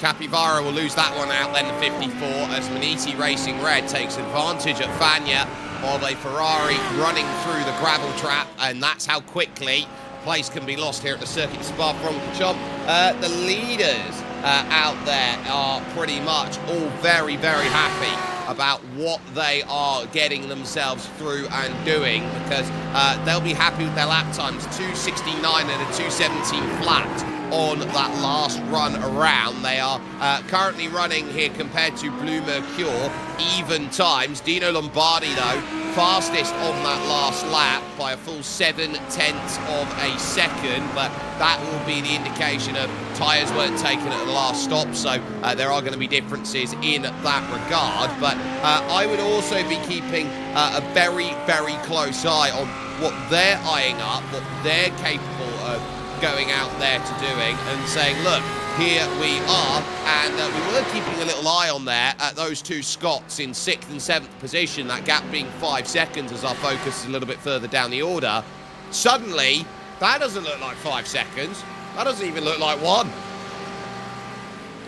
It's 7/10, so close enough. But yeah, this has been a real good drive from Lewis Woods here. Kevin, I don't know if he's had a bad run with traffic or what, but he was over half a second slower last time in the Falcon Sim Racing blue car here. So I wonder if he just hadn't had the time, and now we get to see what this old girl, well, I'm talking about the Audi here, what this old girl can do against the might of a modern day car in the Ferrari. Going to be interested to see what he can do, but give credit, Jay, you know yourself, this Audi still competitive in the real world. You look at Thailand Super Series, a couple Audis there just doing their work out there, around there. So just because it's the older car, you see it nowadays with the Lexus in the real world, doesn't matter what the age is, it still has the ability to perform. And this Audi, look at it, you've got both Novaligios in an Audi at the front of the field in 5th and 6th. Might be 5th and 7th though, because Lewis Woods really is charging on Kevin Ellis. I wonder what's happened to Kevin. I think it's just that he's on a different tyre strategy personally, and so he's there in the 2:17.2s and managing his stint, and Benedek Vida's in the same boat. He did a 17.4 on his last lap, so I think the Audis right now are in tyre safe mode and are just trying to bring themselves in. There you can see last laps on the timing tower on the left-hand side, and everyone in the 16s to 17s, but the biggest drivers out there gaining time, Dino Lombardi and Lewis Woods. Hello, Lewis Woods, says Lewis Woods over to Kevin Ellis Jr. Or, hello, my name is Lewis Woods. I would quite like to get through. I quite want to be the one who jumps up on top and gains the placement. We'll see how that goes up the Kemmel Straight, because they've got to go through here towards Eau Rouge, the Red River corner, and then Radion, which is the right. So you go through the left, through Radion, and then up through the left to turn 4 onto the Kemmel Straight to go and charge for your next attempt at making a move up at Lake Coon. And up the hill, up the Kemmel Straight they go. And if you've never been here, this is steeper than you realize when you're up on this hit, when you're going up this Kemmel Straight. And then it flattens out as you go through Lacombe, sorry, just then flattens out here through Malmedy. Then you go down the hill with the trees to the right. Fantastic vantage point in to Brussels as Lewis continues to push on hard. And yeah, look at the banking you'll see just to the left here. So much vantage points for fans to watch around here as you start to go down the hill. You've hit the tippy top of the hill. Now you start to look down as you go down into the double gauche corner, and Lewis is so close to Ellis's car there. At one point, I think he was looking to make a move down into double gauche, but he thought differently about it, and into LaFayette they go. There's the dive. That's a bit too late, and they do make contact.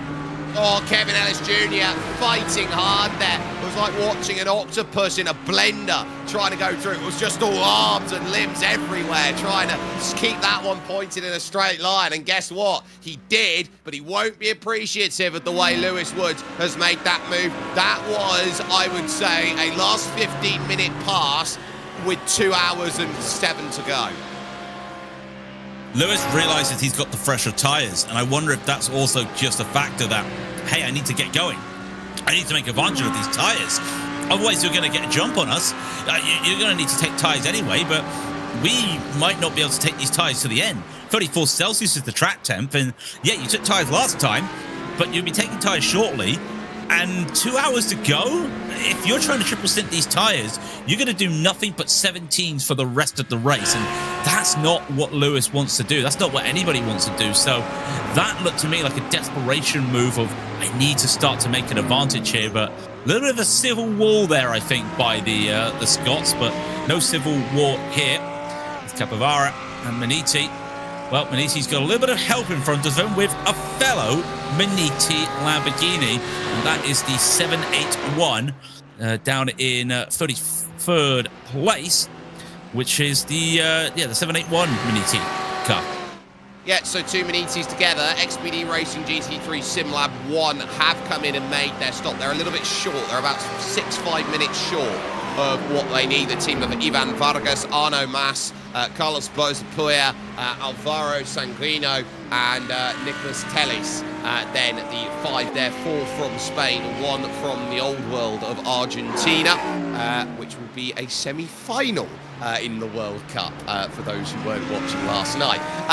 But for the moment, Maniti Racing Red are eyeing this as, right, can I get myself a way to run away out there at this point? Patrick Kessel, the driver directly in front, the driver who won the MEA region in Porsche Esports Super Cup Regionals last night.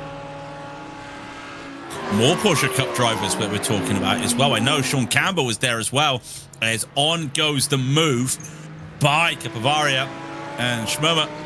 Just going to get that, and that was a bit more cleaner into Lafagna than what we saw with the two Scots going on. And I wonder if that 782 was, that Dan Howell was looking to use his teammate as an advantage, just did not work there for him, and just did not have the legs. And you look back at it again, and this is another story. The fresher tyres. They took the tyres last time out.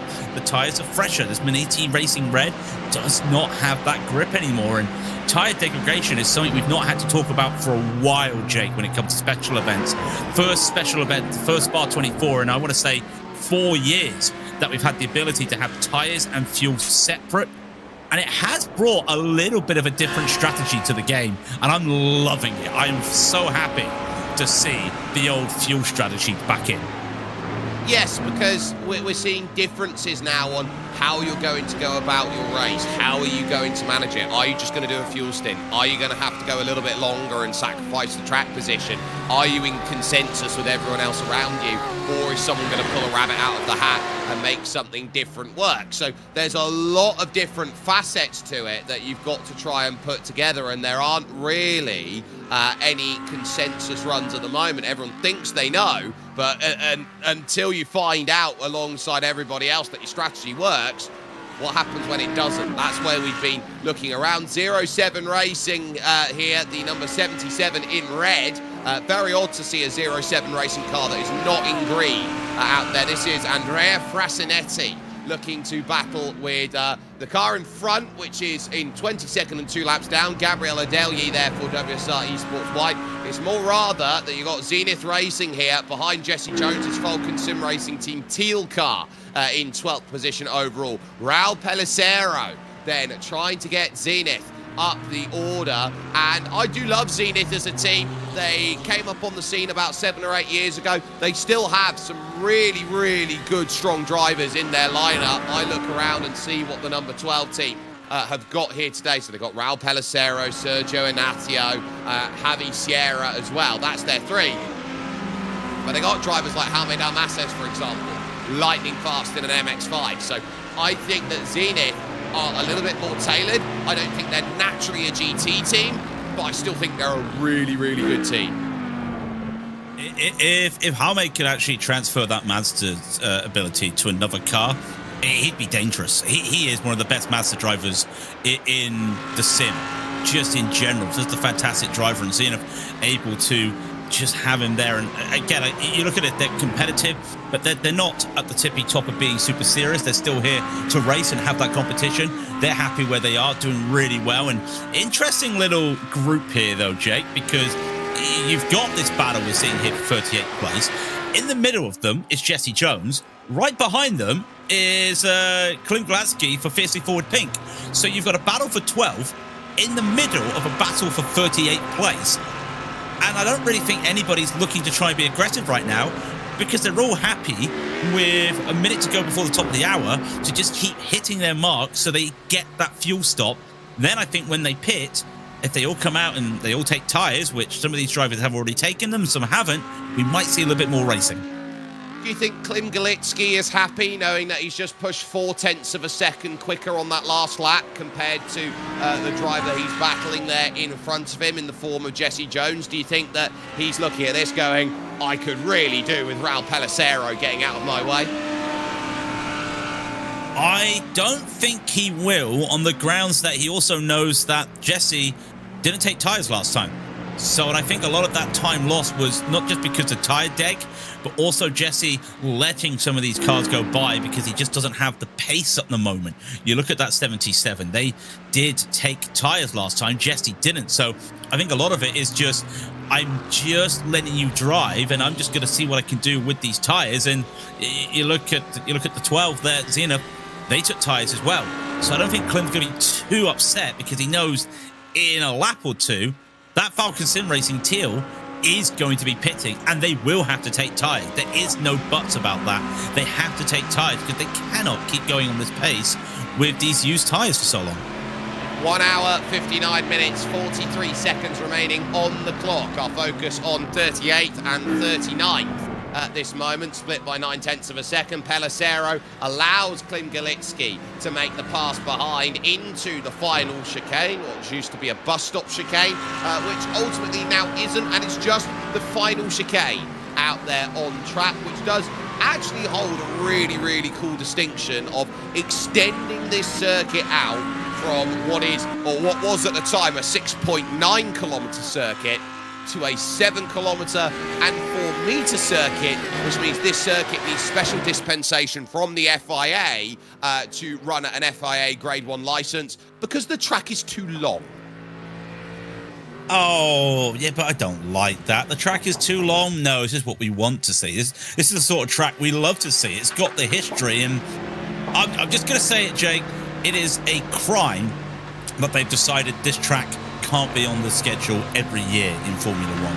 That's why if you want to see some racing, you go to somewhere else. And I say that all the time, Jake, because not just due to cost, but also just due to the enjoyment. Would you rather sit in a seat that you're told you have to sit in, watch 3 different support races, and then a motorsport, the F1? Or would you like to pay a ticket that you can go anywhere on the track, watch a couple support races, and the main race that is going to probably go on for a couple hours longer than that F1 race? What would you rather do? Well, let me phrase it to you like this. Is this the first time ever that Spa has had to go on rotation in Formula One in its career? Now, you're the expert here, and if you've asked me that question, I'm not going to fall for your tricks, Mr. Quizmaster. No, this isn't the first time, is it? No, it's not, because it did go on rotation with Zolder back in the years, in the 1970s. The circuit has been boycotted before in the past for things like the Suez Canal fuel crisis, believe it or not, for things such as the safety record of this track and all of the needs to put the repairs in onto this circuit to take it from what it was as a large circuit into the 7 kilometre circuit that we have now. So I turn around to you and say, this isn't uncharted waters for the Circuit de Spa-Francorchamps. It has had to be on rotation before. Does everybody like it? No. Should it still be on the calendar? In most people's minds, yes. But let's be honest here. Every single circuit that goes on a calendar in any series is a spoke on the wheel. And no one spoke on the wheel is so integral to a series as we get the likes of Benedek Vida coming in and pitting. No one spoke on the wheel is so integral to a series that, it can't be replaced in any way, shape or form, or go on rotation and go in and out and in and out. So I turn around and look at it and go, you know what? It's not the end of the world. Because we will still see Spa in some way, shape or form going at it, and we will revere it and we will love it more.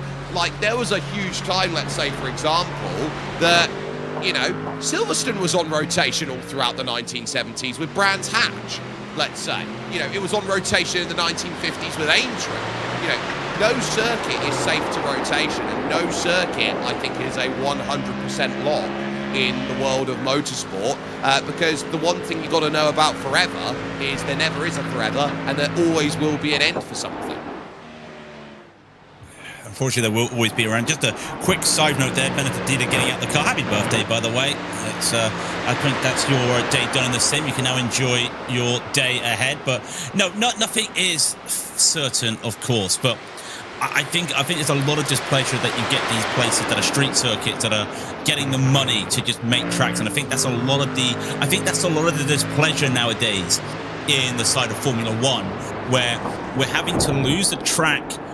Not because of the main factor of, well, we've paid for this city to just make a street track. I'm not against street tracks. I'm not saying that, but how many is too many? Like, you know, Spa's fine because it's the only track that really is just super long, super high speed. You know, there's nothing else out there that comes close to Spa. It's got its uniqueness. It's the same with Monaco. So it has that unique feeling to it. And I think that's what some of the fans are upset that they're losing when you lose this track and go to a little city street track in Barcelona or wherever. Sorry to anyone in Spain. The move goes on here. And Brilliant Go's going to get this done. And that is also going to be a case of SDR with no tyres. Yeah. Nice pass then, Noah Adair getting past Miguel San Martin for SDR Sim Racing, and so a very nice pass then as the Argentine loses out that 9th place and will be looking behind at the car in 11th, which is currently the Blue Mercure 33, as the Blue Mercure number 1, they take Atse Kalpanen out the car. They go back to the Greek driver Vasilios Beletsiotis now to take the stint, and you would argue any driver change from this point onwards here, Craig, is the drive to home. Yeah, that's what I'm thinking. I don't think anyone would like to play a lot of time here because it's a cooler day here today in Europe, though, Jake. But it's still hot out there. And what's happened here to the 189? Oh, a little bit of a tap. They were a bit wide. Oh, and that's one of the Maniti cars. Yeah, that's a big tap. He got loose there going through double caution, looked like. Wow, that 189 pretty much sums up the day here for Bursa Plus Hybrid. So trying to carry the speed off the exit. So you get the one bit of contact, and then the speed decreases, and then the second car goes in because they're not expecting to see it, and suddenly everyone's in the domino effect, and that... Oh, Tobias Pashko's not going to be a very happy driver about that. And ultimately, a hit like that just does so much damage to the confidence, because you've done 22 hours worth of running, and then you get that. It was Patrick Kessel who was trying to get to the inside with the contact, and then Louis Schirmer basically set the chain reaction going. Nightmare stuff. Not what you want to see with 2 hours to go. Yeah, those were cars battling one another, and then you had the Capivara team who was trying to catch back up to everything that was going on in front after having to take tyres, and that's so unfortunate for all parties involved. And yeah, that hybrid car did get back into the pits, but they were very much on the crab and having to just make some avoidance there of everyone going around us. More teams making moves, and this is where we start to see these different strategies. And I think we have to address the elephant in the room, Jake, with so many teams on tyres or no tyres on the last pit stop. Realistically, if you're not taking tyres this pit stop, then you're doing a tyre stop at the end of the race, and that means you've got to find 20 seconds. And I think we're in that window now that the teams have to make the call. Do you take a tyres now and go for a double, or do you not? Well, I'll tell you what the answer for the 002 Grid and Go Sim Racing is. They decided they're not taking tyres. So they're either going to have to triple stint these tyres, or they're going to have to take a tyres on the final stop, and that could have implications for them trying to battle for the podium. These cars as well, TCE Sports Grid and Go, well, what were they doing earlier? Well, they both took tyres. So much so that Grid and Go was a little bit longer in the pit, so they probably won't be taking tyres to the next stop. But what will that mean for the final stop? Right, and I also want to talk, as we watch Thibaut Courtois eSports and gridandgo.com, I want to talk leaders for a second, because all of a sudden that gap has ballooned from half a second to 1.5 seconds, and that's not for a mistake. That is for Cooper Webster in the 2:16.9s and Sebastian Job in the 2:16.5s. I don't think Cooper Webster is losing any pace. I think that Sebastian Job has been saving the tyre. He's got to the final 3-4 laps of his stint and he's gone, right, can you hang? I'm going to turn up the wick. If you've been using that tyre properly, you'll have the ability to stay with. And I think that could be it. I think Sebastian has started to utilise that extra gear that he's got because he's been playing it safe, because he's been playing it calm. And this is one of the things I circled in earlier in the day. When you look at the team in that number 3 car, 2 of the drivers here for the last 2 wins in this car, and then they pick up who? They pick up Sebastian Joe, and then they also pick up Luke McCone. What a duo to pick up to help get another victory in this number 3 car. And I think that this is what they got Sebastian in for. Look at what he's doing right now. He's finding that capability in the hot attempts, and it's an art. Driving in the hot attempts is an art. Here they both go into the pits. Well, I say both into the pits. They do go now. This is going to be interesting with 1:49 to go. My money, gamble responsibly, is on both of these cars taking tyres. But the key thing, that number 3 has to go all the way to the bottom of the line. And that number 4, well, there's about 5 grid boxes before them. So, Sebastian Job and Cooper Webster, the question will be, are they going to stay in or are they going to now start changing? Florian Lebigre and Luke McEwen have the ability to jump into the car for BMW M Verstappen Sim Racing 3. At Verstappen Sim Racing 4, it's a question of whether Sam Keitel gets into the car, the Dutchman, or not. They don't have Eduardo Leo. They don't have Gustavo Ariel that they can go to. Now, there is traffic on the exit of the pits as Chris Shorter for Impulse Racing by Tam Livery leaves. And so now, the question's going to be, are we seeing driver changes? Well, we are going to in the 3, and we are going to in the 4. So Luke McEwen is going to jump into the car here for BMW M Verstappen Sim Racing. And as we expected, Sam Keitel in at the 4. These two will have 2 hours to decide whether it is going to be a 4th consecutive BMW victory, Craig, here at Spa, which I think is another thing that's quite unheralded in sim racing spec, or whether it will be Ferrari as a manufacturer's day in the sunshine. Yeah, it would be three races, 3 years in a row for this BMW M Verstappen Sim Racing. The last 2 times, of course, as Redline. 2023 BMW Bank won. It was a different team. Of course, we know who they were. So this could be quite interesting at the end of this race. And of course, you can see both teams taking tyres. They're going to take these tyres now for the next 1 hour, 47 minutes and 49 seconds. And straight away, Luke is out quicker. Keep the tyres clean over this ridge. Thankfully, last year we saw a lot of incidents over this ridge on cold tyres. We've only seen a couple, but that's a big gap. That's 5 seconds gap. Wow, Luke McEwen has just stolen a march on Sam Keitel, and I wonder again if they have taken the short stop quickly. I don't think so. They were in the box at about the same time. Something must have happened to that number 4. It was in the box for 5 seconds longer. That's unheralded for why you'd be in the box for 5 seconds longer. Was there an issue? Were they actually with less fuel? That could be, but 5 seconds, that would be almost that'd almost be a lap of fuel that they've just had to put in extra. So I think something's happened there, that the number 4's had some damage or something they've had to fix, because you don't have that much time, Jake, on the field. That's very surprising. Something has happened in that car. I don't see anything for damage. I don't. I just don't. I haven't seen anything on the car move. I haven't seen a panel go anywhere. They've gone up, they took tyres, and they put it down and said, let's go.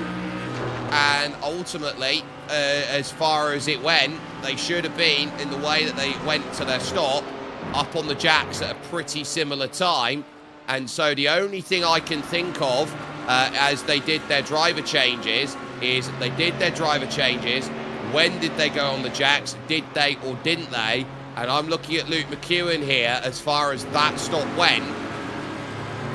It's pretty similar in terms of what they have lined that up together with. I think this is a very different race now that we are seeing, and there was a hole for Sam Keitel after he came down off of the jacks before he went. So there might be an element of that they're looking at here and trying to go quick, get to the red line street or the Verstappen street. Anyone got the Batman noise? To the Verstappen stream. We will look at that. I don't know who did the best the sound noise there, but answers on a postcard, ladies and gentlemen, who was the best voice there, but the best noise there. But this has changed things, because now you're asking Sam to find 6 seconds in an hour and 45 minutes. Now, if this was, again, your run-of-the-mill 10th split with a 2K driver and a 3K driver, yeah, that's doable. This is two of the top drivers, two of the top cars, and arguably, you could say, Jake, the best GT3 team on iRacing. I don't think that's going to be achievable. That's a big gap. And now it is just hit your marks and don't worry too much. I think this could just be the straw that breaks the camel's back here. It very much could. A stop of 5 seconds longer for Verstappen Sim Racing with Sam Keitel there. That could be all she wrote in terms of chasing that down, but this is going to have to be a big old stint now to go and gather this back, because you don't just take 6 seconds lightly on the same strategy. This is going to be all about work. It's going to be about dedication. Are you going to find what gets you exactly what you need at the end of this result or not? And so, Luke McEwen, as he has done many a time before in sim racing circles, as he has known what he's capable of doing, this guy is a closer, and this guy doesn't do pressure. Pressure? What's that? Is he trying to be his best Aroldis Chapman? Is he going to be his best, what was the name of the Yankees pitcher? I should know that man. Mo. Is he going to be like Rivera? Mariano Rivera, thank you. Yeah, Mo, as they called him. You know, is he going to be the closer? Is he going to do, once again, get this car to the end? And you've got to give it off to him, though. Again, Sebastian Joe, a brilliant stint there to just set the car up, handed the baton over and said, okay, you can go. This has put a lot of pressure on the number 4 for Sam. He's got to now try and find this. And again, I just can't see him finding 6 seconds in an hour and 43 minutes. That would be the equivalent. Well, look, they're what? 40 laps to go, there or thereabout. 40 laps to go, 6 seconds. You do the maths. That's about 4/10 a lap. That's big. This battle is quite still significant, because this is the 4/10 we were talking about. The Cesar Esports still holding to this battle for 23rd on WSR. It has been an up and down race for the entirety of WSR, because they lost their brethren at the start of the race. It was not the first retiree, but it was the first car that we circled in going, that car's retired. They stayed in the pits for a couple hours, but then decided enough was enough and called it. But what can Enzo Tavani do to hold off the Cesar Esports 26? But Mate is actually pushing on right now. And this is also another story of tyres, Jake. Cesar Esports did take tyres on the last stop. They very much did. Mate Mihailovic then is going for it. Oh, it's going to get close into the final chicane then. Not close enough to make that pass, but enough to worry there the the left rear quarter panel of that WSR Esports white number 20. Both of them started this race 48th and 37th respectively. They are 22nd and 23rd and 24th right now. So that is 25 and 13 places gained, averaging, 14 places each over the course of this run. 14.28 in terms of I'll correct myself, 38 places. So they've averaged 19 places gained each over the course of this race.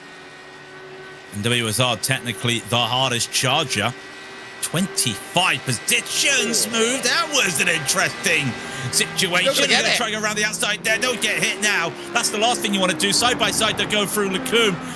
And holds onto it, does Enzo, but the over-under's going to work it, pushing him to the grass, pushing him to say you're going to have to take the tight line through Purcell's, and around the outside, the Barney will go, and they do still keep bumping there.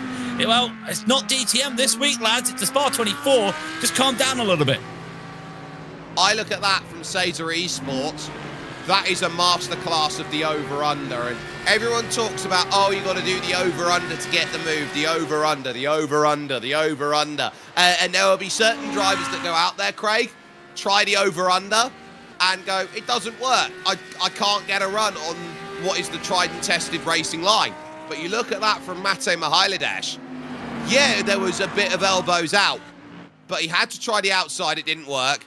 And then the way that he got so narrow over the top of Malmedy corner to get that over-under, chef's kiss. I mean, you're always told when you learn how to drive around here, that Lecombe Malmedy section, you compromise the exit of Lecombe so you can then open up into Malmedy. And he opened up and then some with the over-under. It was absolutely textbook. And then, yes, you've got to say that Enzo had to go on the defense there, pushed him a bit too much onto close to the grass. He wasn't intending to be that much onto the grass or that much close to the grass, but he had to put some defense up there. He was trying to put the fight up because he also knows, again, they pitted last time. That car that WSR have didn't take tyres, and these are fresh tyres that are up into the optimal window right now that the 26 has. And Caesar Esports just managed to play a blinder. And can we get to see more people making moves here? Because this is Sean Campbell in the Grid and Go Esports car. Diego Fernandez goes into the pit. Sean took tyres last time. Diego for TC Esports didn't, I think. So that could be interesting. Will they take tyres this time?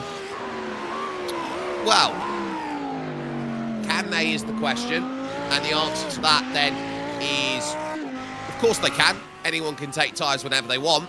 Do they want to? I think is the more important question here. And Sean Campbell on the back of a 4th place in Porsche Esports Super Cup Regionals Americas will be turning around, looking behind and going, okay, for a car that started 5th, a lap down, comfortably a lap down, 14th, strategy didn't work.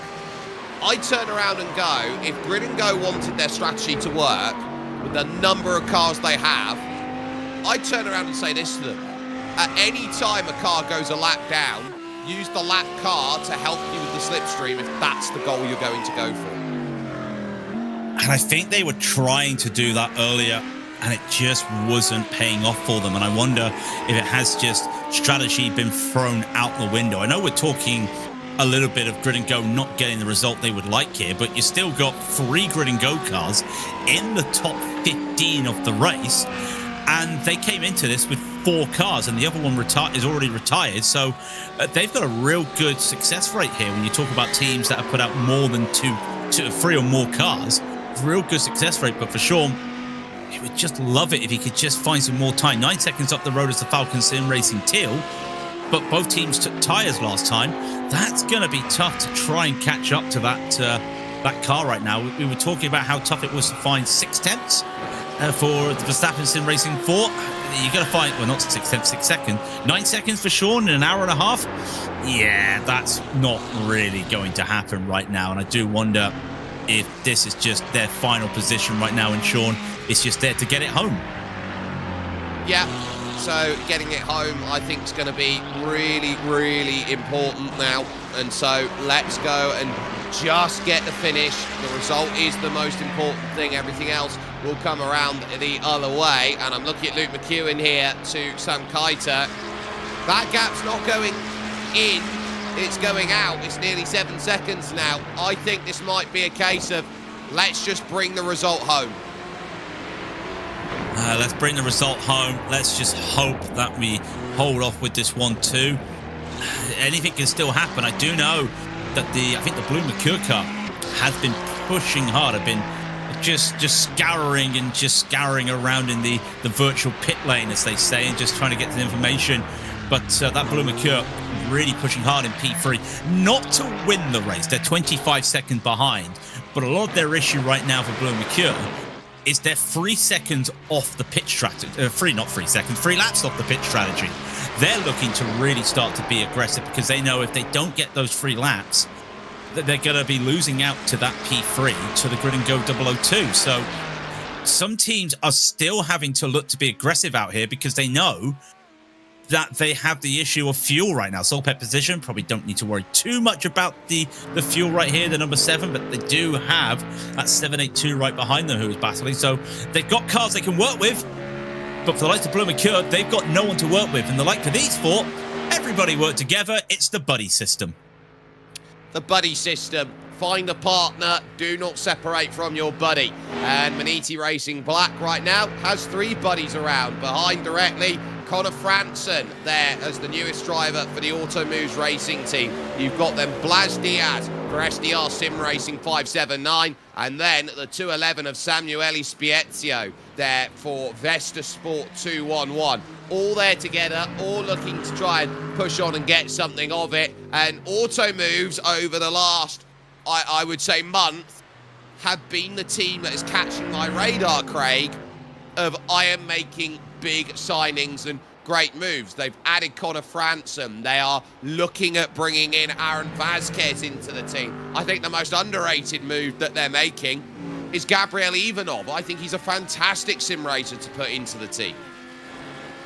The story I heard about Aaron going for Automoves was he wanted a team, he didn't mind who, he just wanted to be in the top split. And there goes the move. There goes the Automoves. They'll move ahead of Patrick Kessel in that Maniti Racing. And then behind them as well, Vesta and SDR go and flip position. Very, very weird to see moves at Lafanya, but all the teams are looking at it and they're starting to spread out a bit here. But that's what I heard with Aaron. And it just goes back to that whole thing we were talking about earlier. Drivers want to go to teams with a little bit more freedom nowadays. And I wonder if that's also a play by Aaron if he is going into Automoves. But at the moment, I think he's just there, not for the vibes, as they say, Jake, but just to still be racing in this top split and trying to be competitive and just also just enjoy being that competitive streak. Yeah, I don't think this is a cup of coffee move out there, and heaven knows how many cup of coffee moves that Aaron Vasquez has been in over the course of his career. But I look around at it and go, yeah, you are going to want to find somewhere that gives you the confidence, that gives you the trust. And I think that there are people in that organisation at Automoves that go, yeah, we're an up-and-coming team. We've got guys like Boris Lysen, for example, who has real-world ambition and is going to go out there and try and get it. I like what this team is offering on the table. I like what it's going to get. It's a Canadian-based company, Automoves. I think it's a glass company, very much like Autoglass. And it is going to be one of these competition teams that they are going to start making some noise. If you sign smart in sim racing and you say, right, I want this driver, this driver, this driver, and I want drivers who are capable, dependable, can get a finish, and can get ourselves to top split, absolutely, you will go a long way in sim racing and build the stature and prowess that you need. And, you know, the further along the line that you can do that, the more that you can do that, the more you will see some of the biggest teams in the world go out there and go and push it. I look around at this competition team right now and this field from where we were 10 years ago in this competition run, and I see only 2 teams, Craig, 2 teams that are here that would have been there 10 years ago. Those 2 teams are Verstappen Sim Racing, who would have been Team Redline, and Sim RC, and no other team. Yeah, no, I'm trying to think of somebody else that would be there, and I can't really. I mean, if they're racing. Yeah, if they're racing, I was going to say you could have argued pure racing, but pure racing merged into Verstappen Sim Racing, so you can't really factor them in. And I think that just goes to show longevity is such a rarity nowadays, not just in sim racing, but in esports in general. I think you have to circle everybody like that in general as the drivers will go by. And I just wonder, you talk about you have to sign smart. Well, this isn't Moneyball. You're not signing for analytics. You're not trying to just get the best team. You're also having to find the best team in terms of vibes. And I don't like using that word, but you want to find a team with a really friendly atmosphere out there. Because if you have too much of a competitive streak, you're going to have an unfavorable atmosphere. Yes, they all want to race to win, but they also want to race and also have some fun alongside. I think that's one thing that Verstappen Sim Racing's got, because how many times do you watch the Verstappen Sim Racing stream and they're not racing, Jake? They're playing Call of Duty or something together. You know, you want to have that camaraderie outside of the racing. And further to that point, how much more are we seeing the reliance of the sim racing driver and the sim racing team looking to be a commodity, in the sense that it's not, you know, let's monetize our brand. Oh, SDR, oh, back steps out, at last source, it's on camber as you go down. It's the connection to the little town of Spa, when this used to be a street circuit all the way until 2007, believe it or not. So if you want your street circuit hate, this used to be one of them. You wouldn't have liked Spa, it's a street circuit, but ultimately, this is something where you can say, for those who want to develop further and diversify the portfolio, the fastest drivers in the world, people want to know about them, people want to understand them, and this is what we're seeing. I want to understand this car, this track, I want to understand this series, I want to understand, you know, these people that are going in through and doing what they can.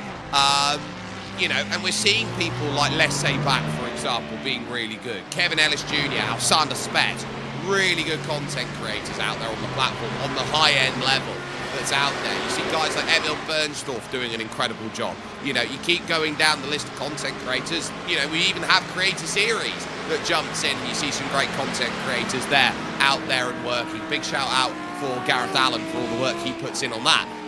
This is one of the greatest times to go out there and say, it's not just about being the quickest anymore. It's about being the quickest and basically showing off what you are as a team and who you're all about. Yeah, but before content creation, and I would say in the last couple of years, content creators, that Aston's really twitchy at the moment. The content creators have been a little bit, there's been a bloom in the last couple of years, and that's not a negative thing, that's a great thing to see. A lot more content for people to watch, for people to engage with.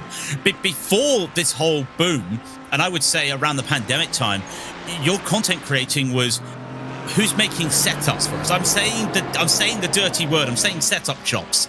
And that was where you would get a lot of your content creation, which you wouldn't be engaging with them, you'd be engaging them with help, and that's where you would see some of these people. So we talked about Pure. Remember, Pure made their own setup shop, one of the top setup shops, and they became into Redline, that's now Verstappen. You look at the Coanda guys, they were VRS, you know, and that was where you had a lot of engagement, was being the pro drivers that also then went and helped others by making setups. Now you see the pro drivers that they're not also being a little bit hidden in what they do. I remember a few years ago, Jake, you might remember this, pro drivers would stream their races with no audio because they didn't want anyone to hear that. I think we've come a long way now. I think people are a little bit more accepting of the pro drivers doing that content creation. Right. I'm going to put this on the flip side. There are certain professionals out there in the world of sim racing that will hide first week of a release of a new title coming out, their tyre inputs to try and show that they are the better time trial.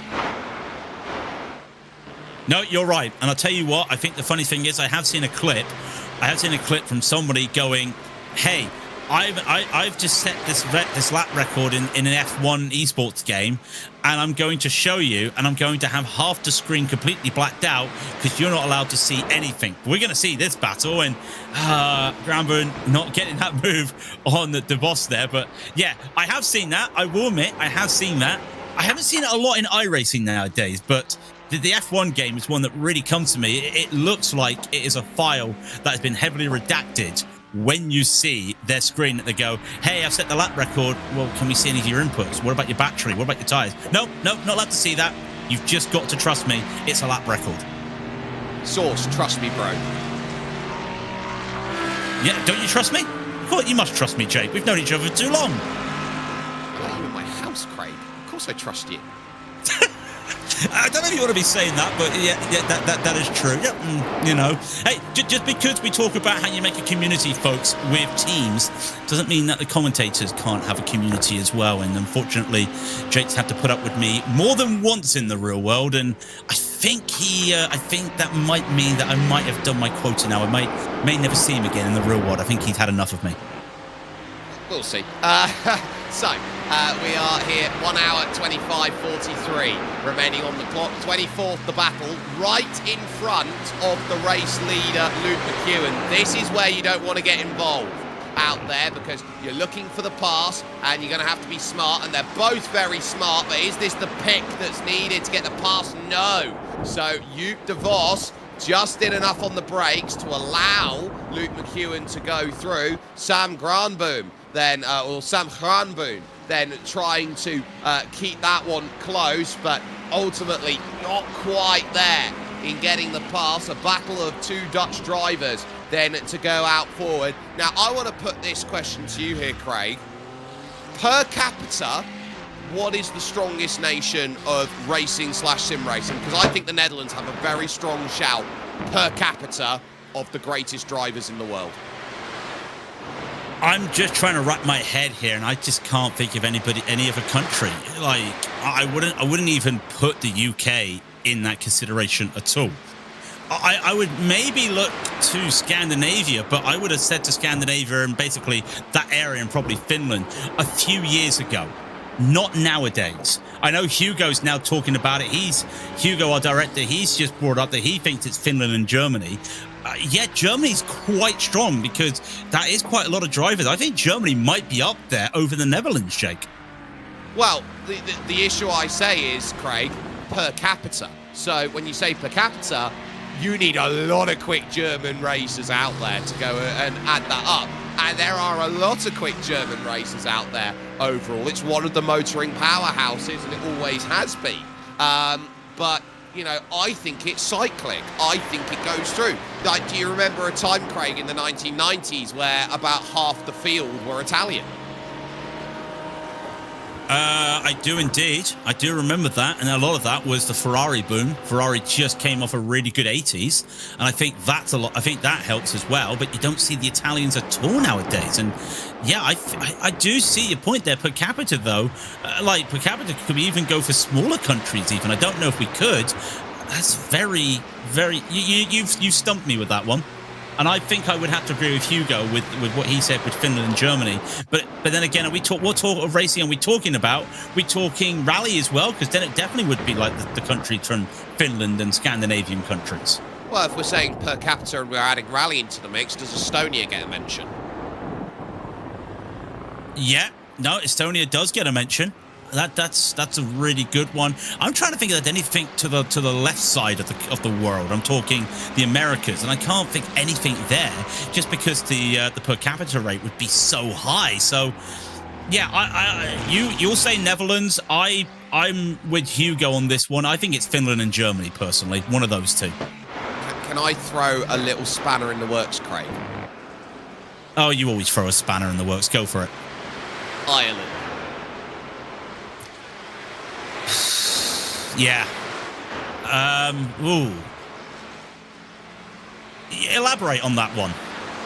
Well, all formats of motorsport count, right? Who are the top three drifters in the world right now? It's James Dean, Conor Shanahan, and Jake Shanahan, who are all Irish. I was waiting to see where the drifting came into it. Yeah, no, that's... Yeah, and Ireland is quite a small... You know, now if we said the Republic of Ireland, if we said Northern Ireland, sorry, that would definitely get the tick and be yes, due to the per capita being low. Ireland, yeah, that's not a bad shout. But aside from drifting, where else have they got racing drivers nowadays? There's not a lot of Irish drivers out there, I feel. That's not a knock at Ireland. I'm just saying, in terms of that, I don't think there's a lot of Irish drivers out there nowadays. It's coming. They've had a wonderful scholarship system that's come in from the team at... Oh, I've forgotten their names. I am going to have to scan my LinkedIn out there because there are some absolutely fantastic people I need to shout out. But Canto Chikure has gone from sim racing to a Formula V scholarship out there. I think a Formula 4 scholarship through the likes of the works that they have done. Give me about a couple of minutes and I'll be able to put that back together. But there is honestly some amazing work that has been done over in the world of Ireland to get some more representation in motorsport. Peter McCann comes to mind, the work that has been done. And Craig, of course, that comes through the work of RTA, which was a series that we had the ability to, I believe, for the first time ever, commentate together. It was the first series we worked together. I was actually just thinking that when you were talking that it clicked, RTA. We did something beforehand, but yeah, no, RTA was when we first were like, right, we're working together, and this Jake Sperry was like, you will do what I tell you. No, he didn't tell me that. He was a wonderful, held you my listened hand. well, Craig. He's a wonderful man, and he showed me the ropes. You know, I'm not going to give it. I'm not going to make him cry on the broadcast, but he's a wonderful man, and I'm talking about him while he's here. It's like I'm talking in eulogy. He's a wonderful man who shows people the ropes and helps them just get the best out of themselves when it comes to you just need to do this a little bit better. Because there's one thing I've always said, Jake. A friend, one of my teammates said it. Anybody can commentate. It's knowing what to say and what to do. That's the difference. And you know, just knowing what those right moments are just helps out there when it comes to commentating. Great shout, actually, from chat saying Australia might have the best per capita. That's a really good shout. New Zealand. Oh, Kiwis are interesting because there really isn't that much per capita, but when you know you've got a quick Kiwi, you've got a quick Kiwi. Yeah, I'm just trying to think. You look at it as well, and that they've got it. Look at the V8 Super Cups. Yeah, the V8 Supercars as well. You look as well. Some of them gone over to America. You look at it as well. I think you've actually got to put New Zealand there. Australia is a good shout. I know someone said Denmark. Not entirely sure, but yeah, I think if we're going to say per capita, I think New Zealand's got a really strong shout now. You think about it. This is one which you can file back in the bank here, ladies and gentlemen. Have a little think about that in your own time. And go, I would say, if there are any staff members from iRacing who are listening in right now, waking up this morning in Massachusetts and going in, I would love you to pose that question over social media to absolutely anybody who's listening. What is the greatest country per capita for generating great racing drivers? Because I don't think that it is an open and shut case question. I think it has to have a lot of reasoning that goes around with it, as you the boss pit for Solpet Precision Racing. Cisco, good morning. We've got some work for you to do, please. Can we get hold of Cisco, Jake? Can we just clip this and just throw that to him? He'll probably just put that onto the social straight away. Actually, it is a really good question. You know, and I do like that once again, thank you to those in the chat giving us that little bit of input. We always do like hearing that. It's not us doing the age old favorite, what's your favorite motorway station that the joke is from British radio, but it is just one of those that really just make your brain start to think a bit, because it's not a straightforward question. It's almost like what's happening in this race, because this isn't a straightforward question of who's going to do what. You've got the BS Plus hybrid car here. They were 3 minutes in the pits altogether when getting that repairs done after having that moment there at Double Gush. Now they're battling Zenith. They're a few laps down, but they're still out there. Give them credit. There's an hour and 17 to go, and I think we're at the stage where if you crash, you're not just going to call it a day. Just get out there and finish the final hour, it feels like, and that's what they're doing right now with Tobias Pascoe in the car for BS Competition. Yeah, Zenith Esports, they are wanting to get by now, and they have Raul Pellicero behind the wheel through the fabled Blanchimont corner and over towards this final chicane, looking to try and get this pass down onto the inside, and it's close, but trying to work it around the other side. Oh, massive kicker wheel spin off the exit for Pellicero. That is just the case that the eyes boggle wide for Tobias Pascoe, and you go, oh, I want it. That very much was a case of not enough room to cover off that pass. That very nearly was a side swipe. This one could get ugly in a heartbeat between them, and they're going to have to use their sensible heads now instead of their I just want this pass move. Big cut over of aggression from Tobias Paschko again, but now comes the climb up the Kemmel for Pellicero. These two, remember, you got to finish this race, and look at the light flash from Pellicero. He is enraged. Yeah, he's thinking, what was that? I understand that he was trying to go for a little bit of a block there to try, well, not a block per se, but a little bit of a cover off the line. Just did it a bit too early there, and that could have actually been a big-time incident there. And probably, I was just saying, you got an hour left, you just go and finish the race. That might have just put them in a state that they were going, no, I don't want to do this anymore. And that could have just been a big moment, and you can see the frustration. And I think that there's that age-old adage that you get on ovals. You're battling for 34th. You don't need to be that aggressive. Well, you're still battling for bragging rights here. You just got to just be a little bit more sensible in what you were doing. And I wonder if that is the 189. I know that Tobias wasn't in the car at the time. I wonder if that's just a bit of frustration that they were having a decent race and they got taken out a little bit at the double gauche exit here. About half an hour ago. I think they're just a little bit frustrated after what happened. Yeah, that's putting it mildly. I would look at that for BS Hybrid and Zenith and go, yeah, can we just sort this out in an hour and 15 minutes and go, look, we'll have the apology here and the apology there. But really, I don't see what Zenith did wrong there. I just thought that was a move that went wrong. And that is just, you know, for a driver of Tobias Paschko's talent, the Czechian driver, I think you've got to turn around, look at that and go, yeah, you're fighting for 34th position. Do you need to be that aggressive? Well, it's a position at the end of the day, and I've just made an overtake. And he also knows that these are the free cars that, well, in theory, they'll be battling to the end of the race. I say that, but Zenith did not take tyres last time. They'll probably take tyres in this next pit stop coming up, and I wonder if that has a little bit of factor to it where tyre degradation is starting to kick in, because this 189, Tobias is going to have a little bit of a different strategy to end the race. They may even need to splash and dash. I think they might be all right, actually, because remember, they were off schedule after having to take that emergency pit stop, really, for all the damage. So I wonder if there is that there. Zenith happy enough where they are. They got Matt Performance right behind them as well. Another Audi right there. And just look at that, though. It's just great at the end of the day to see that we still got 42 cars from the start of the 59 still racing out there just to get to the end. I just do like to see that, Jake. I don't like seeing races where like the final hour or 2 hours is just with 20 of the 50 cars. It is nice to see drivers still out there because there is still goals to be had. Absolutely, and I think what is critical is more and more we are seeing here from sim racing. These long races aren't about, I'm just going to go out there and win it in the first 5 minutes. I think this is going to be one of those where, look, you've got to give yourself a platform. Everybody here, you know, it's almost like when you're out there in the snow and you've had a massive snowfall and you know that you've got to drive about an hour to get there. Every other driver on the road is there to help you out. We're all a team.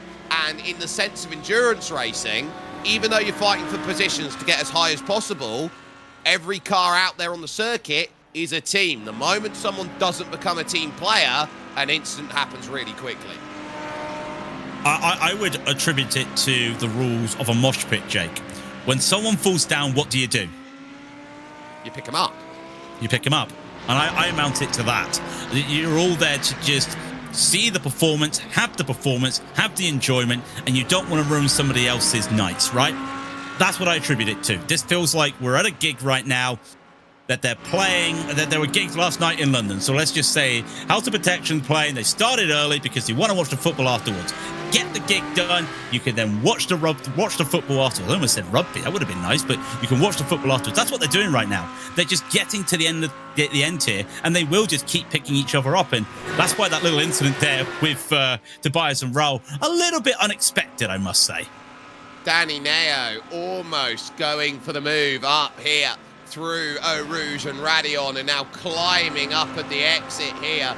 Danny now knows and understands Raul Pellicero is the one who is under pressure and wants to try and move on by. It is Lamborghini then versus that Audi that goes sailing on by and says, yeah, Matt Performance are going to go and take that pass. Very nice result, very nice pass. They now get up to 35th, and they now find themselves +6 for the day.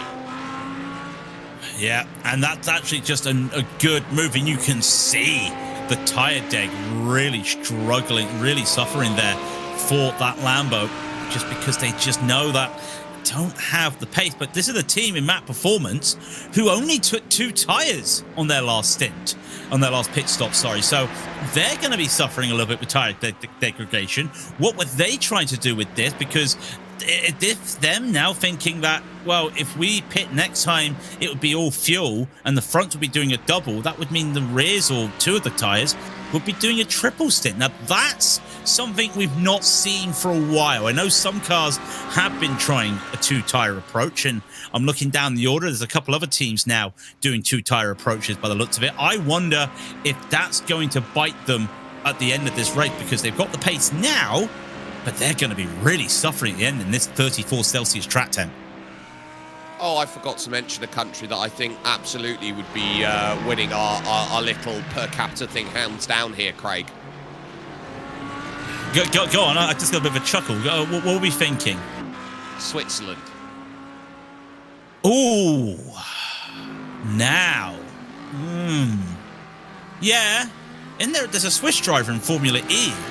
Buemi. Is it? No, Buemi's not Swiss, is he? He is Swiss. He is Swiss, yeah. Why was I thinking he's not Swiss? Yeah. So, yeah, Buemi's there. I'm sure there's a couple other drivers from Switzerland. Oh, Crazy when you think that. Yeah. Swiss drivers.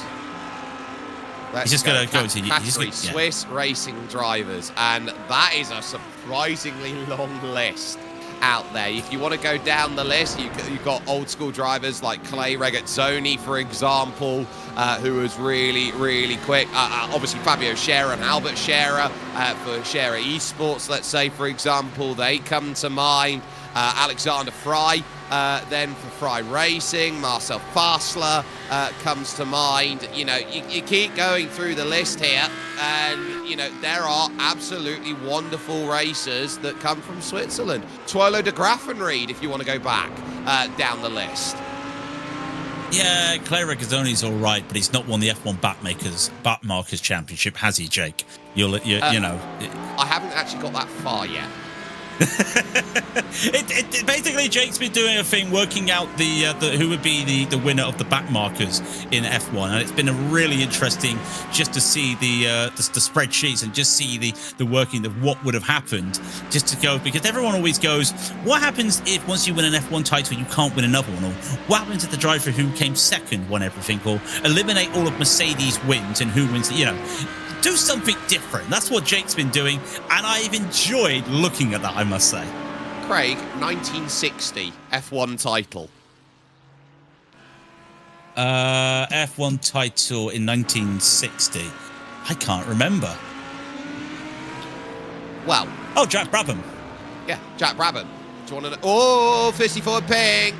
Oh, my goodness. I've seen something there for about an hour and a half, 3 hours ago. So they're not going to be too happy about that. I wasn't on the right thing because I am very, very distracted now by the back markers. Right, for the moment. That's going to be something fun. Hour 7 and 44. But if you want to do it as a backmark championship out there, Craig, 1960, Jim Clark. That's just madness when you think about it. Because you look at also who was there, and he did actually have, well, Jim Clark was such a great driver, but I'm looking at your spreadsheet, and yeah, it didn't finish at Zandvoort, didn't have a good race at Spa here. The French Grand Prix wasn't very good for him. He did not have a good year in the 60s in that Lotus.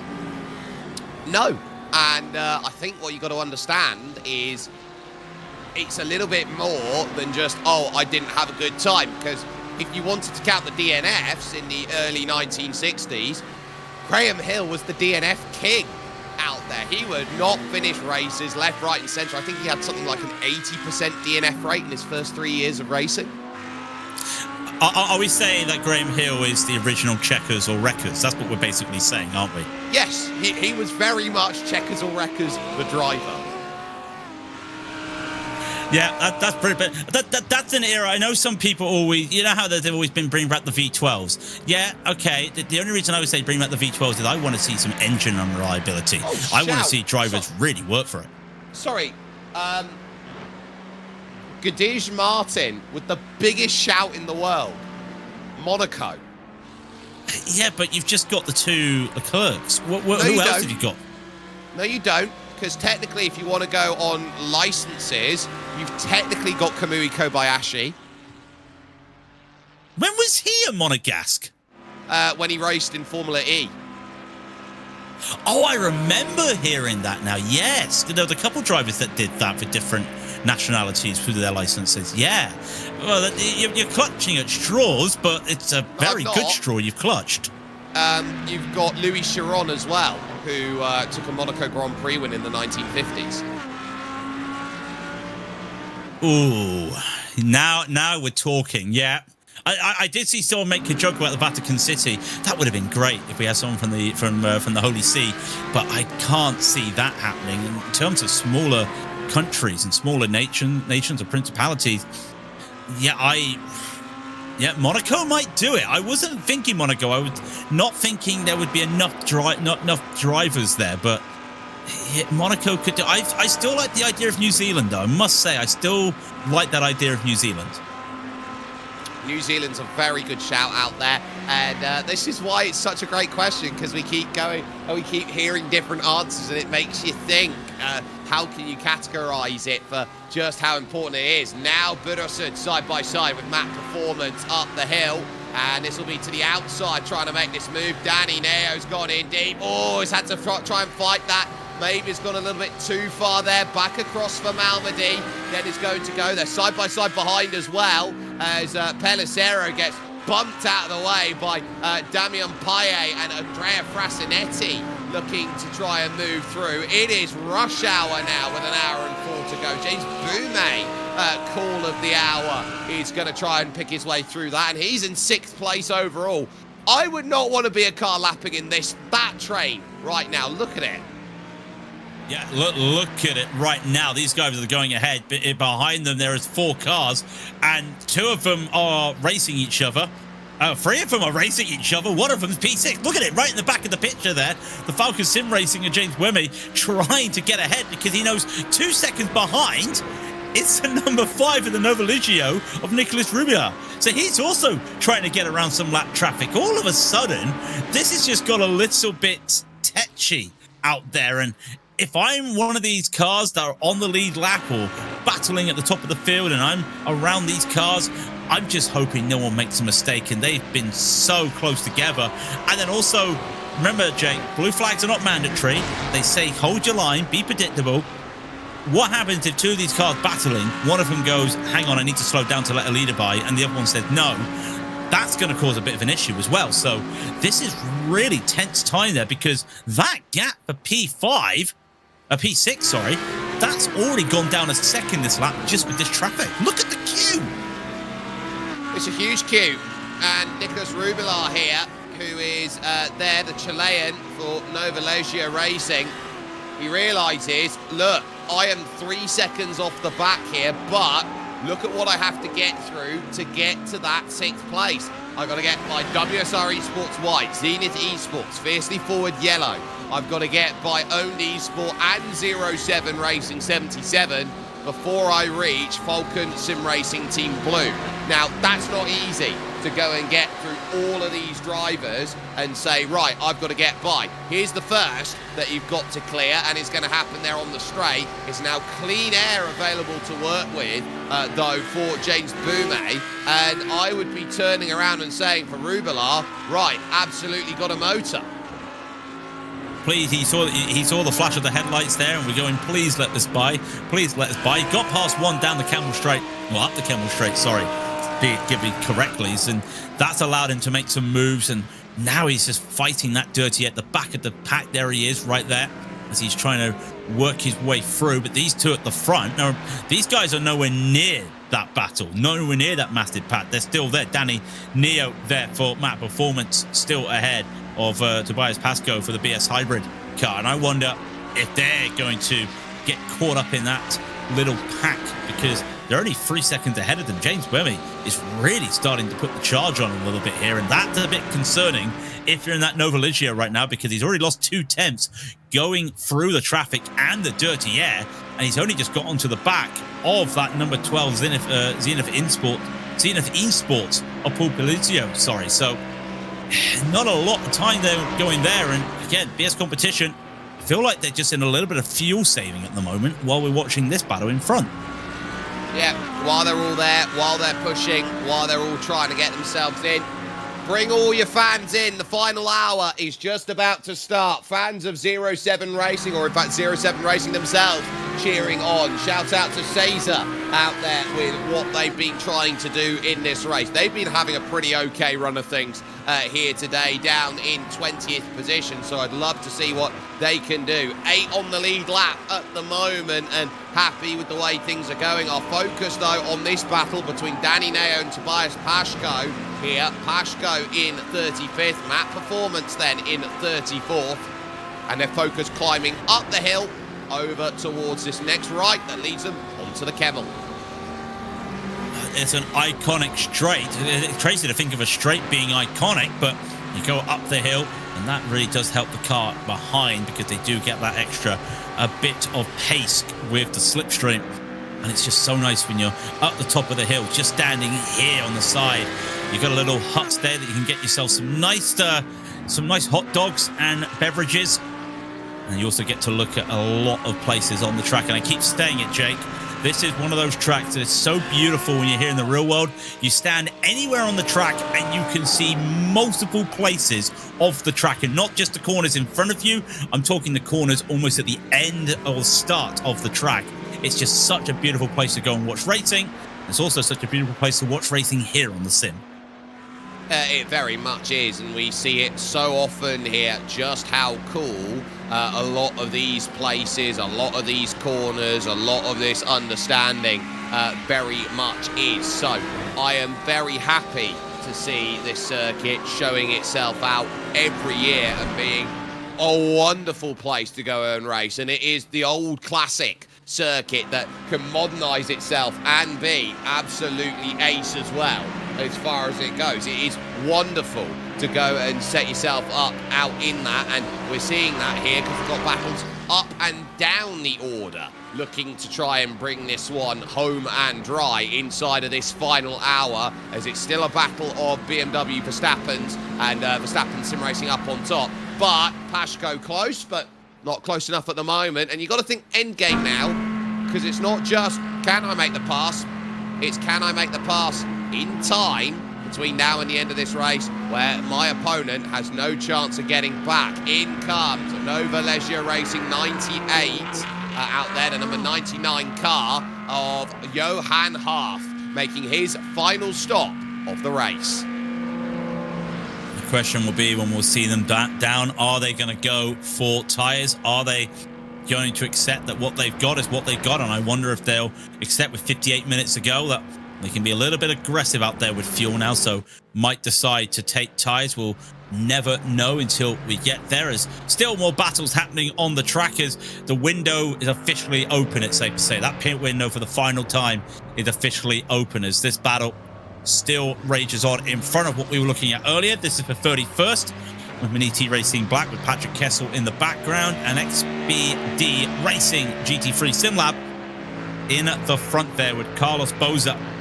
And I'm just looking around, and Maniti, remember, they had a longer pit stop last time as they were getting some repairs done. And I say repairs done, we just missed it. I gotta laugh at some good timing there. It's almost like Hugo just changed the camera because he was trying to censor some nudity, because that Maniti car had a bit of damage on the back of that car. Let's give them a little bit of privacy then out there on circuit for a little bit. Let's put it like that at this moment in time, and take a look at Veliziotis here running in to take a pit stop. Yeah, and this is a real good, but this is really good, though, by Bleu Mercure. They are going to be the first car to pit in terms of this top 5, so they'll have to take a little bit more fuel on, and that's important. And are they doing a driver swap for the final? They are. And Ate is in the car. That is putting your strongest driver in to try and get the times down, because they know they're about 3 laps short of the schedule that everybody else around them were. 3 laps in terms of fuel around here. That's a lot of time extra in the pits, because they're not looking at full stops now for some of these cars at the front. They know that whatever time they have lost here, they're going to have to make up on the track. And if you've got that, you might as well put your 11K driver in. You might as well put one of your best drivers in the car. Ate's in the car right now. That's a smart move. And it's no tyres either. Fresh driver, not fresh tyres. That's usually a no-no. You don't usually do that. But, Craig, I'm going to turn around to say this. Once you understand all of the rules of engagement out there, only then can you start to play and break them. You can't break the rules until you know how to play by the rules. Yeah, that is true. That is true. You have to then start, and you also have to dig into your bag of tricks. And I wonder if that's them just going into their bag of tricks to try and find something to go for. Here's Nicholas Rublia as well for Novoleggio. WSR behind, also into the pits, and they'll be getting their final stops ready. Remember, that's lap 594 for all these drivers. 595 they're going on to, so they're going to be a few laps longer in terms of how much fuel they need to take in. But again, they are looking to, I believe, keep the same drivers in both of these cars. They are indeed. So not everyone's making those swaps at the moment, Jake, but in this situation, sometimes you need to make those swaps because it's so important. Grid and Go 002 now into the pits. Dino Lombardi, this is the battle for P3, because if they get a good jump here with the pit stop, they might extend that lead over Bleu Mercure. They could. And this is now what you're looking at here. These stops make all of the difference. They follow Julien Van Buel into the pits for Maniti Racing Purple, but Lombardi here, taking all of it that he can in terms of keeping the high speed up on the pit limiter and running in for that stop. He'll be eyeing up where is Bleu Mercure by comparison, and how much fuel do I need to take to the end. They have been siphoning off stint after stint after stint after stint. How close is it going to be? Kalpanen is making his way to the final chicane right now, and with a podium on the offing here, Dino Lombardi is going to need a fairly quick stop. They're going to have a driver change. Nicholas Lux is going to bring this back, the Monegasque driver, then to bring it home. Another one to add then to our little per capita debate as Kalpanen rounds the last horse hairpin. I think we're going to be seeing third place go away. Here is Bleu Mercure and Ate Kalpanen down the hill, back up the other side. Sia in the douches, and just like that, up into third once again. Great recovery, though, from Bleu Mercure to make that move. And where is Grid and Go? Should be going. Should be. Have they taken tyres? They've taken tyres, Jake, at this stage of the race. Very questionable, because we talked about if you didn't take tyres in the last stop, you have to set yourself up for tyres this time, and that's what they've done. Have they just decided that the podium's probably out the window? Let's get the car home, because they're not making 30 seconds up in the space of 53 minutes, let's be brutally honest. I think that's just them accepting the battle might be over, and they'll just have to accept that P4 is all they're going to get. Top 5 is going to be huge. There is the number 4 car that just buzzes the tower by them there of Sun Kaitert, and that gap, with 3 hours to go, it was 0.3 of a second. With 52 minutes left here at the front of this field, Craig, it's 10 seconds.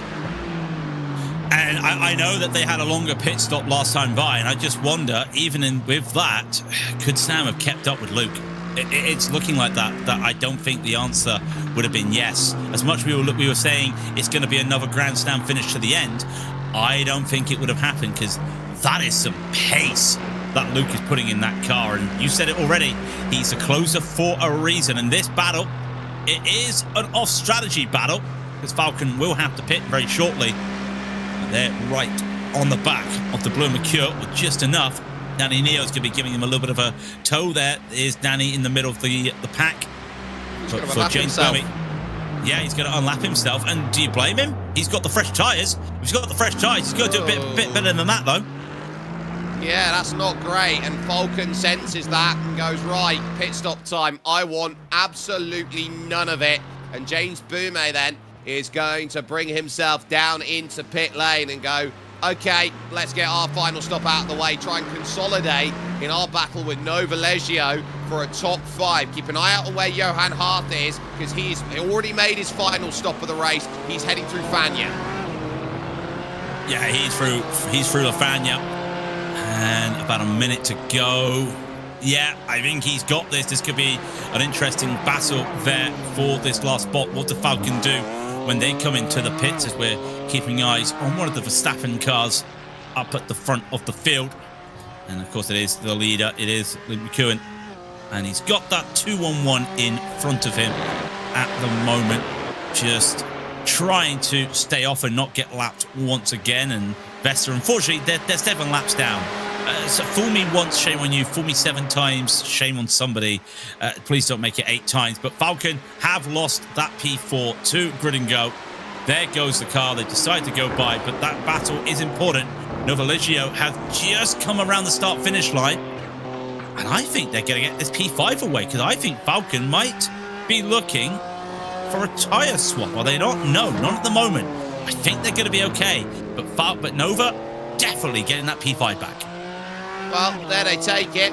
And Nicholas Rubilar is just behind in the number 5 where the battling had been. So is it going to be both potentially that go on by? Answer's no, because Boume has left pit and it's up to the Kemmel straight already. So that is going to be somewhat for them of what they're looking at. So they'll return in 6th place out there overall, and they will realise that in terms of their running, that they have just got to keep up the cadence, keep Nicholas Rubilar away, and hope there's a way to get to Johan Hart to stop a top 5 for Nova Leggio Racing, and they will be really happy with a top 5 at Spa. I think that will say job well done out there as far as they go. So I would be very excited to see how that is all going to kick about for them as they look to push on through. Craig, I'm going to turn to you. We've got 49 minutes left in this race. There's 520 plus of you watching over on YouTube, and more, I'm sure, over on Twitch.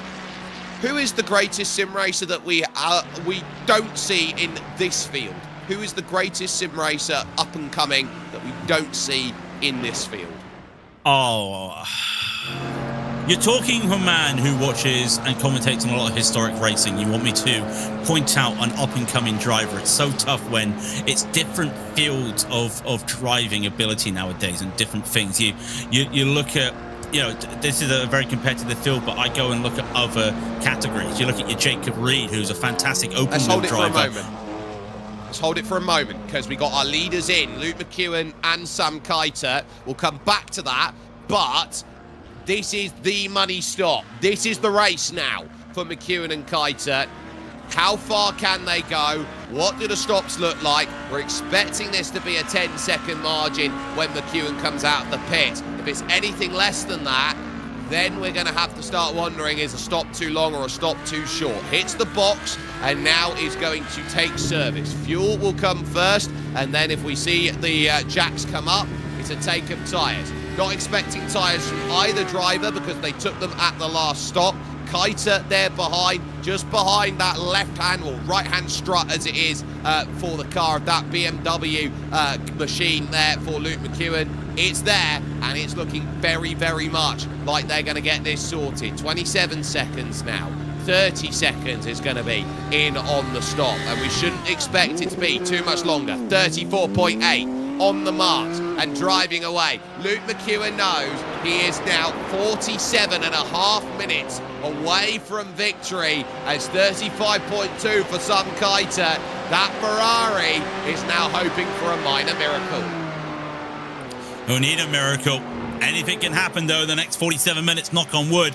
They're into sprint category right now, as I always joke. They're in that level now where they're basically putting in what they've done in 40-minute races over the week and just doing that to their advantage to push on and see if they can make this. Can Sam find 10 seconds in 46 minutes? You can do the maths. We've got 20 laps to go. That's a second a lap almost, even more. It's just half a second a lap, sorry. It's just a little bit unachievable. Gonna need a little bit of hope. And I'm looking down the order. In terms of the top 10, just one more team left to pit, SDR Sim Racing. They might fall out of the top 10 after that. I think we are here, and it's now time to tell the drivers, bring it home. It very much is. Craig, let's go back to that question that we had just before Verstappen Sim Racing decided they wanted to pit in. The best sim racer in this field that is not currently racing the Spa-24, or an up-and-coming sim racer to keep your eye out on? Oh, that's really tough. I'm gonna actually say one. You know, I'm gonna say one that I think you might go. I know you're gonna say that. He's gonna like this. I gotta give eyes on a content creator known as Andrew Petty. We know him ourselves, Creator Series winner, won the Creator Series 500, and he's coming leaps and bounds. He's more of an open wheel driver. He doesn't do a lot of GT racing. But that doesn't mean you exclude them because he drives something that isn't in this field. I think if he could transfer those skills over to a GT, he would be quite competitive. He is a competitive open wheeler. Definitely one of the drivers I look at. I look as well, Jacob Reed.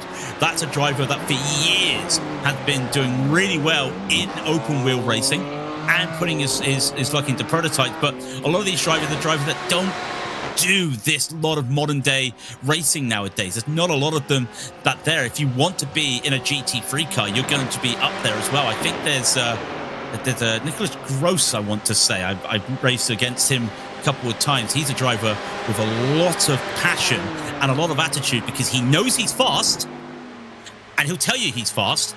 And you think, well, you're just saying it. He beats you and you realize, oh, he's fast. Yes, and he's one of those drivers that really could be coming up to this field sooner or later. Do you want to hear my name, Craig? Go on then. Kevin Foster. Well, we're going to lock these answers in a vault. And when we're here next year for the Spa-24, Hugo's going to bring open the vault. We're going to open the envelopes and we're going to see how right we were. Well, one thing I do know of my pick, if you've ever watched Super Formula out there on iRacing, and I implore you that you do, because they are absolutely incredible machines. They drive wonderfully, and it is a category of racing in Japan that is awesome, and a category in sim racing that is awesome as well. There are many quick drivers, but Kevin Foster is consistently over half a second quicker than the field in qualifying, and constantly winning any race that he sets his mind to. He is a former FIA F4 France driver where he picked up a podium. Didn't quite have the biomechanics to go out there and get the season that he's wanted. But I've heard, Craig, he's putting together the money for another real-world drive. And by goodness, with the pace that he's got, he is lights out, I think. One of the best sim racers I have ever seen. Well, I honestly, with your experience, and for those that don't know, Jake's got a lot of experience. And if he says that that's a man you've got to look out for, that's a driver you've got to look out for, listen to him. This is your Mel Kiepert NFL draft thing. Who the hell is Jake Sperry? We know who you are, and you've proven it time and time again. If you're saying that is a driver to watch it. And I wonder if we will be seeing some of those drivers going out there. And if actually you're saying that he might be getting a real-world drive again, you'll have to link me to that because I'll be quite curious to see some of his racing down the line. I would do as well. And honestly, when I get information, I am sure that you'll get there and do really well. And that is your call if your team's looking for the next big sensation out there. You know, do listen to us. We do sometimes talk a little bit wrong, but we do look at it and we have a good track record. So be out there and smile. I remember a time where I called Sebastian Joe moving to Core Motorsports. I know I'm older than you, but I am going to say you're showing your age because you've been here for a few rotations of the sun on iRacing. I've got to say that. I actually remember, though, you look at the grid and go-kart drivers, I remember some of my first broadcasting gigs on iRacing. Sean Campbell. You look at Tim Matskey as well for Maniti. Some of the Maniti drivers. Jesse Jones as well. Back for a team that was, remember RSR Esports? I remember calling them those drivers, and here they are 6 years later doing their racing here in this top split. So I don't have that legacy that you do, Jake, where you've called on a driver that you first saw now in the top of the race, now dominating. But I've seen some of these drivers from when I started, and it is really nice to see how you leaps and bounds. And you do feel like you're a little grandfather now, just going, oh, look at them. They've all grown up now. No, here's my issue after being around sim racing, which will be marked 11 years in a couple months' time, which makes me feel really, really old in sim racing. It's when I turn around and I go, oh, I've not seen, for example, Santiago Baztarica as a driver before, the Argentine for SDR Sim Racing. And I turn around and I look and I go, oh, you're a 7K. I had that moment earlier on this season with Grid and Go going, oh, I've never seen Hideo Mamasi in a race ever in my life. How much iRating has he got? 10,000. Well, I guess I'm out the loop. In all due fairness, though, it's crazy how when I first started in iRacing 8 years ago, Max Maneke was the only 10K driver. In fact, he was 11K at one point. Remember that? Remember how it was just Max? It was Max on his own. No one could come near him. And then all of a sudden, in the last 3 years, it feels like 10K is like being Super Saiyan in Dragon Ball Z. Everyone's got it all of a sudden. And it doesn't feel like it's got that. It's still got that little aura around it, but it doesn't feel like it's there nowadays. It feels like everyone is up there now with those high iRacing. I could give a shout out as well to Tyson Meyer. He got 8K. Like, hats off to him. I think he got 8K or 7K. He lost it, but he worked for it in a week of work. I know Jesse Jones, we talked about him. He gained 1,500 iRating in a week once on Ferrari Fix, Jake. It's just, you know, if you put the time in nowadays, it's so easy to farm the iRating. I'm not saying that's a bad thing, but it's just because everyone is now doing it. There is so much participation out there and so much competition that the share of iRating is quite high nowadays. Well, I turn around and say this. The more drivers that are in the pool, so the more people that go and sign up to iRacing, and for example, you can get 30% off now on a brand new membership with iRacing. I'd implore you, go and get your deal now out there. Go sign up to iRacing if you're here and you're umming and ahhing, do it now. The more people that are in the pool, the more there is for you to collect. And so 13,000, say, for Aaron Vasquez is 3 years ago's 10,000, is, you know, 8 years ago's 8,000, 7,000. You know, I remember a time where Jimmy Broadbent would have this take, and just to get the bingo off the card, no, we got no Jimmy Broadbent here either. Jimmy Broadbent had the take. Man, I really miss the days when 3,500 iRating would get you into top split. I remember when I started doing oval racing, I was told it gets serious when you get 3K. Never got there. I was close to it, but you know, that was right at the start of the pandemic as well, and it's just absolutely gone high. I remember when there was a time when RaceBot here has Owen Carroll trying to get past some lap traffic. Oh, little bit of a touch. Owen, well, that's a bit unfortunate there. Small moments there, trying to get through the traffic, and traffic says no, trying to do it around the outside. He is battling for that 17th with Maniti Racing Green out there, so he's going to have to do it all over again. But no, I remember, Jake, back when RaceBot would used to do like an IMSA race on a broadcast on a Friday night, you'd have people saying, I can't get into top split and I'm 5K. Well, you can't get into top split if you're 6K right here. Or 7K even. You know, if you've got a multi-class event nowadays for a special event, you've got to be lucky that you're in the 9K range to get into the top split. And look at the strength of field for the qualifiers for Porsche. I've never seen a 10K strength of field for a field that big around here, but we've got there now.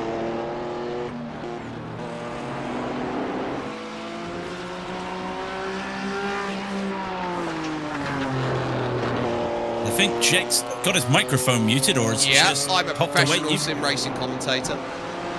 You do this for the real world. You should know where the mute button is. I must say, I must put that slap on you. But yes, you were saying I before do it in you the real world, and I accidentally still don't know where the mute button is. So, you know, I had a moment, believe it or not, where I didn't realise I pressed the mute button, and then I went to press the mute button again and unmuted myself and asked a question. I've done that here. I will admit, I've done that here.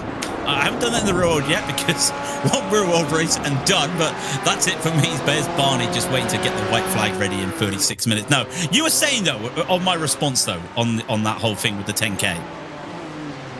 Yeah, so my response on the 10K is very much this, Craig. How amazing is it that within a lifetime, within, 10 years, we've gone from, oh, it's only Ty Majeski or Maximilian Benneker who can get themselves to 10K to going, yeah, we can have a race where 10,000 is the average. That, to me, is something really special. As Maniti Racing Black still fighting hard with the 579 SDR sim racing team. Blaj Diaz trying to chase down Patrick Kessel. And what a perfect leapfrogger you have if you're SDR sim racing. Johan Haaf, pull me along on the tow rope. Pull me. It's like he's basically there, like, you know, when you get you're doing the wakeboarding on the back of a boat. Just hold the rope and just bring me along, and that's brilliant. Johan as well, great person to work with because he has been one of those drivers before that. He has been a coach, has been a setup shop member. He's been a coach. He's got that ability to have the idea of just showing people, but up in front, they're not going to have to worry too long because, well, avert your eyes, Jake, when they come around the corner. Here's the Maniti with the, oh my dear word, it's got no rear. It's a little bit naked at the back. Well, Patrick Kessel's trying to lift this one home, and that's going to be a place gone. All of the exponents there of the exhaust and all of that underneath then is in play, and Patrick Kessel knows. Yeah, this one is quote-unquote drivable. It doesn't have a black and orange mechanical flag that mandates coming down in to deal with the damage, but it is still clearly damaged, and it is not running at 100% right now. Got some wing damage, so on a track like this will really limit your speed. In fact, their last lap was a 2:19.034. That's 2 seconds slower than what the SDR car in front was just doing. And you look behind, they've got a car 4 seconds behind them, and then another car 7 seconds behind that, 7 seconds behind that, 11 seconds behind that. They're here in 35th. They'll be lucky to finish in 40th place right now, which does sound crazy for a car still running with 33 minutes to go, that, hey, we're in 35th place, but we may not finish here because we don't have the pace because we're limping this car back. I applaud him, though. The car is still there. You get to the end, then whatever happens to the car. So kudos for keeping it going, because I reckon that would have been a couple minutes of repairs had they tried to get it fixed. Yeah, so they are going to try and survive that way, and I think they are going to save time by going about things this way and managing with what they've got. Questions that come in, of course, Verstappen Sim Racing is just Team Redline, right? Yes is the correct answer, because Verstappen Sim Racing is the rebrand of Team Oh, hello. That is a piece of wing down there. Someone has gone into the wall. I think it's RC Car Shop, because I've just seen them go into the pits, and yeah, it is indeed. And they've actually, I think they've actually come together with somebody. I think somebody else has been caught out in this, because there's another car going slow on my list, and I think that's the Core Racing by GB Controls, the 92. So something's happened between those two cars. Definitely been a moment there on the exit of Double Gauche, and I wonder, have they come together? And yeah, they have come together. Benoit Lepezinek is the culprit here for Core Racing by GV Controls. That is the number 92 car that is currently running 6 laps down in 59th position, that has run into the troubles. And Double Gauche is the most loaded corner on the circuit as you go on through that. And ultimately, they've lost the back end. And that car that we were keeping a good focus on, RC Car Shop Esports, who were 282 laps down, Craig, ultimately just get slapped again going, not your race, lads, not your race. Yeah, I think it's just time to just put the cars on one side and just call it a day and just enjoy watching the last 32 minutes here on the iRacing channel, brought to you by all of us on RaceSpot, and just get that, just see this really good finish at the end. And I wonder if we're going to actually see the history at the end. That's unfortunate by both teams, though. Just a small mistake, and it just opens up a concertina effect there, and not what you want to see. You want to see everyone go by, but that's not the first incident we've seen at Double Gauche in this race. It's not even the second incident. We've had quite a few incidents there because that load, the cars have just been giving up at the end there. And you look back at the start of the race, Jake, there was a little bit of puddles on the exit of Double Gauche, and I think that was also hindering some drivers. And now it's dry out there, but it is still a little bit lethal. And remember, not only is it just all that load, Jake, that curbing on the exit is raised. Go over it too much, you do upset the balance of the car. Craig, I want to play a game with you. Oh no. Oh no. Where is the Curva Pool Frat? Oh. I'm not looking at a track map. I think I know where that is. Isn't that the corner after Stavlo? No. Oh. Because the Curva Pool Frat isn't actually a corner. Actually, let's get this first. RC car shot.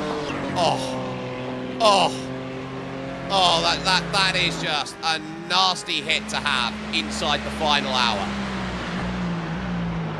Oh, that's, yeah, and it was the fact that, in all due fairness, RC Car Shop know where they could go. Once you're committed to a line at Double Gauche, you're committed. You can't change your line. Not in these GT3s. You just don't have that downforce. You don't have that balance. You're having to have all that load on the car. The transfer, it just does not work. And that's so unfortunate. There's nothing they could have done. They're in the pit. Core Racing still going, by the way. They've got no rear.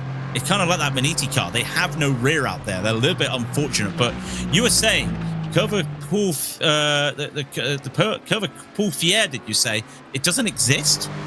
It does exist. Well, let's show you now that we're on board. We're going along here over towards Fania. We'll be at that point at the moment. So we are then with Ryan von der Grijp at this stage for Beniti Racing Green, going through Fania here through the left. Now you've got the campus corner here, which is this right, and what is colloquially known as Stavolo corner here, the next right that comes along. So you go through Stavolo, and now you're in the Curva Pool Frat.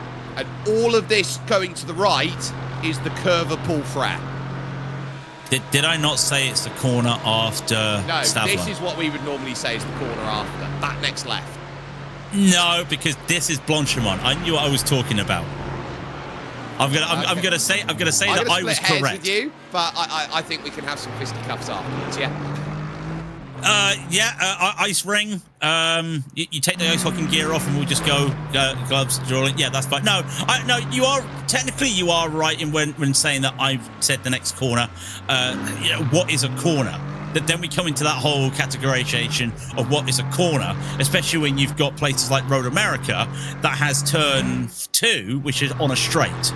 So we're coming to that stage. What is a corner? And I do know that technically it is a straight, but there's a bend to it. So is that a corner? I would say yes, that's a corner. So that's where we split the hairs. It's a definition of what is a corner. Well, I split the definition, Craig, by the official Circuit de Spa-Francorchamps access map. Okay. I understand, yeah. And so as I look at it, turn 14 is labelled as Campus Corner. Then it's turn 15. Then it's Curva Pool Frat. And then it's turn 16. Now, for anyone that needs to know, Jake always uses the racetrack track maps. I will go and find something else, and that's usually where we get a little bit of difference, and we're having to match up our corner names and make sure we got it right, because some places will have old corner names, old corner numbering systems. So if Jake's found this, just to tell people, if Jake's found this from what they call it, from the official track guide and the official maps that the circuit provides, I cannot fight him, because he's right. He's basically got the Bible when it comes to the track map. Cannot fight you there, Jake. Unfortunately, I have to tip my hat and say, bravo, sir, you have bested me. Well, through the curve of Paul Fran, which is not a corner out there, believe it or not, goes Owen Carroll and Ryan von der Rijp into turn 16 and turn 17 of Blanchimont right now. This is where you're starting to eye up, can I get another one here? This for that 17th place. Oh, Owen Carroll closes up, but he's very early on the brakes. Look how much Florian Dirkop then hits the brakes and goes on through and says, right, how do you go? Turn 1 at Imola is not a corner. Technically correct. The bus stop at Watkins Glen, somehow not a corner. Oh, big move. Down the inside, turn 1, don't see it often. Carroll trying to go for it. Von der Rijp with, get this, Craig, on the outside. The Rijp to go and drive off the exit. Oh, stop it, stop it, stop it. Get the run, though, and that was a little bit of an excuse me move. Another excuse me move going into La Source there at the start of the lap by a BS competition. Got the run, though, because that was a little bit of a mistake there by Ryan, having to use that pace, and Owen able to just lift off and use that slipstream straight in, call as you like, gets that move done. Here's a driver that we haven't talked a lot about for a while. Great to see Owen still out there. You know, he's been around the block a few times in terms of teams, and that's not his fault. He's just been unfortunate. Great to see him still out there with the BMW MBS competition car out there, still battling. And well, again, they would have loved to have a good result here, because BS technically do have wins under their belt here in the 24 and in special events, but just not their day today.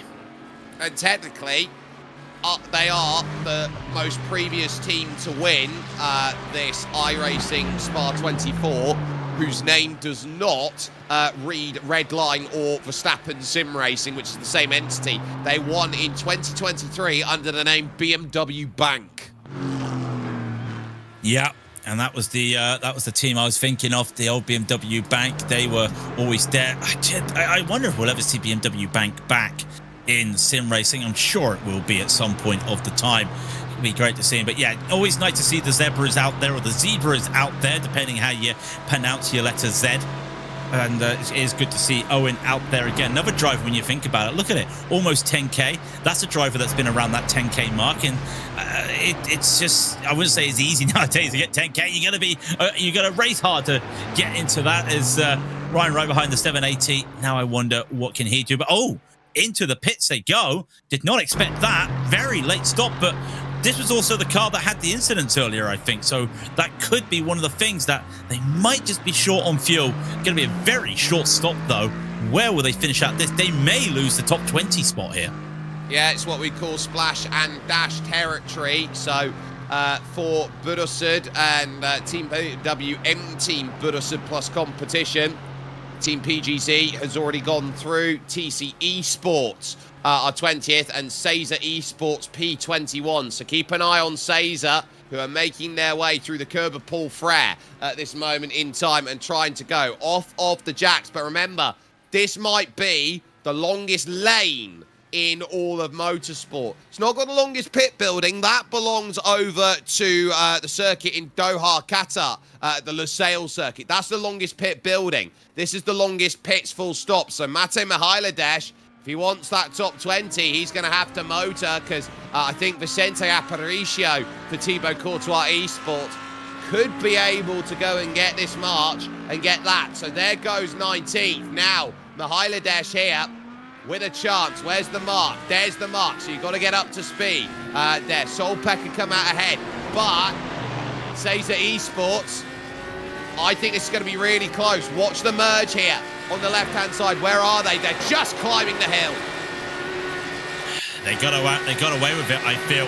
Owen didn't even need to take tyres there, so might be able to pull ahead here, but the gap now between them and TC Esports, well, 9 seconds. So this is going to be them holding in for that top 20. As I joked earlier in the light last night, top 20 is when you start to hear Aussie Greg saying you're in the top 20 when you come across the line. So that's going to be a strength and bounds there but Owen gets ahead 22 minutes to go. And Jake, you said one of the longest. Me and Alex were having this talk last night. He found out this is not the longest pit lane by not 8 meters, 6 meters apparently. It's not the longest. Okay, then what is? Do you know what? My mind's gone blank. He did tell me. I couldn't believe it myself, but apparently it's not the longest. And I thought, does that just mean, does he mean the Spa lane, the Grand Prix pit lane? But no, apparently the Endurance is not the longest pit lane in the world. Cannot remember what he said. You'd have to find it on the VOD, but he said it was 6 meters short of the longest.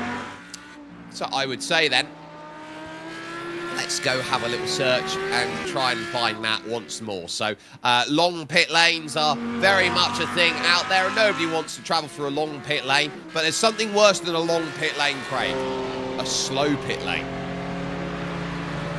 Yes, definitely slow pit lane, and that's one of the things that you have nowadays, that pit lanes are a little bit faster nowadays in terms of what the pit speed they give you, but there are also some tracks that also have slower pit lanes. You look at Daytona, you look at Le Mans as well, the Circuit de Spa-Francorchamps, they do drop you down in terms of the speed you've got to go through the lane. Most F1 tracks now have a de facto cutoff. I think it's 50 kilometers an hour or 50 miles an hour, one or the other.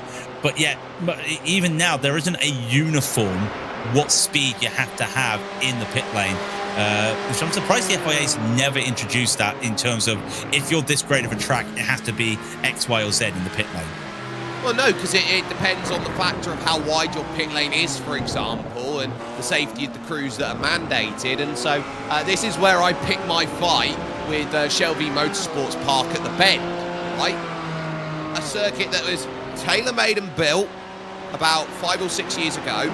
A circuit that has one of the longest tracks in the world. It has a GT circuit that is longer than Spa, and it has such a tight pit lane as you transit through that the pit lane speed is about 30 miles an hour. Why? Why would you? Sorry, because the pit lane's so tight. They built the buildings too tight to the circuit. It's a massive oversight.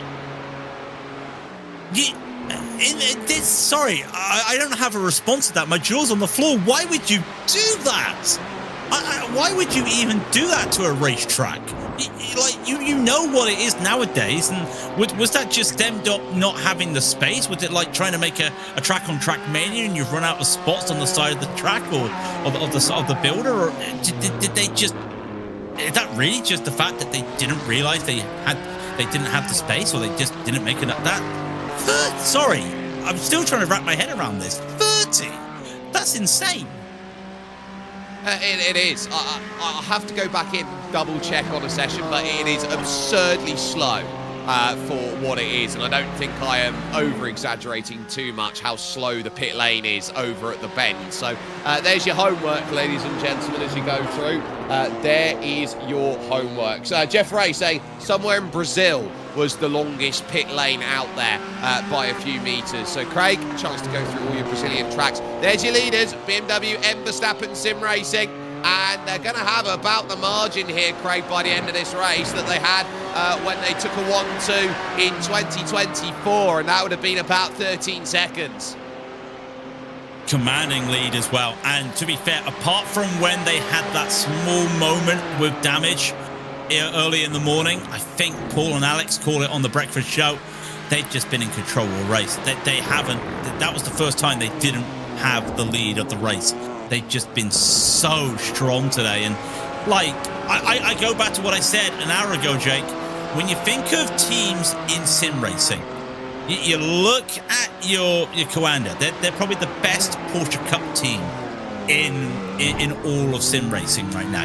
You look at probably your best prototype team was Drago. I think you'd probably have to say it. Blue Mercure, maybe Nova might be there. Grid and Go have got some fantastic prototype teams as well. So that's a little bit more debatable. When it comes to GT3 racing, it's this team. You look at, they also won the Nürburgring 24 GT3, the overall victory for Nürburgring 24 this year. When you think about GT3 teams, there's the rest. And then there's BMW, Verstappen, just Verstappen Sim Racing in a nutshell. These are the cream of the crop when it comes to GT3 racing on sim. Craig, I have another suggestion for your pit lane, longest pit lane. Yeah. The dual pit lane at Bristol is technically infinite. Yeah. No, there is an exit there. No, actually, no. Hang on. There isn't an exit there. Oh, yeah. No, you've got a point there. Yeah. Wow, you could do that forever and forever. It could be like, with the funk just saying forever, forever, forever, forever. You know, could be like that. Wow. Yeah. Did not think about that. I think Interlagos was the one that people were saying that Alex did find out there, though, in all due fairness. But yeah, Bristol was up there for me as well. I thought about Le Mans just because of not because of how long it is, but it's a slow one. When you think of slow pit lanes, Le Mans quite slow, but in terms of length, it's not that long. So let's get some housekeeping done with 16 and a half minutes to go. Autodromo Jose Carlos Pache, so Interlagos holds it by the 6 meters, which is not surprising because it is a long old haul up the hill for that. And Blair Walton, get an Aussie to go and help you out. The Bend pit limit is 40 kilometers an hour. That's slower than 30 miles an hour. Just under 30 miles an hour. Yeah, that's a big length as well. So that's, yeah. So then you go into it. What's the slowest pit lane? Well, there you go. It's the Bend. And if you take it in terms of having to go through the pit lane itself, it probably would still be the Bend. Le Mans would be close up there as we just go to that. I think it's safe to say that is the housekeeping all done. No one's come back up with any more information about the best when it comes the country with the most drivers and sim drivers per capita. We see the iconic Lafania there. I believe that is what we're looking at there. And now we see the run up to the chicane. 15 minutes to go, Jake. I gotta say, first time in the booth with me for the Spa 24. I've seen it many times before in the broadcast. We've had our legacy moments out here when it comes to some of the racing. You go back to what happened with Max Verstappen with the brakes. You look at what happened with the stack overflow that you mentioned. You look at the no incident race as we call it. And there's been those times as well. There's been some good times. There's been some bad times. We've had some grandstand finishes. But I think what the legacy of this race will be with 14 minutes and 50 seconds to go is history. And I don't think anybody can say that they own this track like the two drivers in this car that the number 3 is carrying. It's one thing, Jake, to say the car has won it 3 times in a row. The two drivers to say they've won it 3 times in a row, that's unprecedented. Well, it's not only that, the car's going to be going 4 times in a row, the team's going 3 times in a row, and as will a couple of the drivers. They know what it takes to win at Spa, and this is a circuit in the history of sim racing that has been the crowning moment and achievement of drivers across. This was the circuit, Craig, back in the Blanc Pun Endurance Series that really announced Mitchell de Jong as possibly, at the time when we were talking Hutu Kronke era, as maybe the 3rd best sim racer in the world at the moment, when he put down a run of 7 consecutive laps within half a tenth of a second. It's just crazy when you look back at the history, and we go back to the history. This is the oldest track to have a team event on iRacing. Started, I believe Paul was saying, 2014. 2016 was the first time that we had an all GT3 run out here on this race, and this is why, in my opinion, everyone looks at Daytona, they look at Sebring. When you think about crown jewels in terms of special events, this is the one that you have to circle. It's a little bit underrated nowadays, but this is the big one. If you can win at Spa, you can win at anywhere, I feel. Yeah, it challenges you, and this is what we say so often, Craig. Spa is the great all-around circuit as we go with a driver's eyes perspective with BMW M Verstappen sim racing and go, right, let's take a look around this track.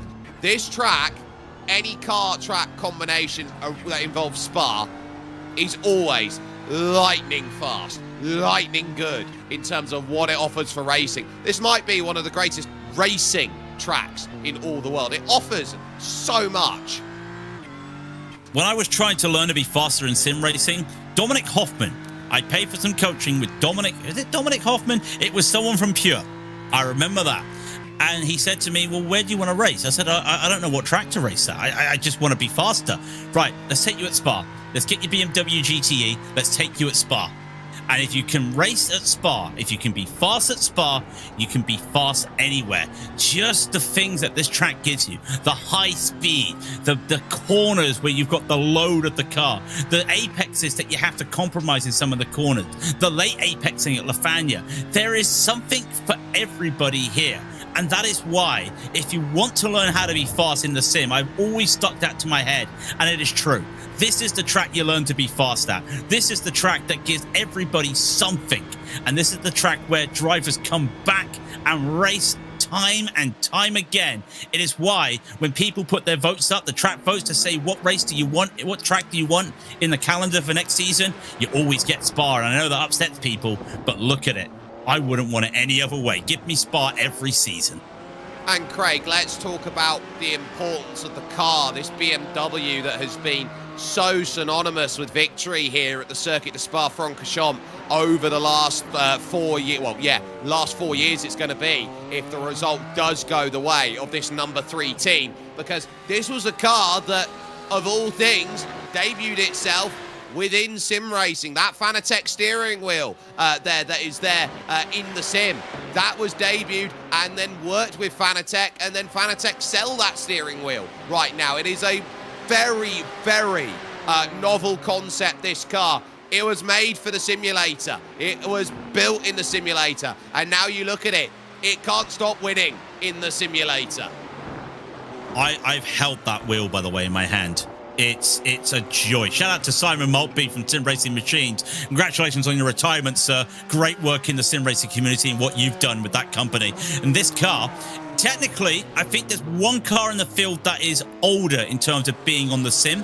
That's the Audi. But apart from that, this is the old girl now. She's still strong. Even with an Evo package update, she is still great. We, the sim racers, helped develop this car a little bit. It came onto iRacing and iRacing alone. BMW said, we've got a car, we've got an idea, we want to put it on the sim.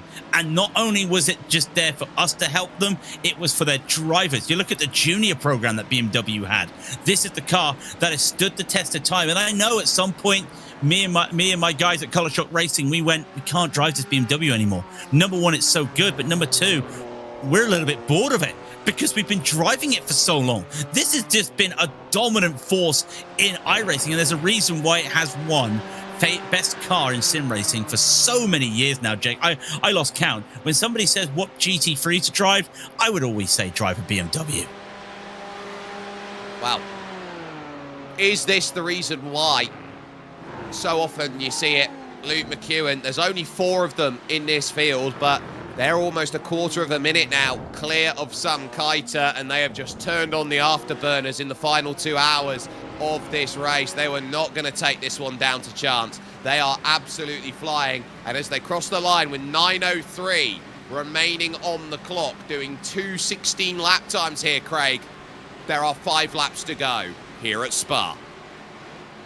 5 laps to just hit your marks, keep it safe, keep it clean, and don't change anything you're doing. No one ever tells the driver to slow down because you got the victory. They just say, just keep driving. You don't want to know the gaps. You just want to keep driving. That's why nowadays, most of these top drivers, they don't even have their relatives on the screen. It's on another screen. So they're completely focused, and that's what you need to do right now. It's been a fantastic drive. The 2 drivers that are actually there, that have been there for the last 2 wins, they're not in the car at the moment. In fact, they weren't even in the car earlier on. You've got to give a shout out to Luke. You've got to give a shout out to Sebastian Joe. They've helped bring this car back to the line. All the plaudits will be Diogo and Florian, 3 wins in a row. All the plaudits will be Verstappen, 3 wins in a row, 4 wins in a row for this BMW. But these 2 drivers that have brought this car home in the last 3 hours, you've got to tip your hat off there. That's the reason they've been put in the top team for Verstappen. That's why they're in the number 3 car. Yeah, so they have been doing an absolutely incredible bit of work out there as they have been setting down again and again and again. Right, this is what I am all about. They crossed the line at 23 hours, 50 minutes and 54 seconds. here because we're on the endurance layout of this circuit rather than the combined. So keep that in mind as they go around. So the start-finish line is actually after the last horse hairpin as they go, and they crossed with 9:05 remaining on the clock. 9:05, and so we'll see where that is as they push over the line. Luke McEwen then making his progress up through, and I will be very curious to see where the timing line will update as McEwen runs through the right, the left at the final chicane out there, looks to cross over the Grand Prix stripe here on the right-hand side, which does update the lap count, so we are finishing on the Grand Prix stripe. We will finish on that, and I believe now lap 617 is where they begin, and there will be just a couple more laps to go. And it is very fun just to see how these drivers just go by right now. It's a long run down in this track, and just gives you a bit of time to start thinking. It's like having a final lap at a longer track, like a I wouldn't say like a Nürburgring, because you don't think when you see the white flag, because you've got 8 minutes still to go. You've got 2 minutes to go, and these drivers will just be happy to get to the end. But I think they really have just zoned out. This is why they call it the longest 2 hours left in an endurance race, because you've done 22 hours, you've done your 23 hours, you've done your 23 hours and 54 minutes. You just got those final few laps to go. And unfortunately, they will have to do an extra lap, because 5 minutes to go, 3 laps to go is the permutation. They will just be a little bit waiting there. Craig, let's talk about those 4 threats behind them, 3rd, 4th, 5th and 6th. The teams that didn't quite get there, but have a great opportunity in the future. Blue Mercure in 3rd, Grid and Go in 4th, Nova Legio in 5th, and Falcon Sim Racing Team in 6th place. It goes to show you, this is still a very alive category. It's not going to be a case that it was all dominance out there, because they're all still on the lead lap, and that means that all they've lost per lap over the course of this race is about a 10th. Last year, I think it was 2 or 3 cars on the lead lap. This year, we're going to get 7 cars on the lead lap, which is a big improvement in terms of where we've come with the competition. And you look at this, Falcon Sim Racing finally got a team that you could say, we are here to compete. Grid and Go, did the strategy call work against them? We will never know, but they're just holding on there. Blue Mercure, what a debut year it's been as well, and they've not needed to say they're here to fight, but in terms of GT3 cars, they are now saying that, hang on, we're not just a prototype team anymore. We can really put it. And Nova Legio in P5. Wow, what a start this has been for them. They really have just said, we are still racing. These drivers don't have a team. We're going to make a team. They've made a team, and look at where they are. This is your future. You said it earlier, Jake. This is the changing of the guard in terms of sim racing. We're in a brand new era of sim racing, it feels like. No longer is it just Coanda versus Verstappen. No longer is it just BMW Bank or BS Competition versus all these cars. You don't have your Apex Racing anymore. You don't have your Drago. You don't have these big names. We've got big names coming. Grid and Go's been there now for a couple of years. They're here. Blue Mercure have announced themselves this year, and Nova Legio definitely are there to stay. It's not the era of Pure and Core and Hoisingveld Core. It's not the era of Radicals Online or Evolution Racing Team or Altus Esports. It's not that era where we talk about the Apex Racing Team. It is not that era.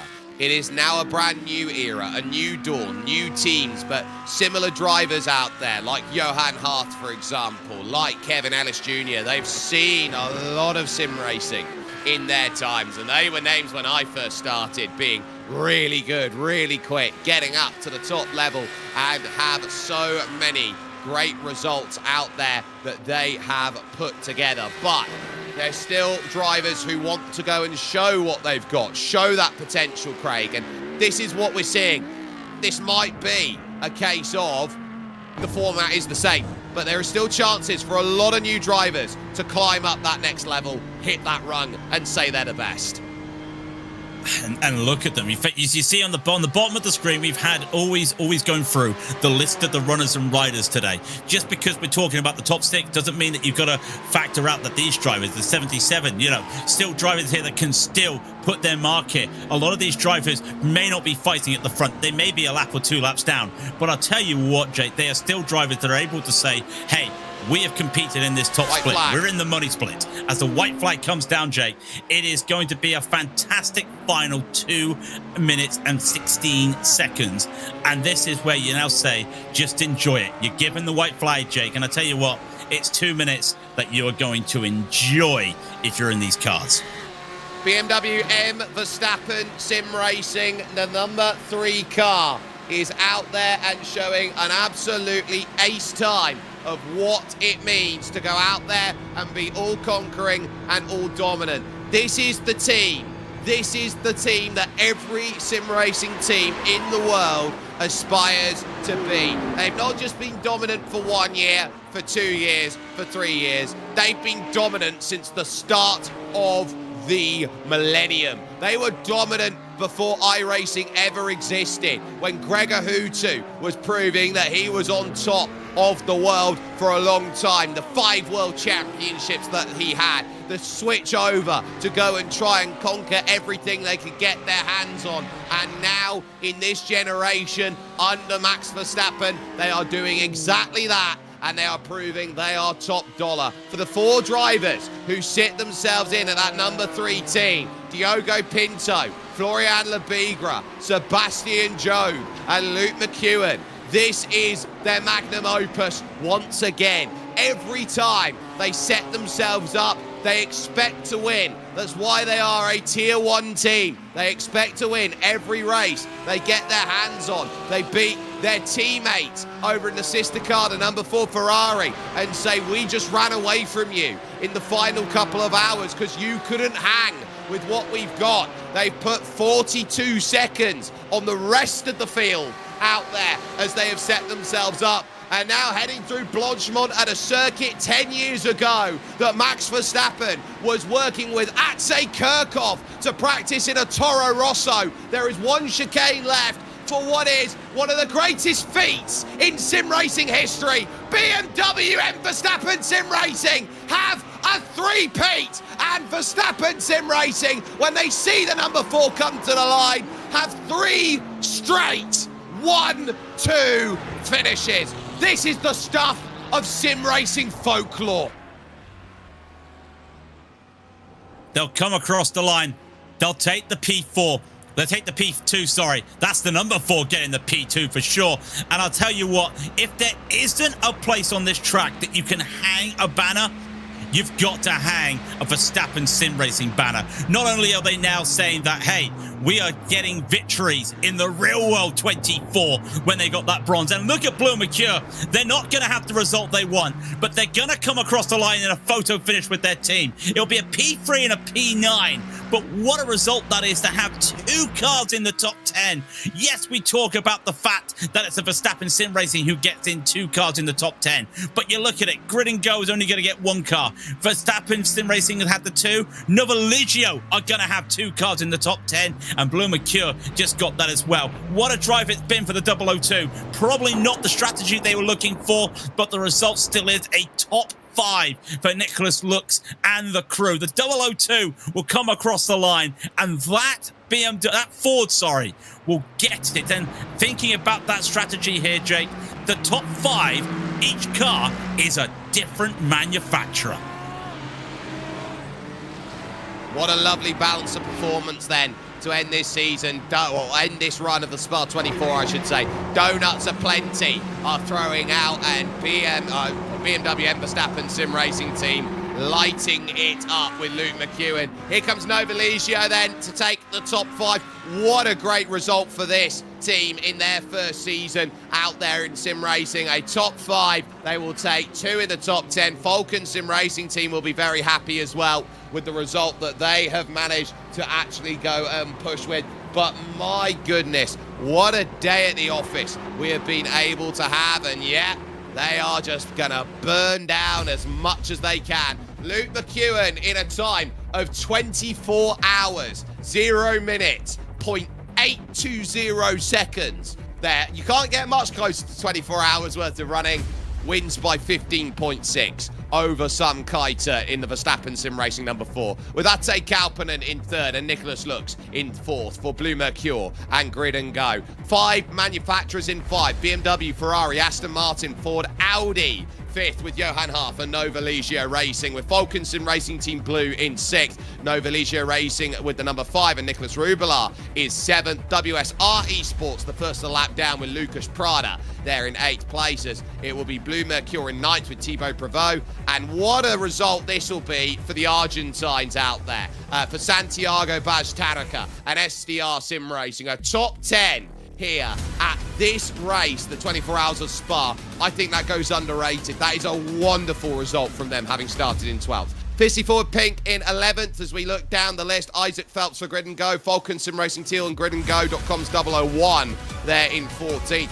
Burosud back to the drawing board for them with a 15th place finish. Simar Seam and Easy Racing Green. Team PGZ there with TC, Thibaut Courtois Esports, and then BMW M Team Burosud plus competition. Owen Carroll there in 20th. A few teams down here like Capivara, for example, 23rd. You've got Caesar Esports, the Hungarian team, last of those 2 laps down in 21st. Drivers and teams like Scuderia Volpe by P1 Sim, 07 Racing down here. Mono competition. They'll continue to get better out there. TSSimshop.de, them working as a duo, the 2 teams. Together on this competition with Solpec Precision Racing and Impulse Racing by TAM Liveries. Sean Campbell, by the way, with the fastest lap of the race at 2:15.1 on lap 332 in the night.